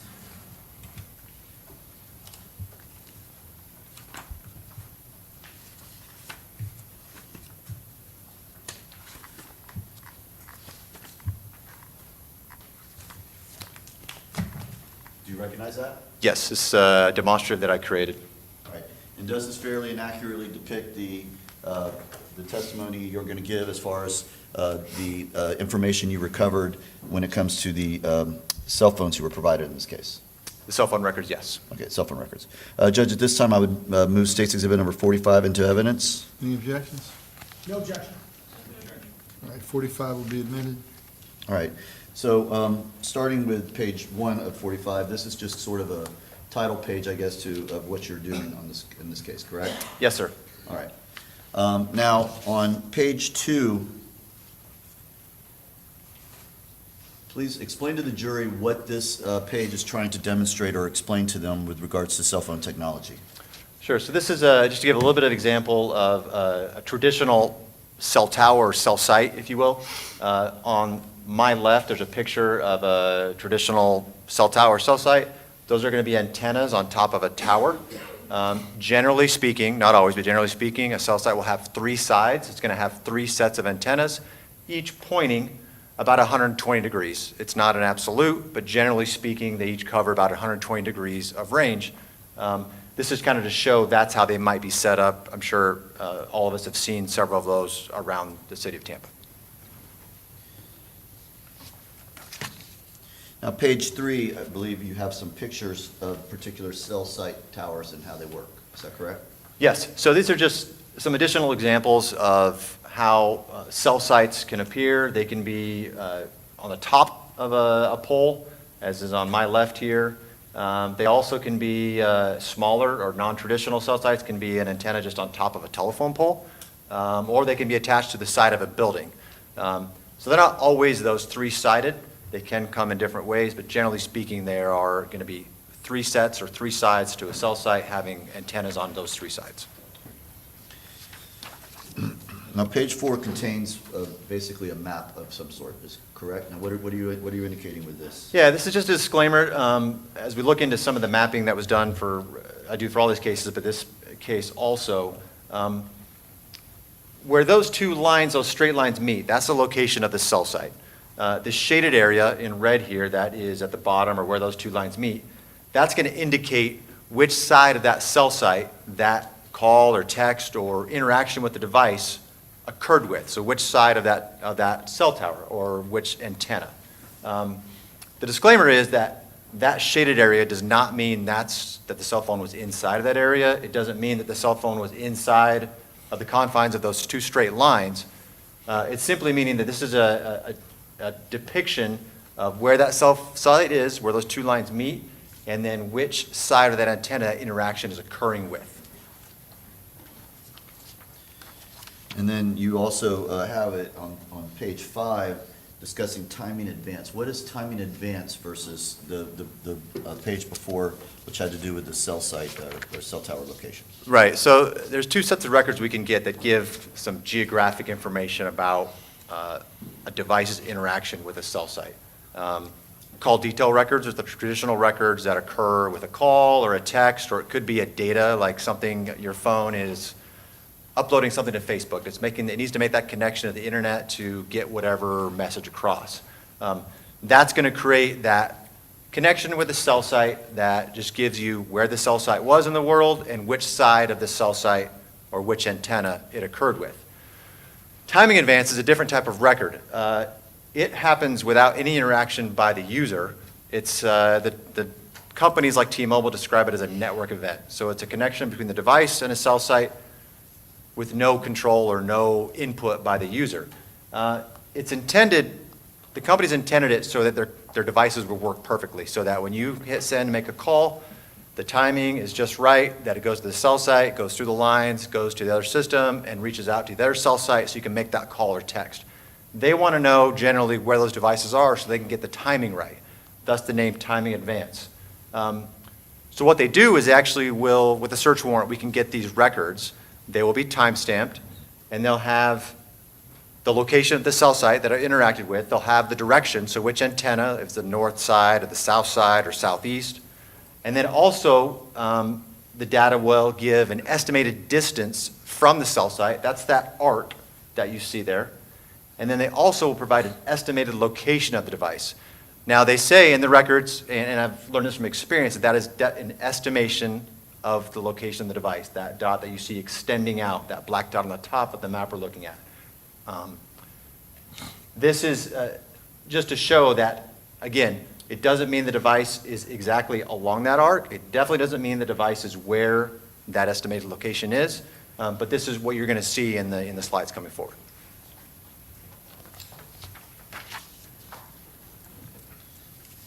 And then on page, I believe this is page 6, you also talk about, I guess, AT&T's system, which is different than T-Mobile's. So Sergeant, when it comes to each of these cellular mobile companies, they all use different technology, I'm assuming, or different ways of getting their information? More or less, yes. They all have their own proprietary technology they're going to use.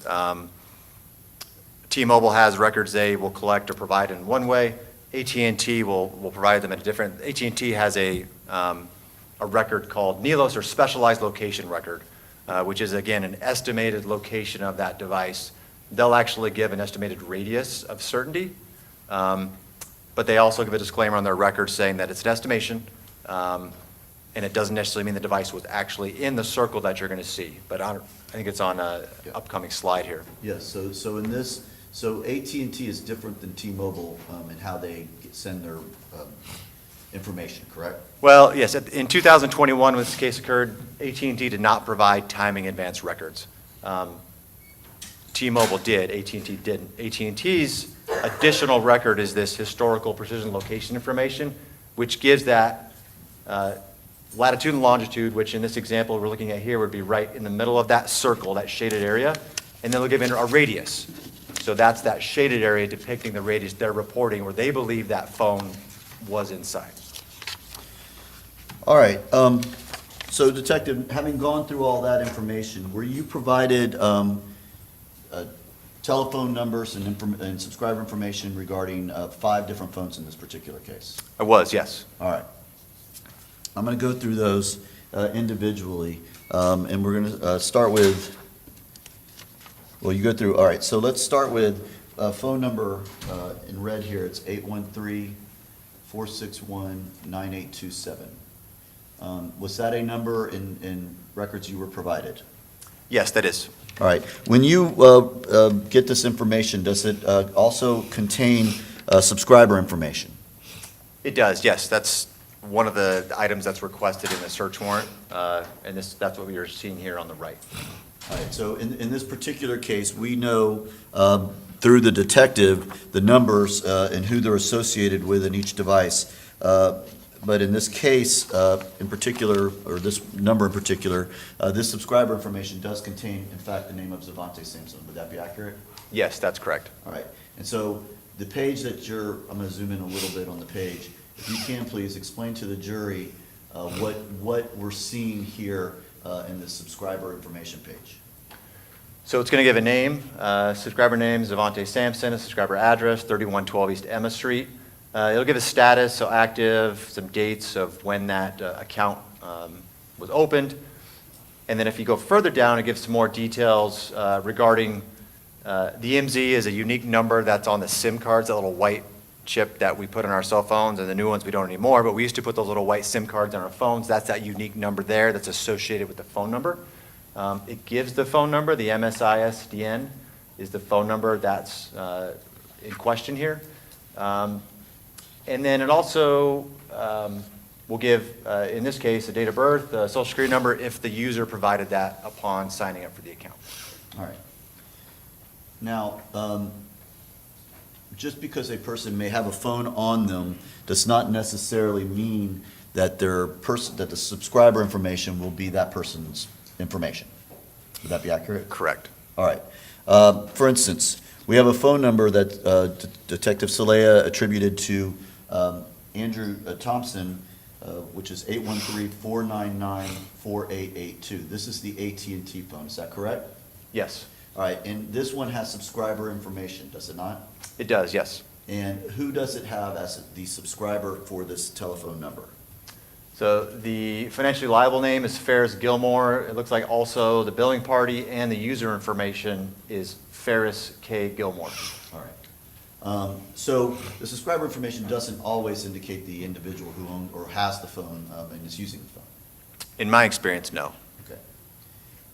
For instance, if my son has a phone, but I'm the one who takes the phone and purchases the phone for him and I pay for it, it will probably be in my name versus my son's name. That's correct. Okay.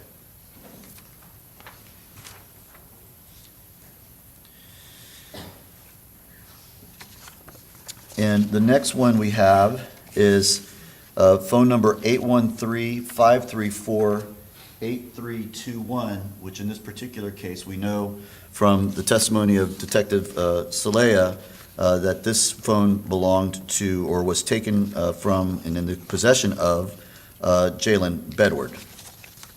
Oops, hold on. So, with regards to this subscriber information, if you could explain to the jury what we're looking at here as far as the subscriber information. So this subscriber information is showing as in prepaid or non-customer. This is likely going to be a type of phone that, well, prepaid, for lack of better words, where a subscriber information or an ID was not required in order to get service. So they're prepaying for the service. They're using T-Mobile's network for this phone number, but they haven't provided a name, date of birth, or address or whatnot. Okay.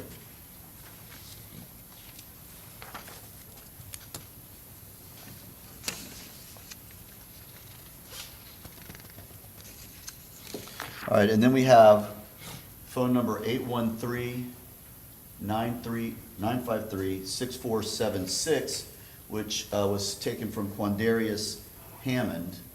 And this one does in fact, does it not indicate that the subscription info belongs to a Quandarious Hammond? It does. In the account billing address, it lists Quandarious Hammond with an address on Flatgate Mark Drive. All right. Now, this T-Mobile subscriber information page looks slightly different than some of the other ones we've seen. What, do you know why that is? Yeah, at this time, 2020-21, T-Mobile had purchased Sprint. If you remember, Sprint was actually, used to be another mobile provider. So they're going through a merger here. So the records for about a year or so were merged, so to speak, and that's why it's noting Sprint now part of T-Mobile. So sometimes we call this a legacy Sprint number, but it is operating at this time was on T-Mobile's network. Okay, thank you.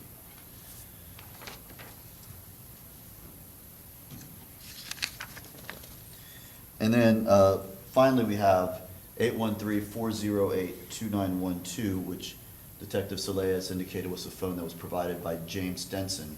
And who do we have as the subscriber information for this particular phone number? Here the subscriber is Boat Denson. Okay. Now, could Boat just be a nickname, or what? How do they get these subscriber names? My experience with T-Mobile, at least, is it can depend on which store you go to, I guess how much information you're willing to provide, but you can give generally any name, and there's not, especially at this time, ID was not required to get a T-Mobile service. Okay. So I could walk in and just say John Smith, and they would say, okay, I'll type in John Smith, and that's going to be the subscriber on this. That could be, and depending on which store or whatnot you get that T-Mobile service from, yes. Okay. All right, now, so that's the subscriber information that you receive. With that, you were also given other records that come with it, correct? Yes. All right. And is one part of that called detail records? Yes. All right. So I'm going to show page 10 of your exhibit here, and it shows, is this an example of what you would call detail records that are provided by T-Mobile? This is, yes, and this is actually one row of activity. I had to break it up so it fit on a slide. So all this would actually be in a line or an Excel spreadsheet. This is what I was describing before, where this is call detail records, where you have a timestamp. It gives a call type, which in this instance is describing an SMS, which is a text message. It's giving the numbers that were involved, the IMSI number, the IMEI, that's that unique identifier for the device. And then it also will give the identifier for the cell site, that's the LTE site ID. It gives an azimuth, and azimuth is the direction of that antenna, what we talked about before, a latitude and longitude of where that cell site is in the world. If you remember back to that map where those two lines are meeting, that's that latitude and longitude. It'll resolve it to a physical address in the world, and it will do that depending on the record that's provided, but sometimes it'll do it for the beginning of the call and the ending of the call. So you may have the same information if your call starts on one cell site and ends on one, or if you're on the interstate, you may be starting on one cell site and 10 minutes later, when your call's done, you're 10 miles up the road, it might be a different cell site that call is connecting with. Okay, so it'll give you both cell sites then? Yes. All right. So for instance, in this particular case, you indicate the latitude and longitude of the last tower, which is 27.98901, and negative 82.4. So if you were to go in this world and have a latitude, longitude, and were to go to exactly to that particular spot in the world, this cell tower that we're talking about should be right at that spot. Yes. Okay. And of course, it also gives an address of 4406 East Osborne Avenue, but the latitude and longitude is what is actually the location of the cell tower. That's what we use to map, and that's what is the most reliable piece of data, yes.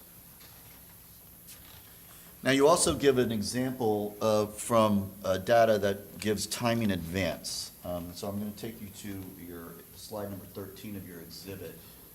What are you talking about here when it talks about time in advance? If you can explain that to the jury, please. Sure. So this again is actually one row of activity. At the start of this row of activity, it gives a latitude and longitude, end latitude and longitude. So that's the estimated location of that device at the end of that network event or that connection with the cell site. It's going to give your MZ, which is identifier for the SIM, associated with the phone number, and IMEI. That's that unique device identifier. In this case, it'll give actually the type of device, a Samsung Galaxy S8. It gives start date and time, end date and time, so some timestamps. And then it will give identifiers for that cell site that it was associated with. And then kind of the important piece of data is the distance, the start timing advance miles, the end timing advance miles. So in this example, it's 0.53 for both. So that 0.53 is the estimated distance from that cell site that network event or that transaction occurred with. All right, now, Sergeant, do you take this information that's provided in these timing advance and these cell site data that you receive, how do you turn that into a map form or a form in which that it can be presented to a jury or to anyone to explain where the phone may be located? Sure. So we have a mapping tool. It's called CellHawk. There's several other tools available. That's the one that I prefer to use. I also can use things like Google Earth. But for the purposes of this demonstration or this demonstrative I created, I use a tool called CellHawk. All right. And then for that CellHawk, you input the data that you're receiving, basically, and it will put out on a format for you so that you can review it on a map. Yes. Okay. So let's start first with the phone number that's been associated with Zvante Sampson. Did you, in fact, do that same sort of information with Zvante Sampson's phone? Yes. All right. And were you able to obtain both the cell site activity as well as some timing advance records with the phone number associated with Zvante Sampson? Yes. Okay. So I'm going to start with what's page 14 of your exhibit that we have here. Explain to the jury what we are looking at with regards to the cell site activity with Zvante Sampson. So this is a map depiction of activity between 9 p.m. and 9:10 p.m. on August 22nd, 2021, for the phone number ending in 9827.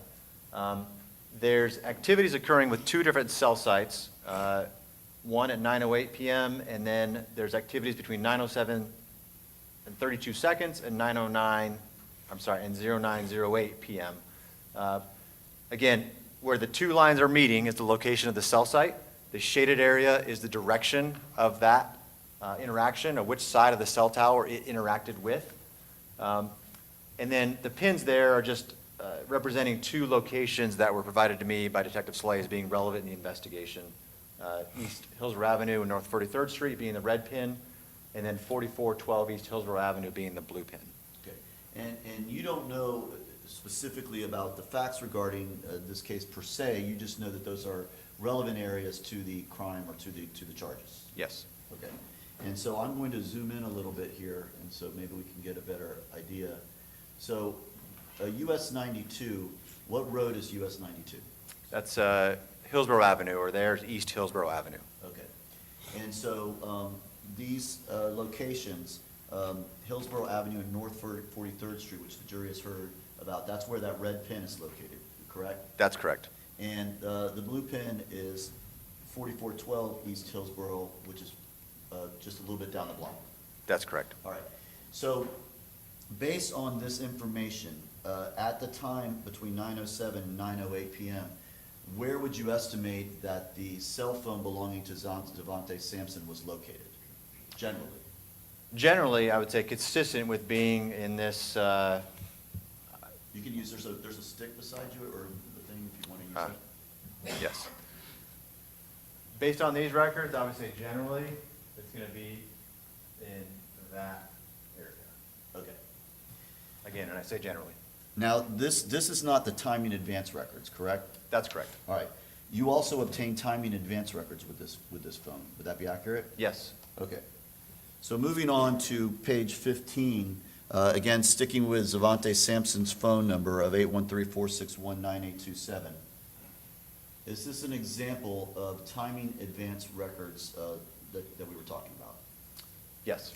Okay, explain to the jury then, what is the difference between this one and the last one that gives you any indication, or better, maybe a better indication of where the phone may be located? Sure. So the data here that gets a little more granular and gives us as investigators a better idea of where that device was, or a lot of times the most helpful, this is very helpful in looking for video surveillance. If we have, we're trying to find a phone, we can use this type of data. You see those arcs.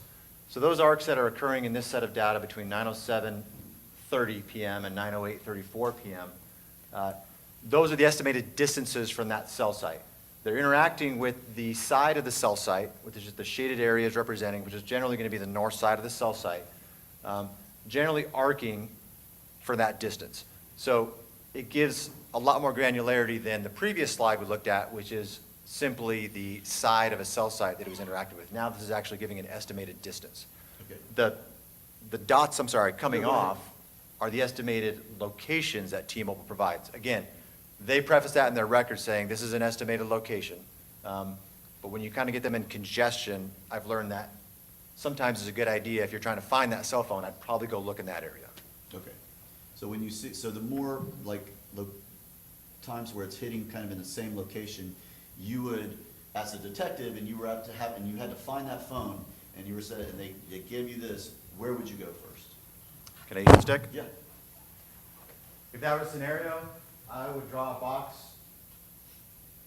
a block north of Hillsborough. I'd probably go 2 or 3 blocks south of Hillsborough, between 4,300 and maybe 4,600, and I would look all around that area. Okay. So according to these timing advance records, between 9:07 and 9:08, that phone was probably somewhere in that area that you have just described. I believe so, yes. Okay.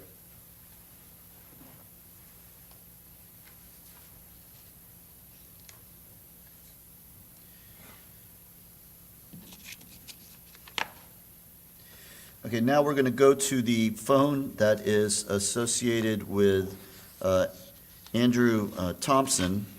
Let me get to phone number. Now, this is the phone where the records come from AT&T, correct? Yes. Okay. So as far as the CDR with cell site activity, what does this show as far as the phone belonging to Andrew Thompson? There was no activity between 9 p.m. and 9:10 p.m. for that phone number ending in 4882 on August 22nd, 2021. All right, so during that time period, during those 10 minutes, by saying no activity, that means that the individual who had that phone was either not texting or not calling or not using any sort of internet-type activity on that phone. Correct. No calls or texts. There was no records created on AT&T's network for user interaction. Yes. Okay. So for AT&T, normally you would need some sort of something to, in order for them to put up the situation where it might be. Correct. Most commonly a call or a text. Okay. Now, it also has, AT&T has some what's called historical precision location, is that correct? Yes. And what is that? That's their estimated location of device at a specific timestamp. Okay. No, go ahead, I'm sorry. Nope, that's what it is. Okay. I just wasn't sure if you were done, I Yeah. apologize. So going to page 17, did it give at 9:09, almost 9:10 p.m., did it kind of give a general location or where it thought the phone might be? It did. So at 9:09:55 p.m. on August 22nd, 2021, it gave latitude and longitude, which is going to be depicted right in the middle of that shaded area, that shaded green circle you're looking at, with a 1,500 meter accuracy, which is quite large. Okay. Now, Detective, you're not aware of what time this shooting or the circumstances surrounding this actually occurred, other than it was somewhere between 9 and 9:10. Would that be right? I believe it was provided to me at some point, but I don't recall it at this moment. Okay. So, so if the shooting occurred at 9:04, at 9:09, the phone's here, it could be that he has moved to that location at that point, or this could be maybe slightly inaccurate, or one combination of both of those. I think a combination of both could occur, yes. Okay. Moving to the phone associated with Jaylin Bedward. This is 813-534-8321. Let me just confirm that with my notes here to make sure I've got the right phone. I believe I do, but. Yes, so this is the phone number associated with Jaylin Bedward, which also had a T-Mobile, right? So the only one that had AT&T was Andrew Thompson. Correct. All right. So with this T-Mobile, did you receive or were you able to map out the CDR cell site activity with this phone? Yes. Okay, I'm going to show you page 18 of your exhibit and ask you, is this in fact, with Jaylin Bedward, explain if you could to the jury what this is showing. Yeah, so this is going to be similar to the previous record. This is going to be activity, call detail records, or calls or texts generally, between 9 p.m. and 9:10 p.m. on August 22nd, 2021, for this phone number ending in 8321. There was an interaction that occurred at 9 o'clock and 42 seconds. Occurring with the cell site, you'll see there where those two blue lines are meeting, generally with the north or northeast side of that cell site. The antenna is facing that way. And so both the pin locations that are located here are within that range of that cell tower? Yes. And so if someone was in either one of those locations using that phone, it would make sense that it's hitting that spot on that cell tower? That would be consistent with, yes. Okay. Did you also receive timing advance records for this phone also? Yes. All right, I'm going to go to page 19. All right, Sergeant, if you can, please, because this one seems a little bit more complicated than some of the other ones we've seen, explain what we're looking at here so that the jury can understand what this map is showing. Yeah, so again, this is activity between 9 p.m. and 9:10 p.m. on August 22nd, 2021, phone number ending in 8321. This is a timing advance record, so where all of our straight lines are meeting, that's going to be the location of the cell site. The shaded areas are the direction of that cell site's antenna that is interacting with, so the north side maybe, or maybe the east or west. And then those arcs that are lines by itself, those are the estimated distances from that cell site. Then lastly, we have a lot of those pins shooting up from the cell site location. That's T-Mobile's estimated location of that device at that time. So here we've got interaction with 3 different cell sites in that 10-minute time span. Over on the west side of the map, which is going to be the left side, my left side, around 9:05 p.m. There's activity towards the bottom of the southern cell site between 9 and 24 seconds, 9 o'clock and 24 seconds, and 9:08:05. And then there's interaction with the cell site on the eastern side between 9:04:27 and 9:09 and 0 seconds. All right, and what do the lines and the curves and the dots signify in this particular case? So it just shows that device was interacting or was estimated to be that distance from those cell sites. What's, I guess, unique or significant with this record compared to the previous one is when you have interactions with more than one cell site, it often gives you a higher reliability. So you have distance from one cell site that matches up or crosses with a distance from a different one. I think a previous question you asked me is if I were to go look for that cell phone, I would go wherever those arcs intersect. Because now you've got 2 different cell sites giving similar information or the same information. So let's say at 9:05 p.m., if you have to find that phone where it was at 9:05 p.m., what would be the area you would look at that time period? Can I use the stick again? Yes, please. Yeah. I'd say at 9:05, I would draw a square around these 2 pins, probably go 1 block north and 1 block south, and I'd start there. Okay. Now, if an individual had left, say, at this location, kind of in the middle of Hillsborough, and had headed east at 9:03 p.m., let's say, was driving the normal speed, At 2 minutes later, would you anticipate that that phone would be hitting anywhere around in that area? I would not, no. Okay, so in 2 minutes, it would probably be hitting by towers further off this location. Would that be accurate? Well, it'd either be hitting cell sites further to the east or to the right-hand side of the screen, but most importantly, we would see our distances or our arcs would also be showing on that eastern side or on the right side of the screen. All right. So, okay, thank you, Detective. I think that explained that. All right. Moving on now, we're going to go to the phone number that has been associated, let me make sure I got this one right, with Quandarious Hammond. So again, Mr. Hammond had a T-Mobile, correct? Yes. All right. So going to page 20 here, during the time period between 9 and 9:10, again, this is showing no activity. Is that That's right? correct. Okay. So at that point in time, so between those, for those 10 minutes, that phone that's associated with Quandarious Hammond was not making it, or was it making any phone calls, any texts, any using the phone for internet service or anything like that? Not that were reported to T-Mobile. There could be activity that may have occurred that's not a call or text that didn't show up on the network, potentially like an iMessage or something like that. But generally, that would use T-Mobile's network did not show up on those records. All right. Now, did you receive, again, with this phone number, time in advance records? Yes. All right. Going to page 21 of your exhibit, this is in fact the time in advance records you received with regards to Quandarious Hammond's telephone? Yes. All right. If you can, again, once again, explain to the jury what we are looking at with regards to this phone. So here, a little bit different, and this is due to that merger between T-Mobile and Sprint. So their cell sites they were using, they started to merge and share their cell sites.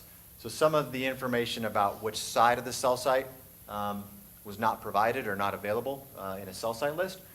But again, we're seeing interactions between 9 o'clock p.m. and 9:10 p.m. With cell site located where the two lines are meeting. That's that cell site in the bottom, on the north side of that cell site with estimated distances that kind of go up to the Hillsborough Avenue and then extend down. The two circles you're seeing, right in the middle of those circles, those are locations of cell sites. And again, that's because on the records, we were not able to determine which side of that cell site it occurred with. So that then larger circle that's around it, that's your estimated distance. So what's interesting here is you've actually got estimated distances, kind of a area that's encompassed between the outer rims of those two circles and then the other arcs that are coming from that southern cell site. So does this give it almost a more refined location, if you will, for the phone? It does. Most notably is that the activity at 9:04:47 p.m.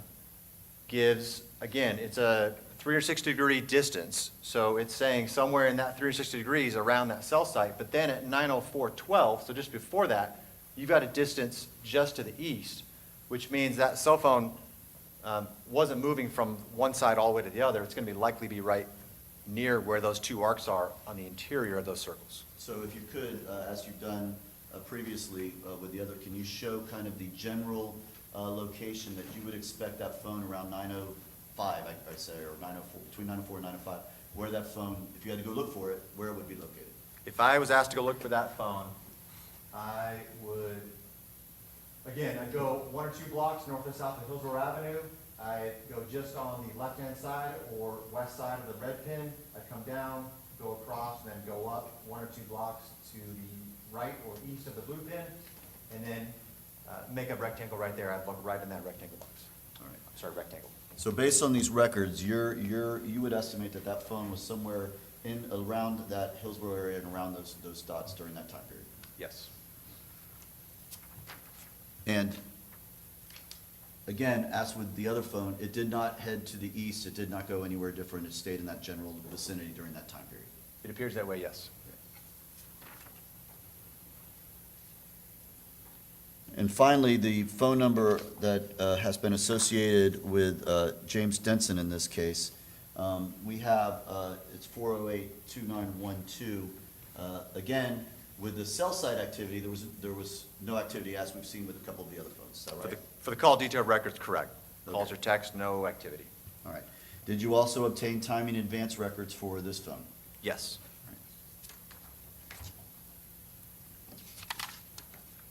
Showing you what's page 23 of your exhibit, what does this timing advance record indicate to you? It indicates to me there's several records that occurred in that 10-minute time span. And again, they're occurring with cell sites that generally provide coverage to that area. That would be where the blue and red pins are, with several arcs or estimated distances from those cell sites that are crossing over or in that area. All right. And again, under these timing advance records, some of these dots are almost correlated with those dots. And that's the estimated spot that T-Mobile's giving, but it doesn't necessarily mean it's right there. That's exactly correct. T-Mobile prefaces and said this is an estimated location, and I've known from experience too that does not mean the device was there. That's what T-Mobile is reporting to us, saying this is our estimated location. But you would agree, though, that that's a pretty good indication that it's somewhere in that area? Again, well, I would say if I was asked to look for that device, I would go right to that spot.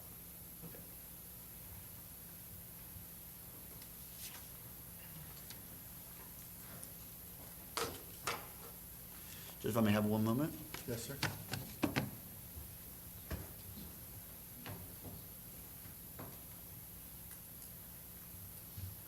All right, Your Honor, at this time, I will pass the witness. Cross?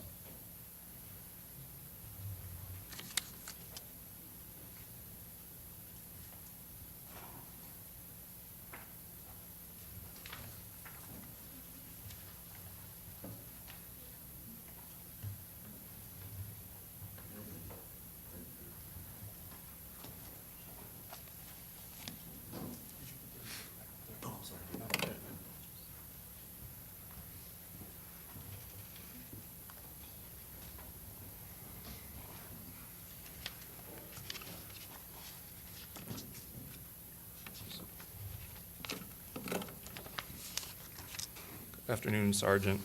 Good afternoon.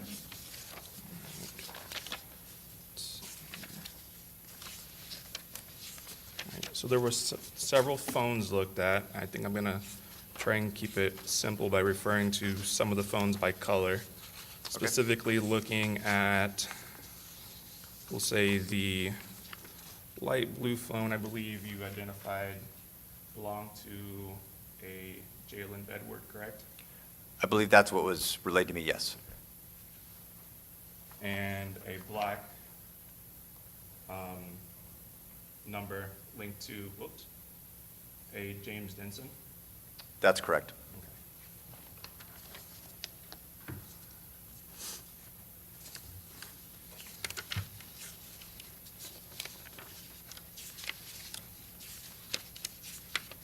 And lastly, the green number you stated was linked to an Andrew Thompson? I believe that's correct, yes.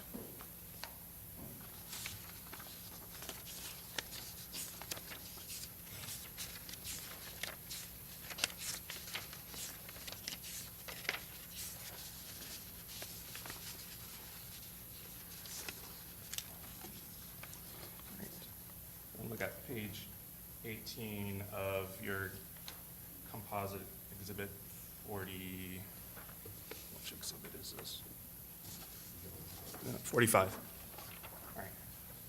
So I believe you stated the arches point in a northern direction. Typically, the phone would be within those arches. No, for this record, so this is going to be a cell site activity, so general calls, texts. This is simply stating that that device interacted with the cell site located where the straight lines meet, with the antennas facing in this direction, the north, where that shaded area is. That's, the interaction occurred within that range or in that cell site's coverage. Right. So somewhere within where that cell site covers that area, the cell phone was interacting with that tower, correct? Correct. And typically, cell phones interact with towers that usually are more closer to the cell phone due to the stronger strength, correct? Generally speaking, yes.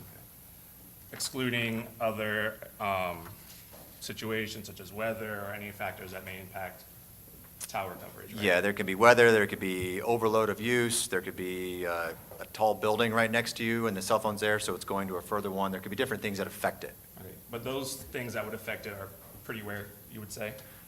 I would say generally rare, yes. Generally, the cell phone for calls and texts always will pick the cell site with the best signal.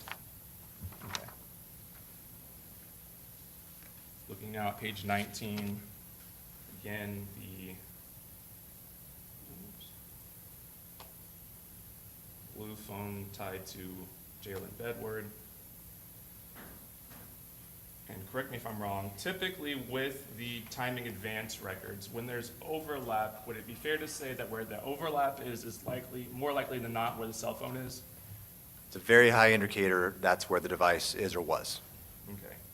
So based on the mappings and the overlap, would it be reasonable to say that the cell device was on Hillsborough Avenue between 9 p.m. and 9:08 p.m.?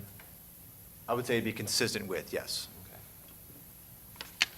I'm going to show you page, what is it? 23, which is previously identified as the phone tied to Mr. Denson. Again, based on the timing advance, you stated where the overlap is usually where the phone is. Would you say that that phone would likely be on Hillsborough Avenue as well? I would say yes, very consistent with. I'm gonna try my best here. Looking at the phone tied to Mr. Denson, and now referring back to the phone tied to Mr. Bedward, would you say that the mappings of these records are quite similar to one another? I'd say they are, yes, similar. I believe Denson, that the slide you showed just previously had a little more granularity or some records that were maybe closer to Hillsborough Avenue, Okay. or the timing advances were. Okay, but based on your extrapolation of the data, observing the data, interpreting the data, it would be reasonable to say that those phones were likely close together or near to one another? Well, I guess it depends. Are you mean like in the same car, or you mean like on the same block, or would you mean in the same neighborhood? Because I think that, I want to make sure I understand you correctly. Well, you tell me. Oh, I would say along the same block, in the same area. Okay. So we're saying the 4400 block of East Hillsborough, 4300 block, I would say consistent with that, yes. But you can't pin it down to say, being side by side, say, by myself and Mr. Terry, based on the mappings, correct? Definitely not. Okay.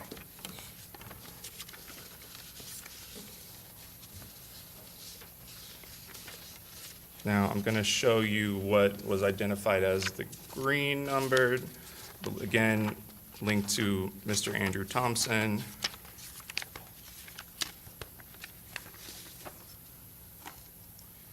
Now, you stated that because this phone utilized services from AT&T, the mapping was slightly different, correct?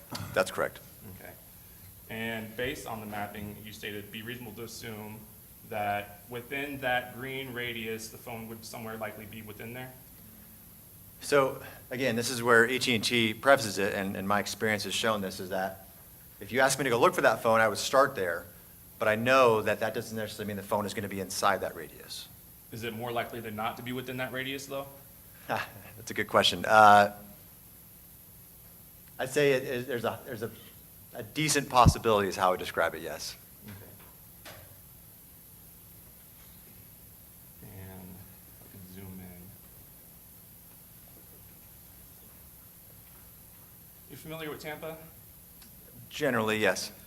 Could you identify to the jury what that large red, I believe it may be a highway is? You can I stand believe, up if you can. yeah, I'm sorry, I believe that's Interstate 4. Okay. Yes. So, based on the mappings and based on the cell phone data, would it be possible for the phone to be traveling on Interstate 4? Yes.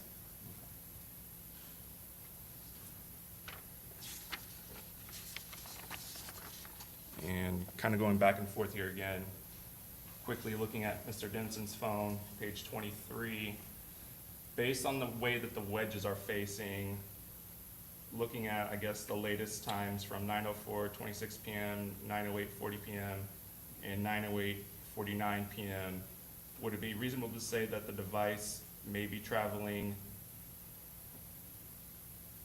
westward? I think it's difficult because the different interactions, I probably wouldn't be able to give a travel opinion necessarily with these records. And the same would apply to Mr. Bedward's phone? That's correct, yes. No further questions? Let me organize this.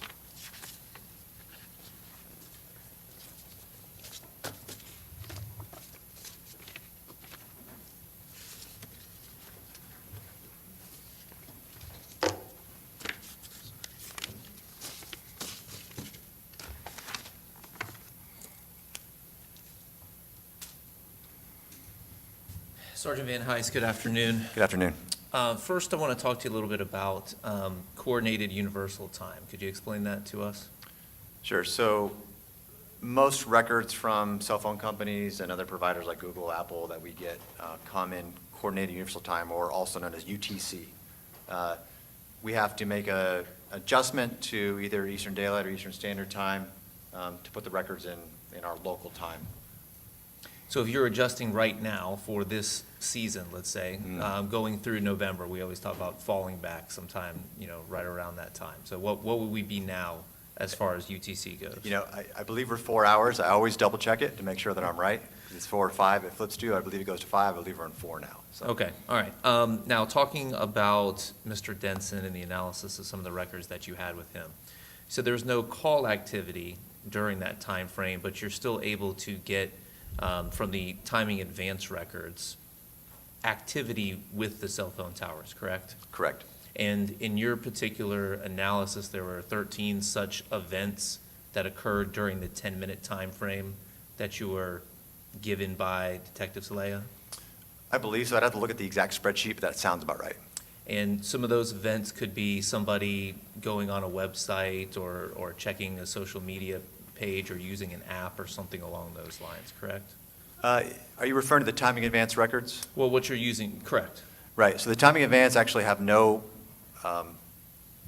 they're network interactions between the phone and a cell site. And they're really the cell phone company or the cell site initiating it just to know where that cell phone is at certain times so it can make sure all those things happen at the right times.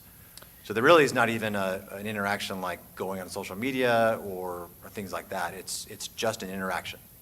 But the phone would have to be powered on, correct? Yes. And it wouldn't be like in airplane mode or anything along those lines, right? Correct. Okay, thank you, sir.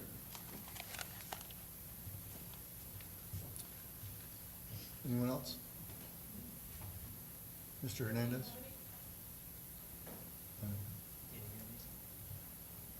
I don't have any questions.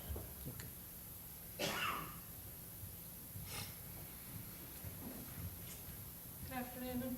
Good afternoon.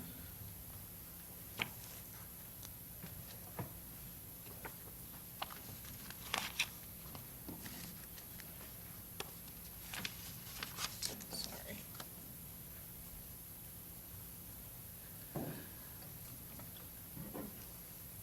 You became involved in the case essentially as a supervisor first, correct? No, I was not in homicide at this time. Okay, so you weren't in homicide, you weren't called out originally to the scene or anything like that, you just assisted once records were collected. That's correct. You don't end up seeing any of the physical phones themselves or, authoring search warrants, things of that nature. No. Detective Celaya is the one that brought you in to do that? Yes. And you're relying, with these pinpoints that you have in the maps as far as areas of significance on whatever investigation has already been conducted, is that right? That's correct. Okay. The records that you receive, do you ask for anything additional, or are you just taking what Detective Celaya gives you? Taking the records, again, asked for locations of significance so that I could use them on the map, and that would hopefully be helpful to him. Okay. And you end up, I'm sorry, go ahead. I'm sorry, and then generally, obviously, at times of when things occurred, so we can look at those times on the records. Right, you're targeting specific areas and timeframes that the detective, the lead detective on the case is giving you to kind of guide your evaluation of the evidence. That's correct.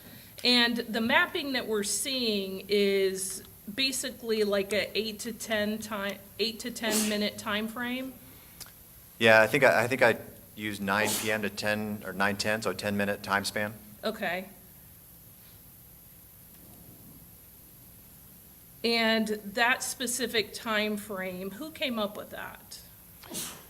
So that was probably in discussion with Detective Celaya, or in the, I believe he had given me times where gunfire was either observed or reported or he had information about. My recollection is that 10-minute time span gave minutes before and minutes after, generally maybe 5 or so minutes. And obviously, the records that were available to you were more voluminous than just that time period. Yes. And so you concentrate on that, and you're mapping the activity itself, like we talked about, whether it be calls or text messages, and then you're doing this timing advance mapping. Correct. And you said the timing advance mapping is strictly kind of cell provider driven. Right. Not based on any activity or connection that the cell phone itself is making at that time. Are you referring to like a call or a text? Right.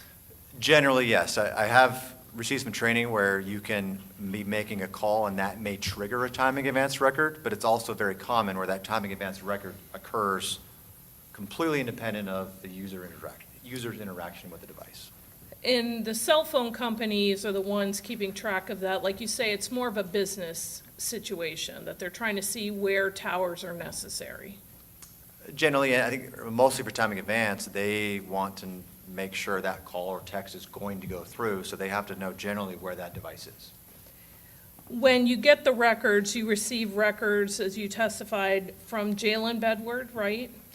Yes. And you receive records from Zvante Sampson, Yes. Quandarious Hammond, Yes. Andrew Thompson, Yes. and James Denson. Yes. And those are all the maps that we saw. Yes. You also receive cell phone records from an individual named Devin Sampson, is that correct? Yes. And you ended up mapping his phone as well. Yes. And his phone was in that same area that you were seeing these other phones. I believe so. I'd have to go back and look at those records to verify that. If you have one moment.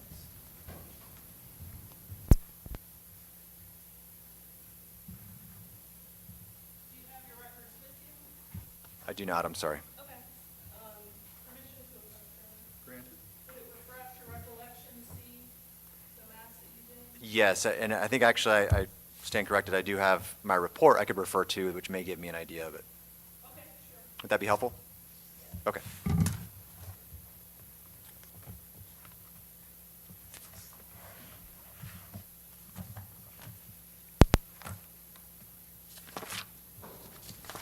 And I was referring to pages 8 through 10 of your report. Thank you.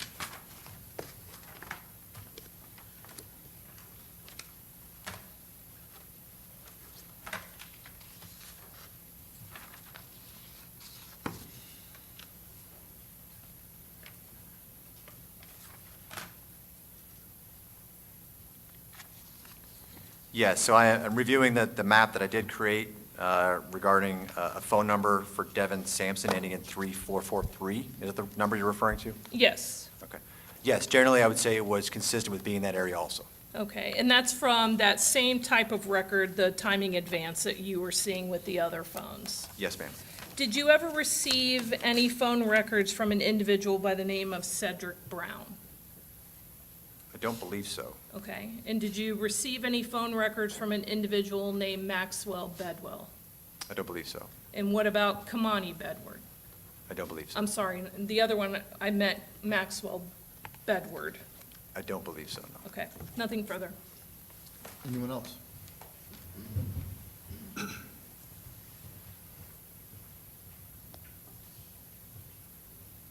Good afternoon, Sergeant. Good afternoon.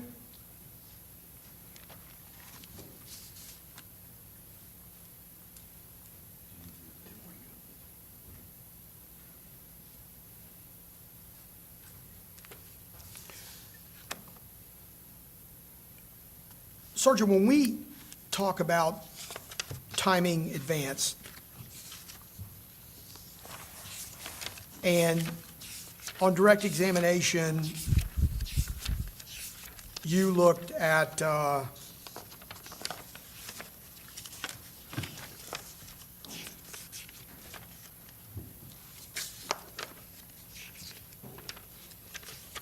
bear with me.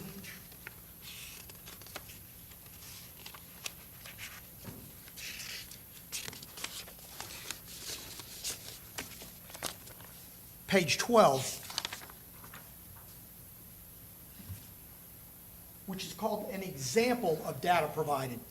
And you said that this comes to you in an Excel spreadsheet, correct? Yes. And does this Excel spreadsheet, how is it detailed? What I mean by that is, if this is an example, does someone ask for a date and then it produces data for that date in an Excel sheet? So I think, if I understand your question correctly, when law enforcement requests records from T-Mobile, how does T-Mobile know which records to provide? Well, no, is this page 12, this T-Mobile call detail, I'm not looking at this one, excuse me. Timing advance.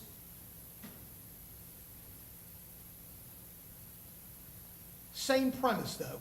When you get these records, they're provided to you by T-Mobile, correct? Yes. And they're regarding timing advance. Yes. When you get it, is it providing you these records in this Excel sheet for a date?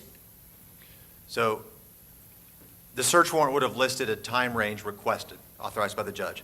So I think in this scenario, it was maybe 2 or 3 days of records, maybe a day before, the day of the homicide, and the day after. So if T-Mobile had those records available, then they would provide those chronologically in an Excel spreadsheet. Did you, instead of showing us an example, did you get an actual data for the days for which you requested records? The Detective Celaya did, yes. Okay. Did you get them? Yes. Okay. And in discussing this example that you're giving me, and if you don't mind turning around for 1 second. Sure. It talks about what the confidence level is. Do you know what that is? Generally, yes. Okay. Can you tell me what confidence level means? So for T-Mobile timing advance records, they'll give a confidence level, if available, for an estimated location of that device. So that's going to be that little dot that extends out from the cell site. Generally, they will give it, I believe, low, medium, or high. Okay. These are classifications. Do you know, can you tell us what medium means? I believe I'd seen on some of their explanation, around 200 meters is what they estimate. Okay. I'd have to look back at the records to see, but that's a general recollection I have. All right, and you said it would also range low and high. Correct. Okay. High would be what? I believe under 100 meters. Okay. Low would be? I believe above 300. Again, without me looking at their definitions, that's my recollection. Okay.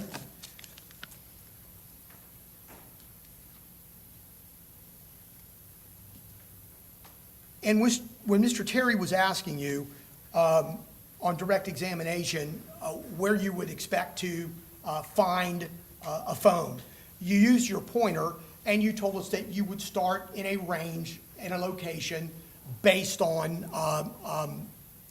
A, the pins, and B, what your records are telling you, correct?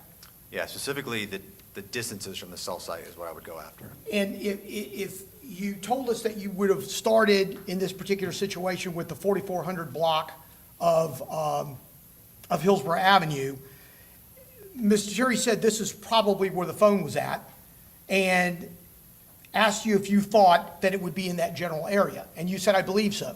Correct. And I assume what you're telling us is that that's where you would first look for the phone. Right. And in the event that you did not find the phone there, you would expand your search for that phone, correct? Yes. until you either found that phone or you didn't. Right. I don't have any further questions. Thank you.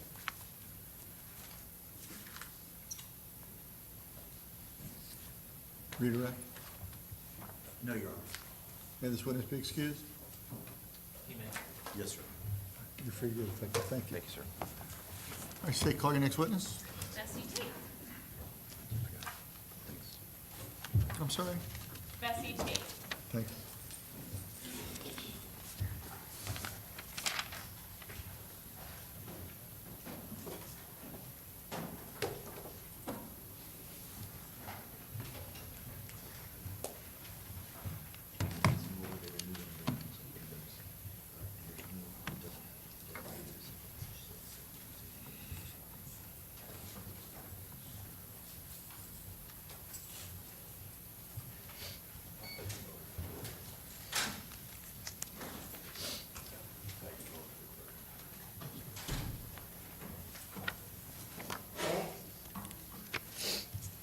Do you swear or affirm that the testimony you're about to give will be the truth, the whole truth, and nothing but the truth to help you God? Yes. Thank you.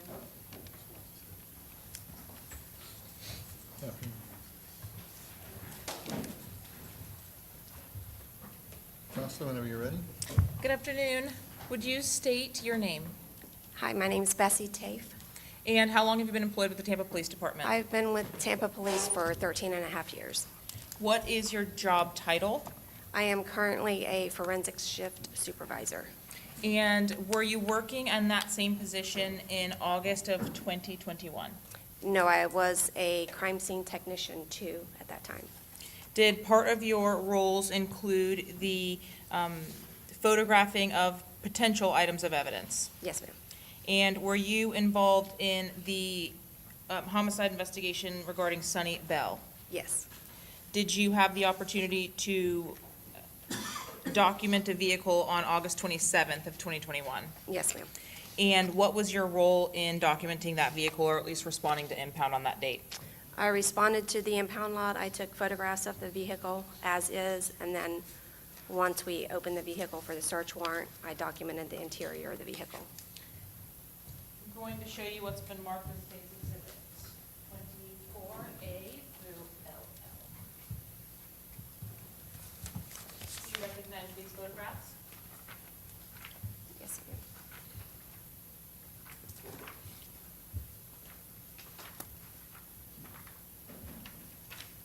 Yes, I do. Do these at least in part include some of the photographs that you took of that vehicle on that previously discussed date? Yes. And do they represent, or do they fairly and accurately depict the vehicle as you did when you photographed it? Yes, they do. At this time, Your Honor, I would move to admit States 24A through LL. Any objections? No objection. No objection. States 4A will be admitted.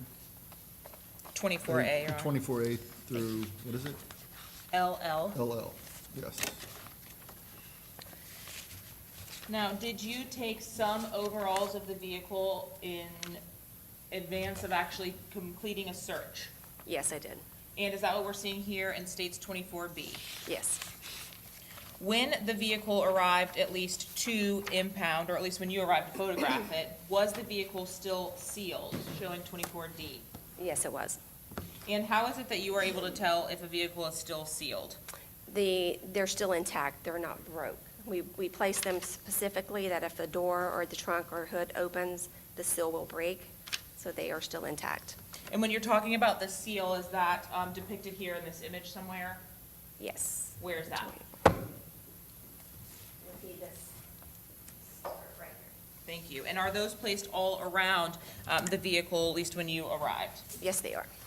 Now, if you are able to search a vehicle or are arriving to search a vehicle pursuant to a search warrant, at some point, do you or the detectives actually break that seal so that you're able to complete a search of the interior, showing 24F? Yes, we do. So at some point, you actually open those? We do. Do you take full overalls in advance of doing that of the vehicle? Yes. Did you have the opportunity in this particular case, showing you 24G, to photograph the interior of this Chrysler 300? Yes. And what are we looking at here? This would be the interior front driver's side of the vehicle. 24H, did you also obtain photographs from the back? Yes, that's the interior rear driver's side. And in lieu of going through all of the photos, do you do this same process, moving around the vehicle, photographing overall as you move in closer and closer? Yes, I do. Did you have an opportunity to document from the passenger side of the vehicle any mail items inside of the car showing 24I? Yes. Did you also document those in 24J? Yes. Once you have completed the processing, or at least a preliminary overview of the interior of the vehicle, do you also give a preliminary overview of the trunk area? Yes, I do. In 24L, is that what's depicted here? Yes, it is. And when you open the trunk, tell me about how you actually process the items therein. On this one, I initially took overalls as is when the trunk was open, and then the actual detectives are searching through the trunk. And as they find anything of value for me to document, then I take photos. Were you asked by the detectives in this particular case to document what we're observing here in this photo any closer? Yes. And specifically the box 24M.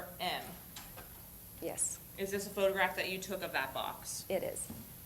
Were you able to actually obtain additional information of the label of that box in 24O? Yes, that was a close-up of the information. And were you asked to document whether there were any contents to that box itself? Yes, it was actually just a partial piece of the box. There was no Zastava Arms AR 5.56 rifle located inside of this box. There was not. Was there an AK assault rifle located in the vehicle at all? Not at all.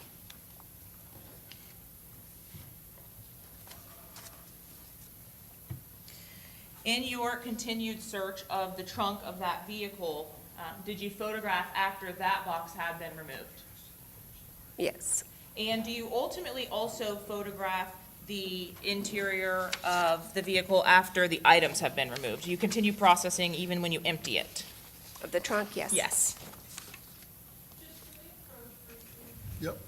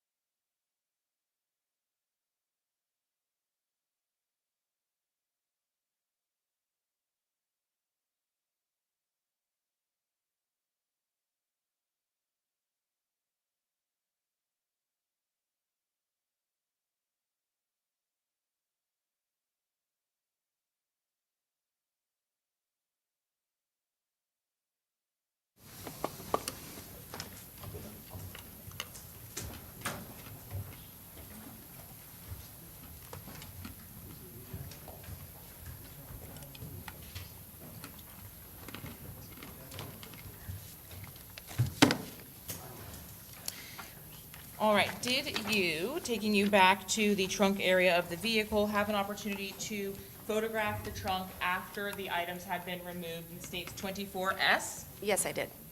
And is it part of your procedure, or at least in this particular case, did you actually do anything in addition to just removing the items that you could visibly see from the trunk? We also removed the carpet liner that's in the trunk. Is there any particular reason that, in this case, that you decided to do that? Is that Well, just standard? because it's extra, it's another compartment underneath there with the spare tire, just to search So it. that would be standard if there was a spare tire to access that? Yes. Okay.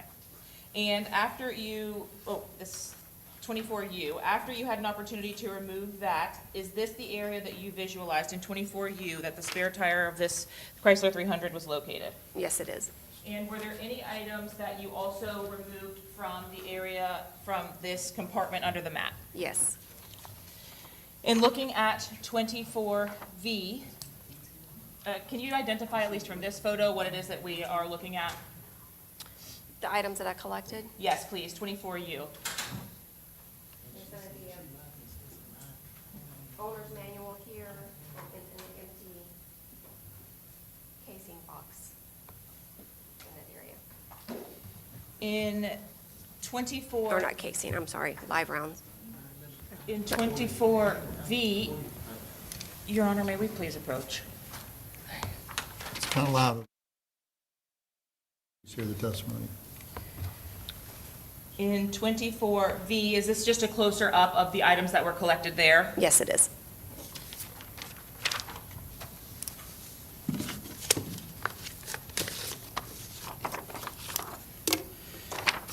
W, were you able to remove the items that were actually under that mat here and photograph them individually then? Yes, I was. And what is this that we're looking at that was collected here? That is the owner manual for the Zastava, or however you say it, firearm. And is that similar to the box that we removed? Yes, it is.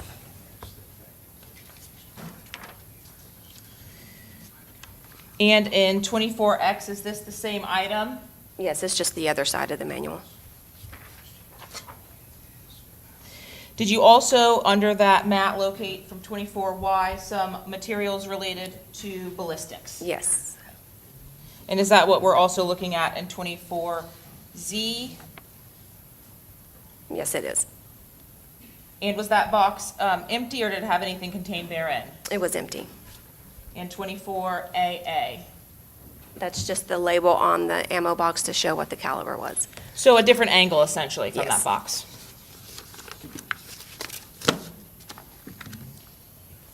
And, Your Honor, may we briefly approach? Yes.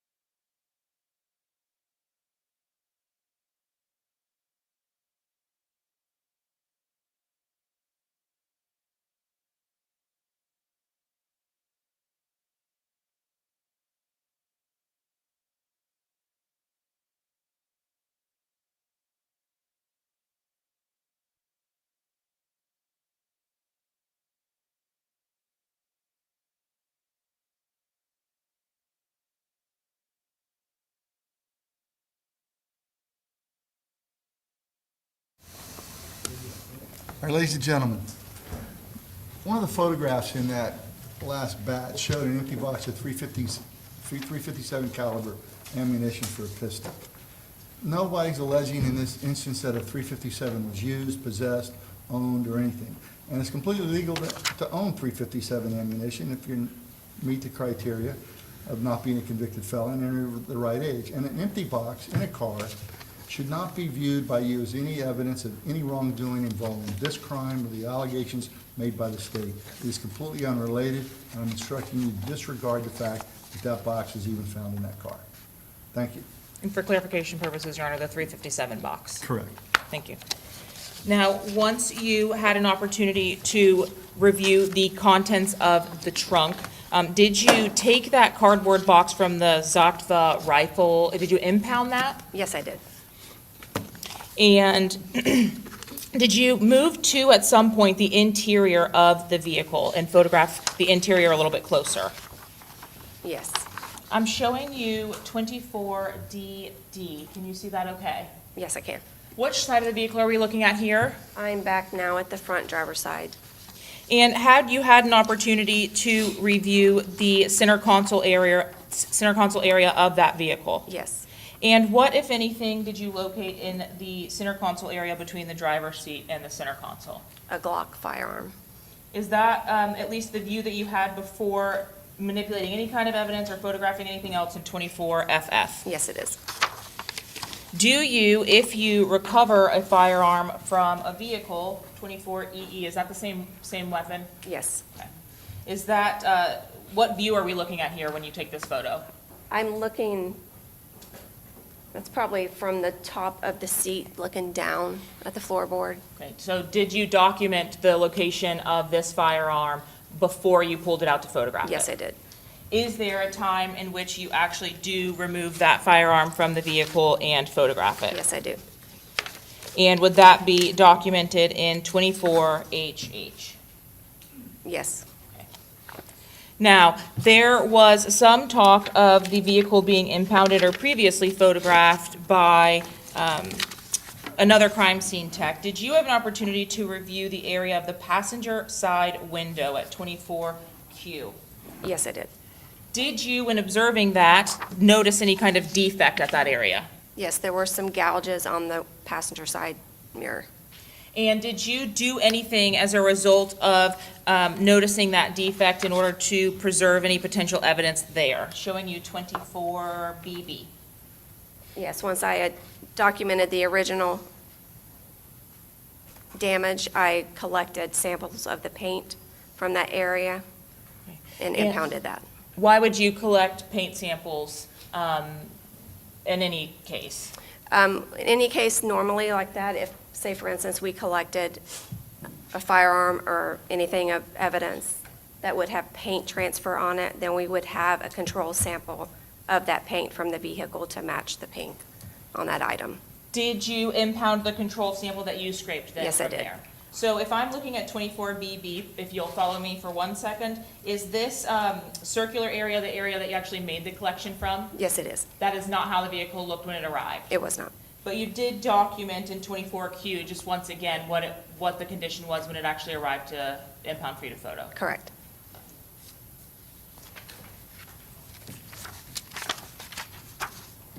May I have 1 moment, Your Honor? Yes. Ask the witness, Your Honor. Cross?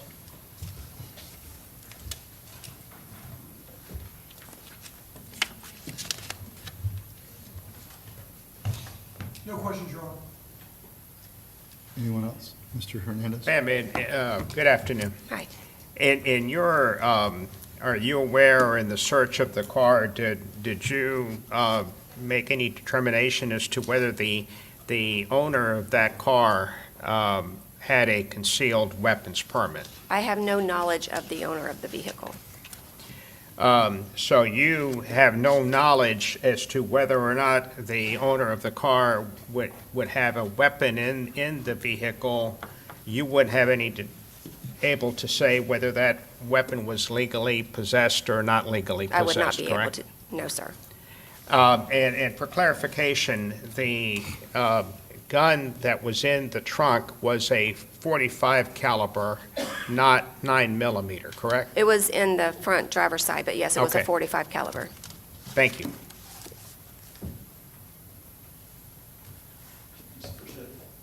No questions, thank you. May I, Your Honor? Yes, sir. Let me have 24Q.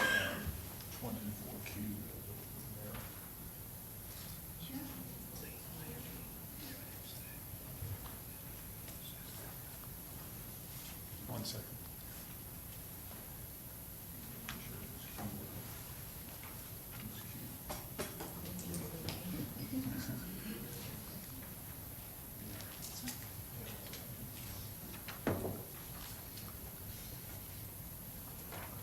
I'm showing you what's been previously identified as and admitted as State's Exhibit Number 24Q.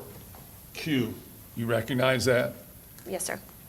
And that is, well, there's not the one I want. Where's the one with it? And is that the mirror you took a paint chip from? Yes, sir. All right, and the reason you took that paint chip was for what?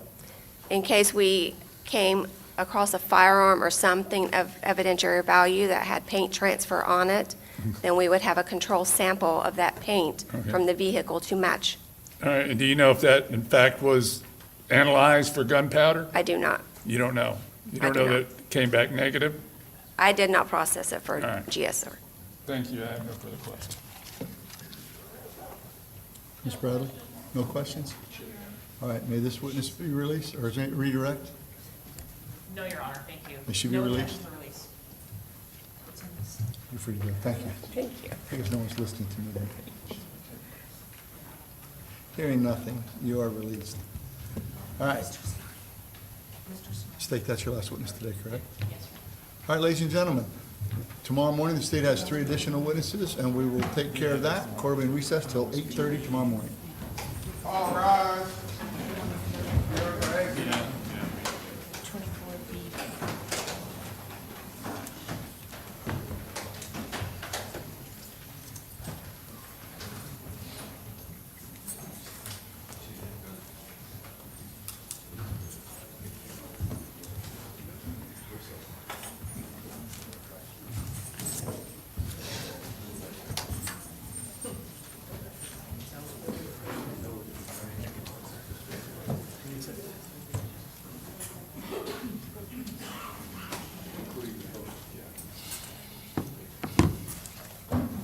Jury's left, y'all may be seated.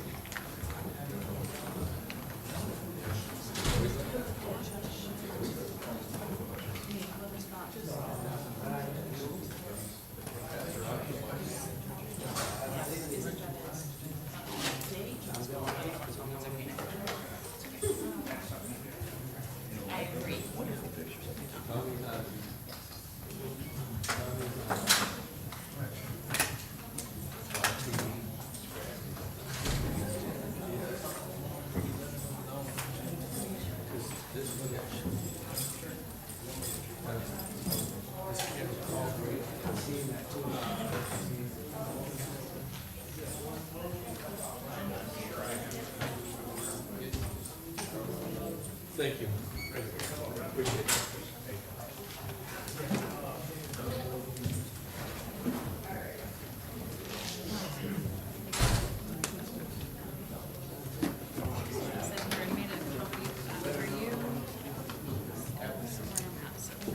Okay, tell me what would be the most helpful. Maybe I just take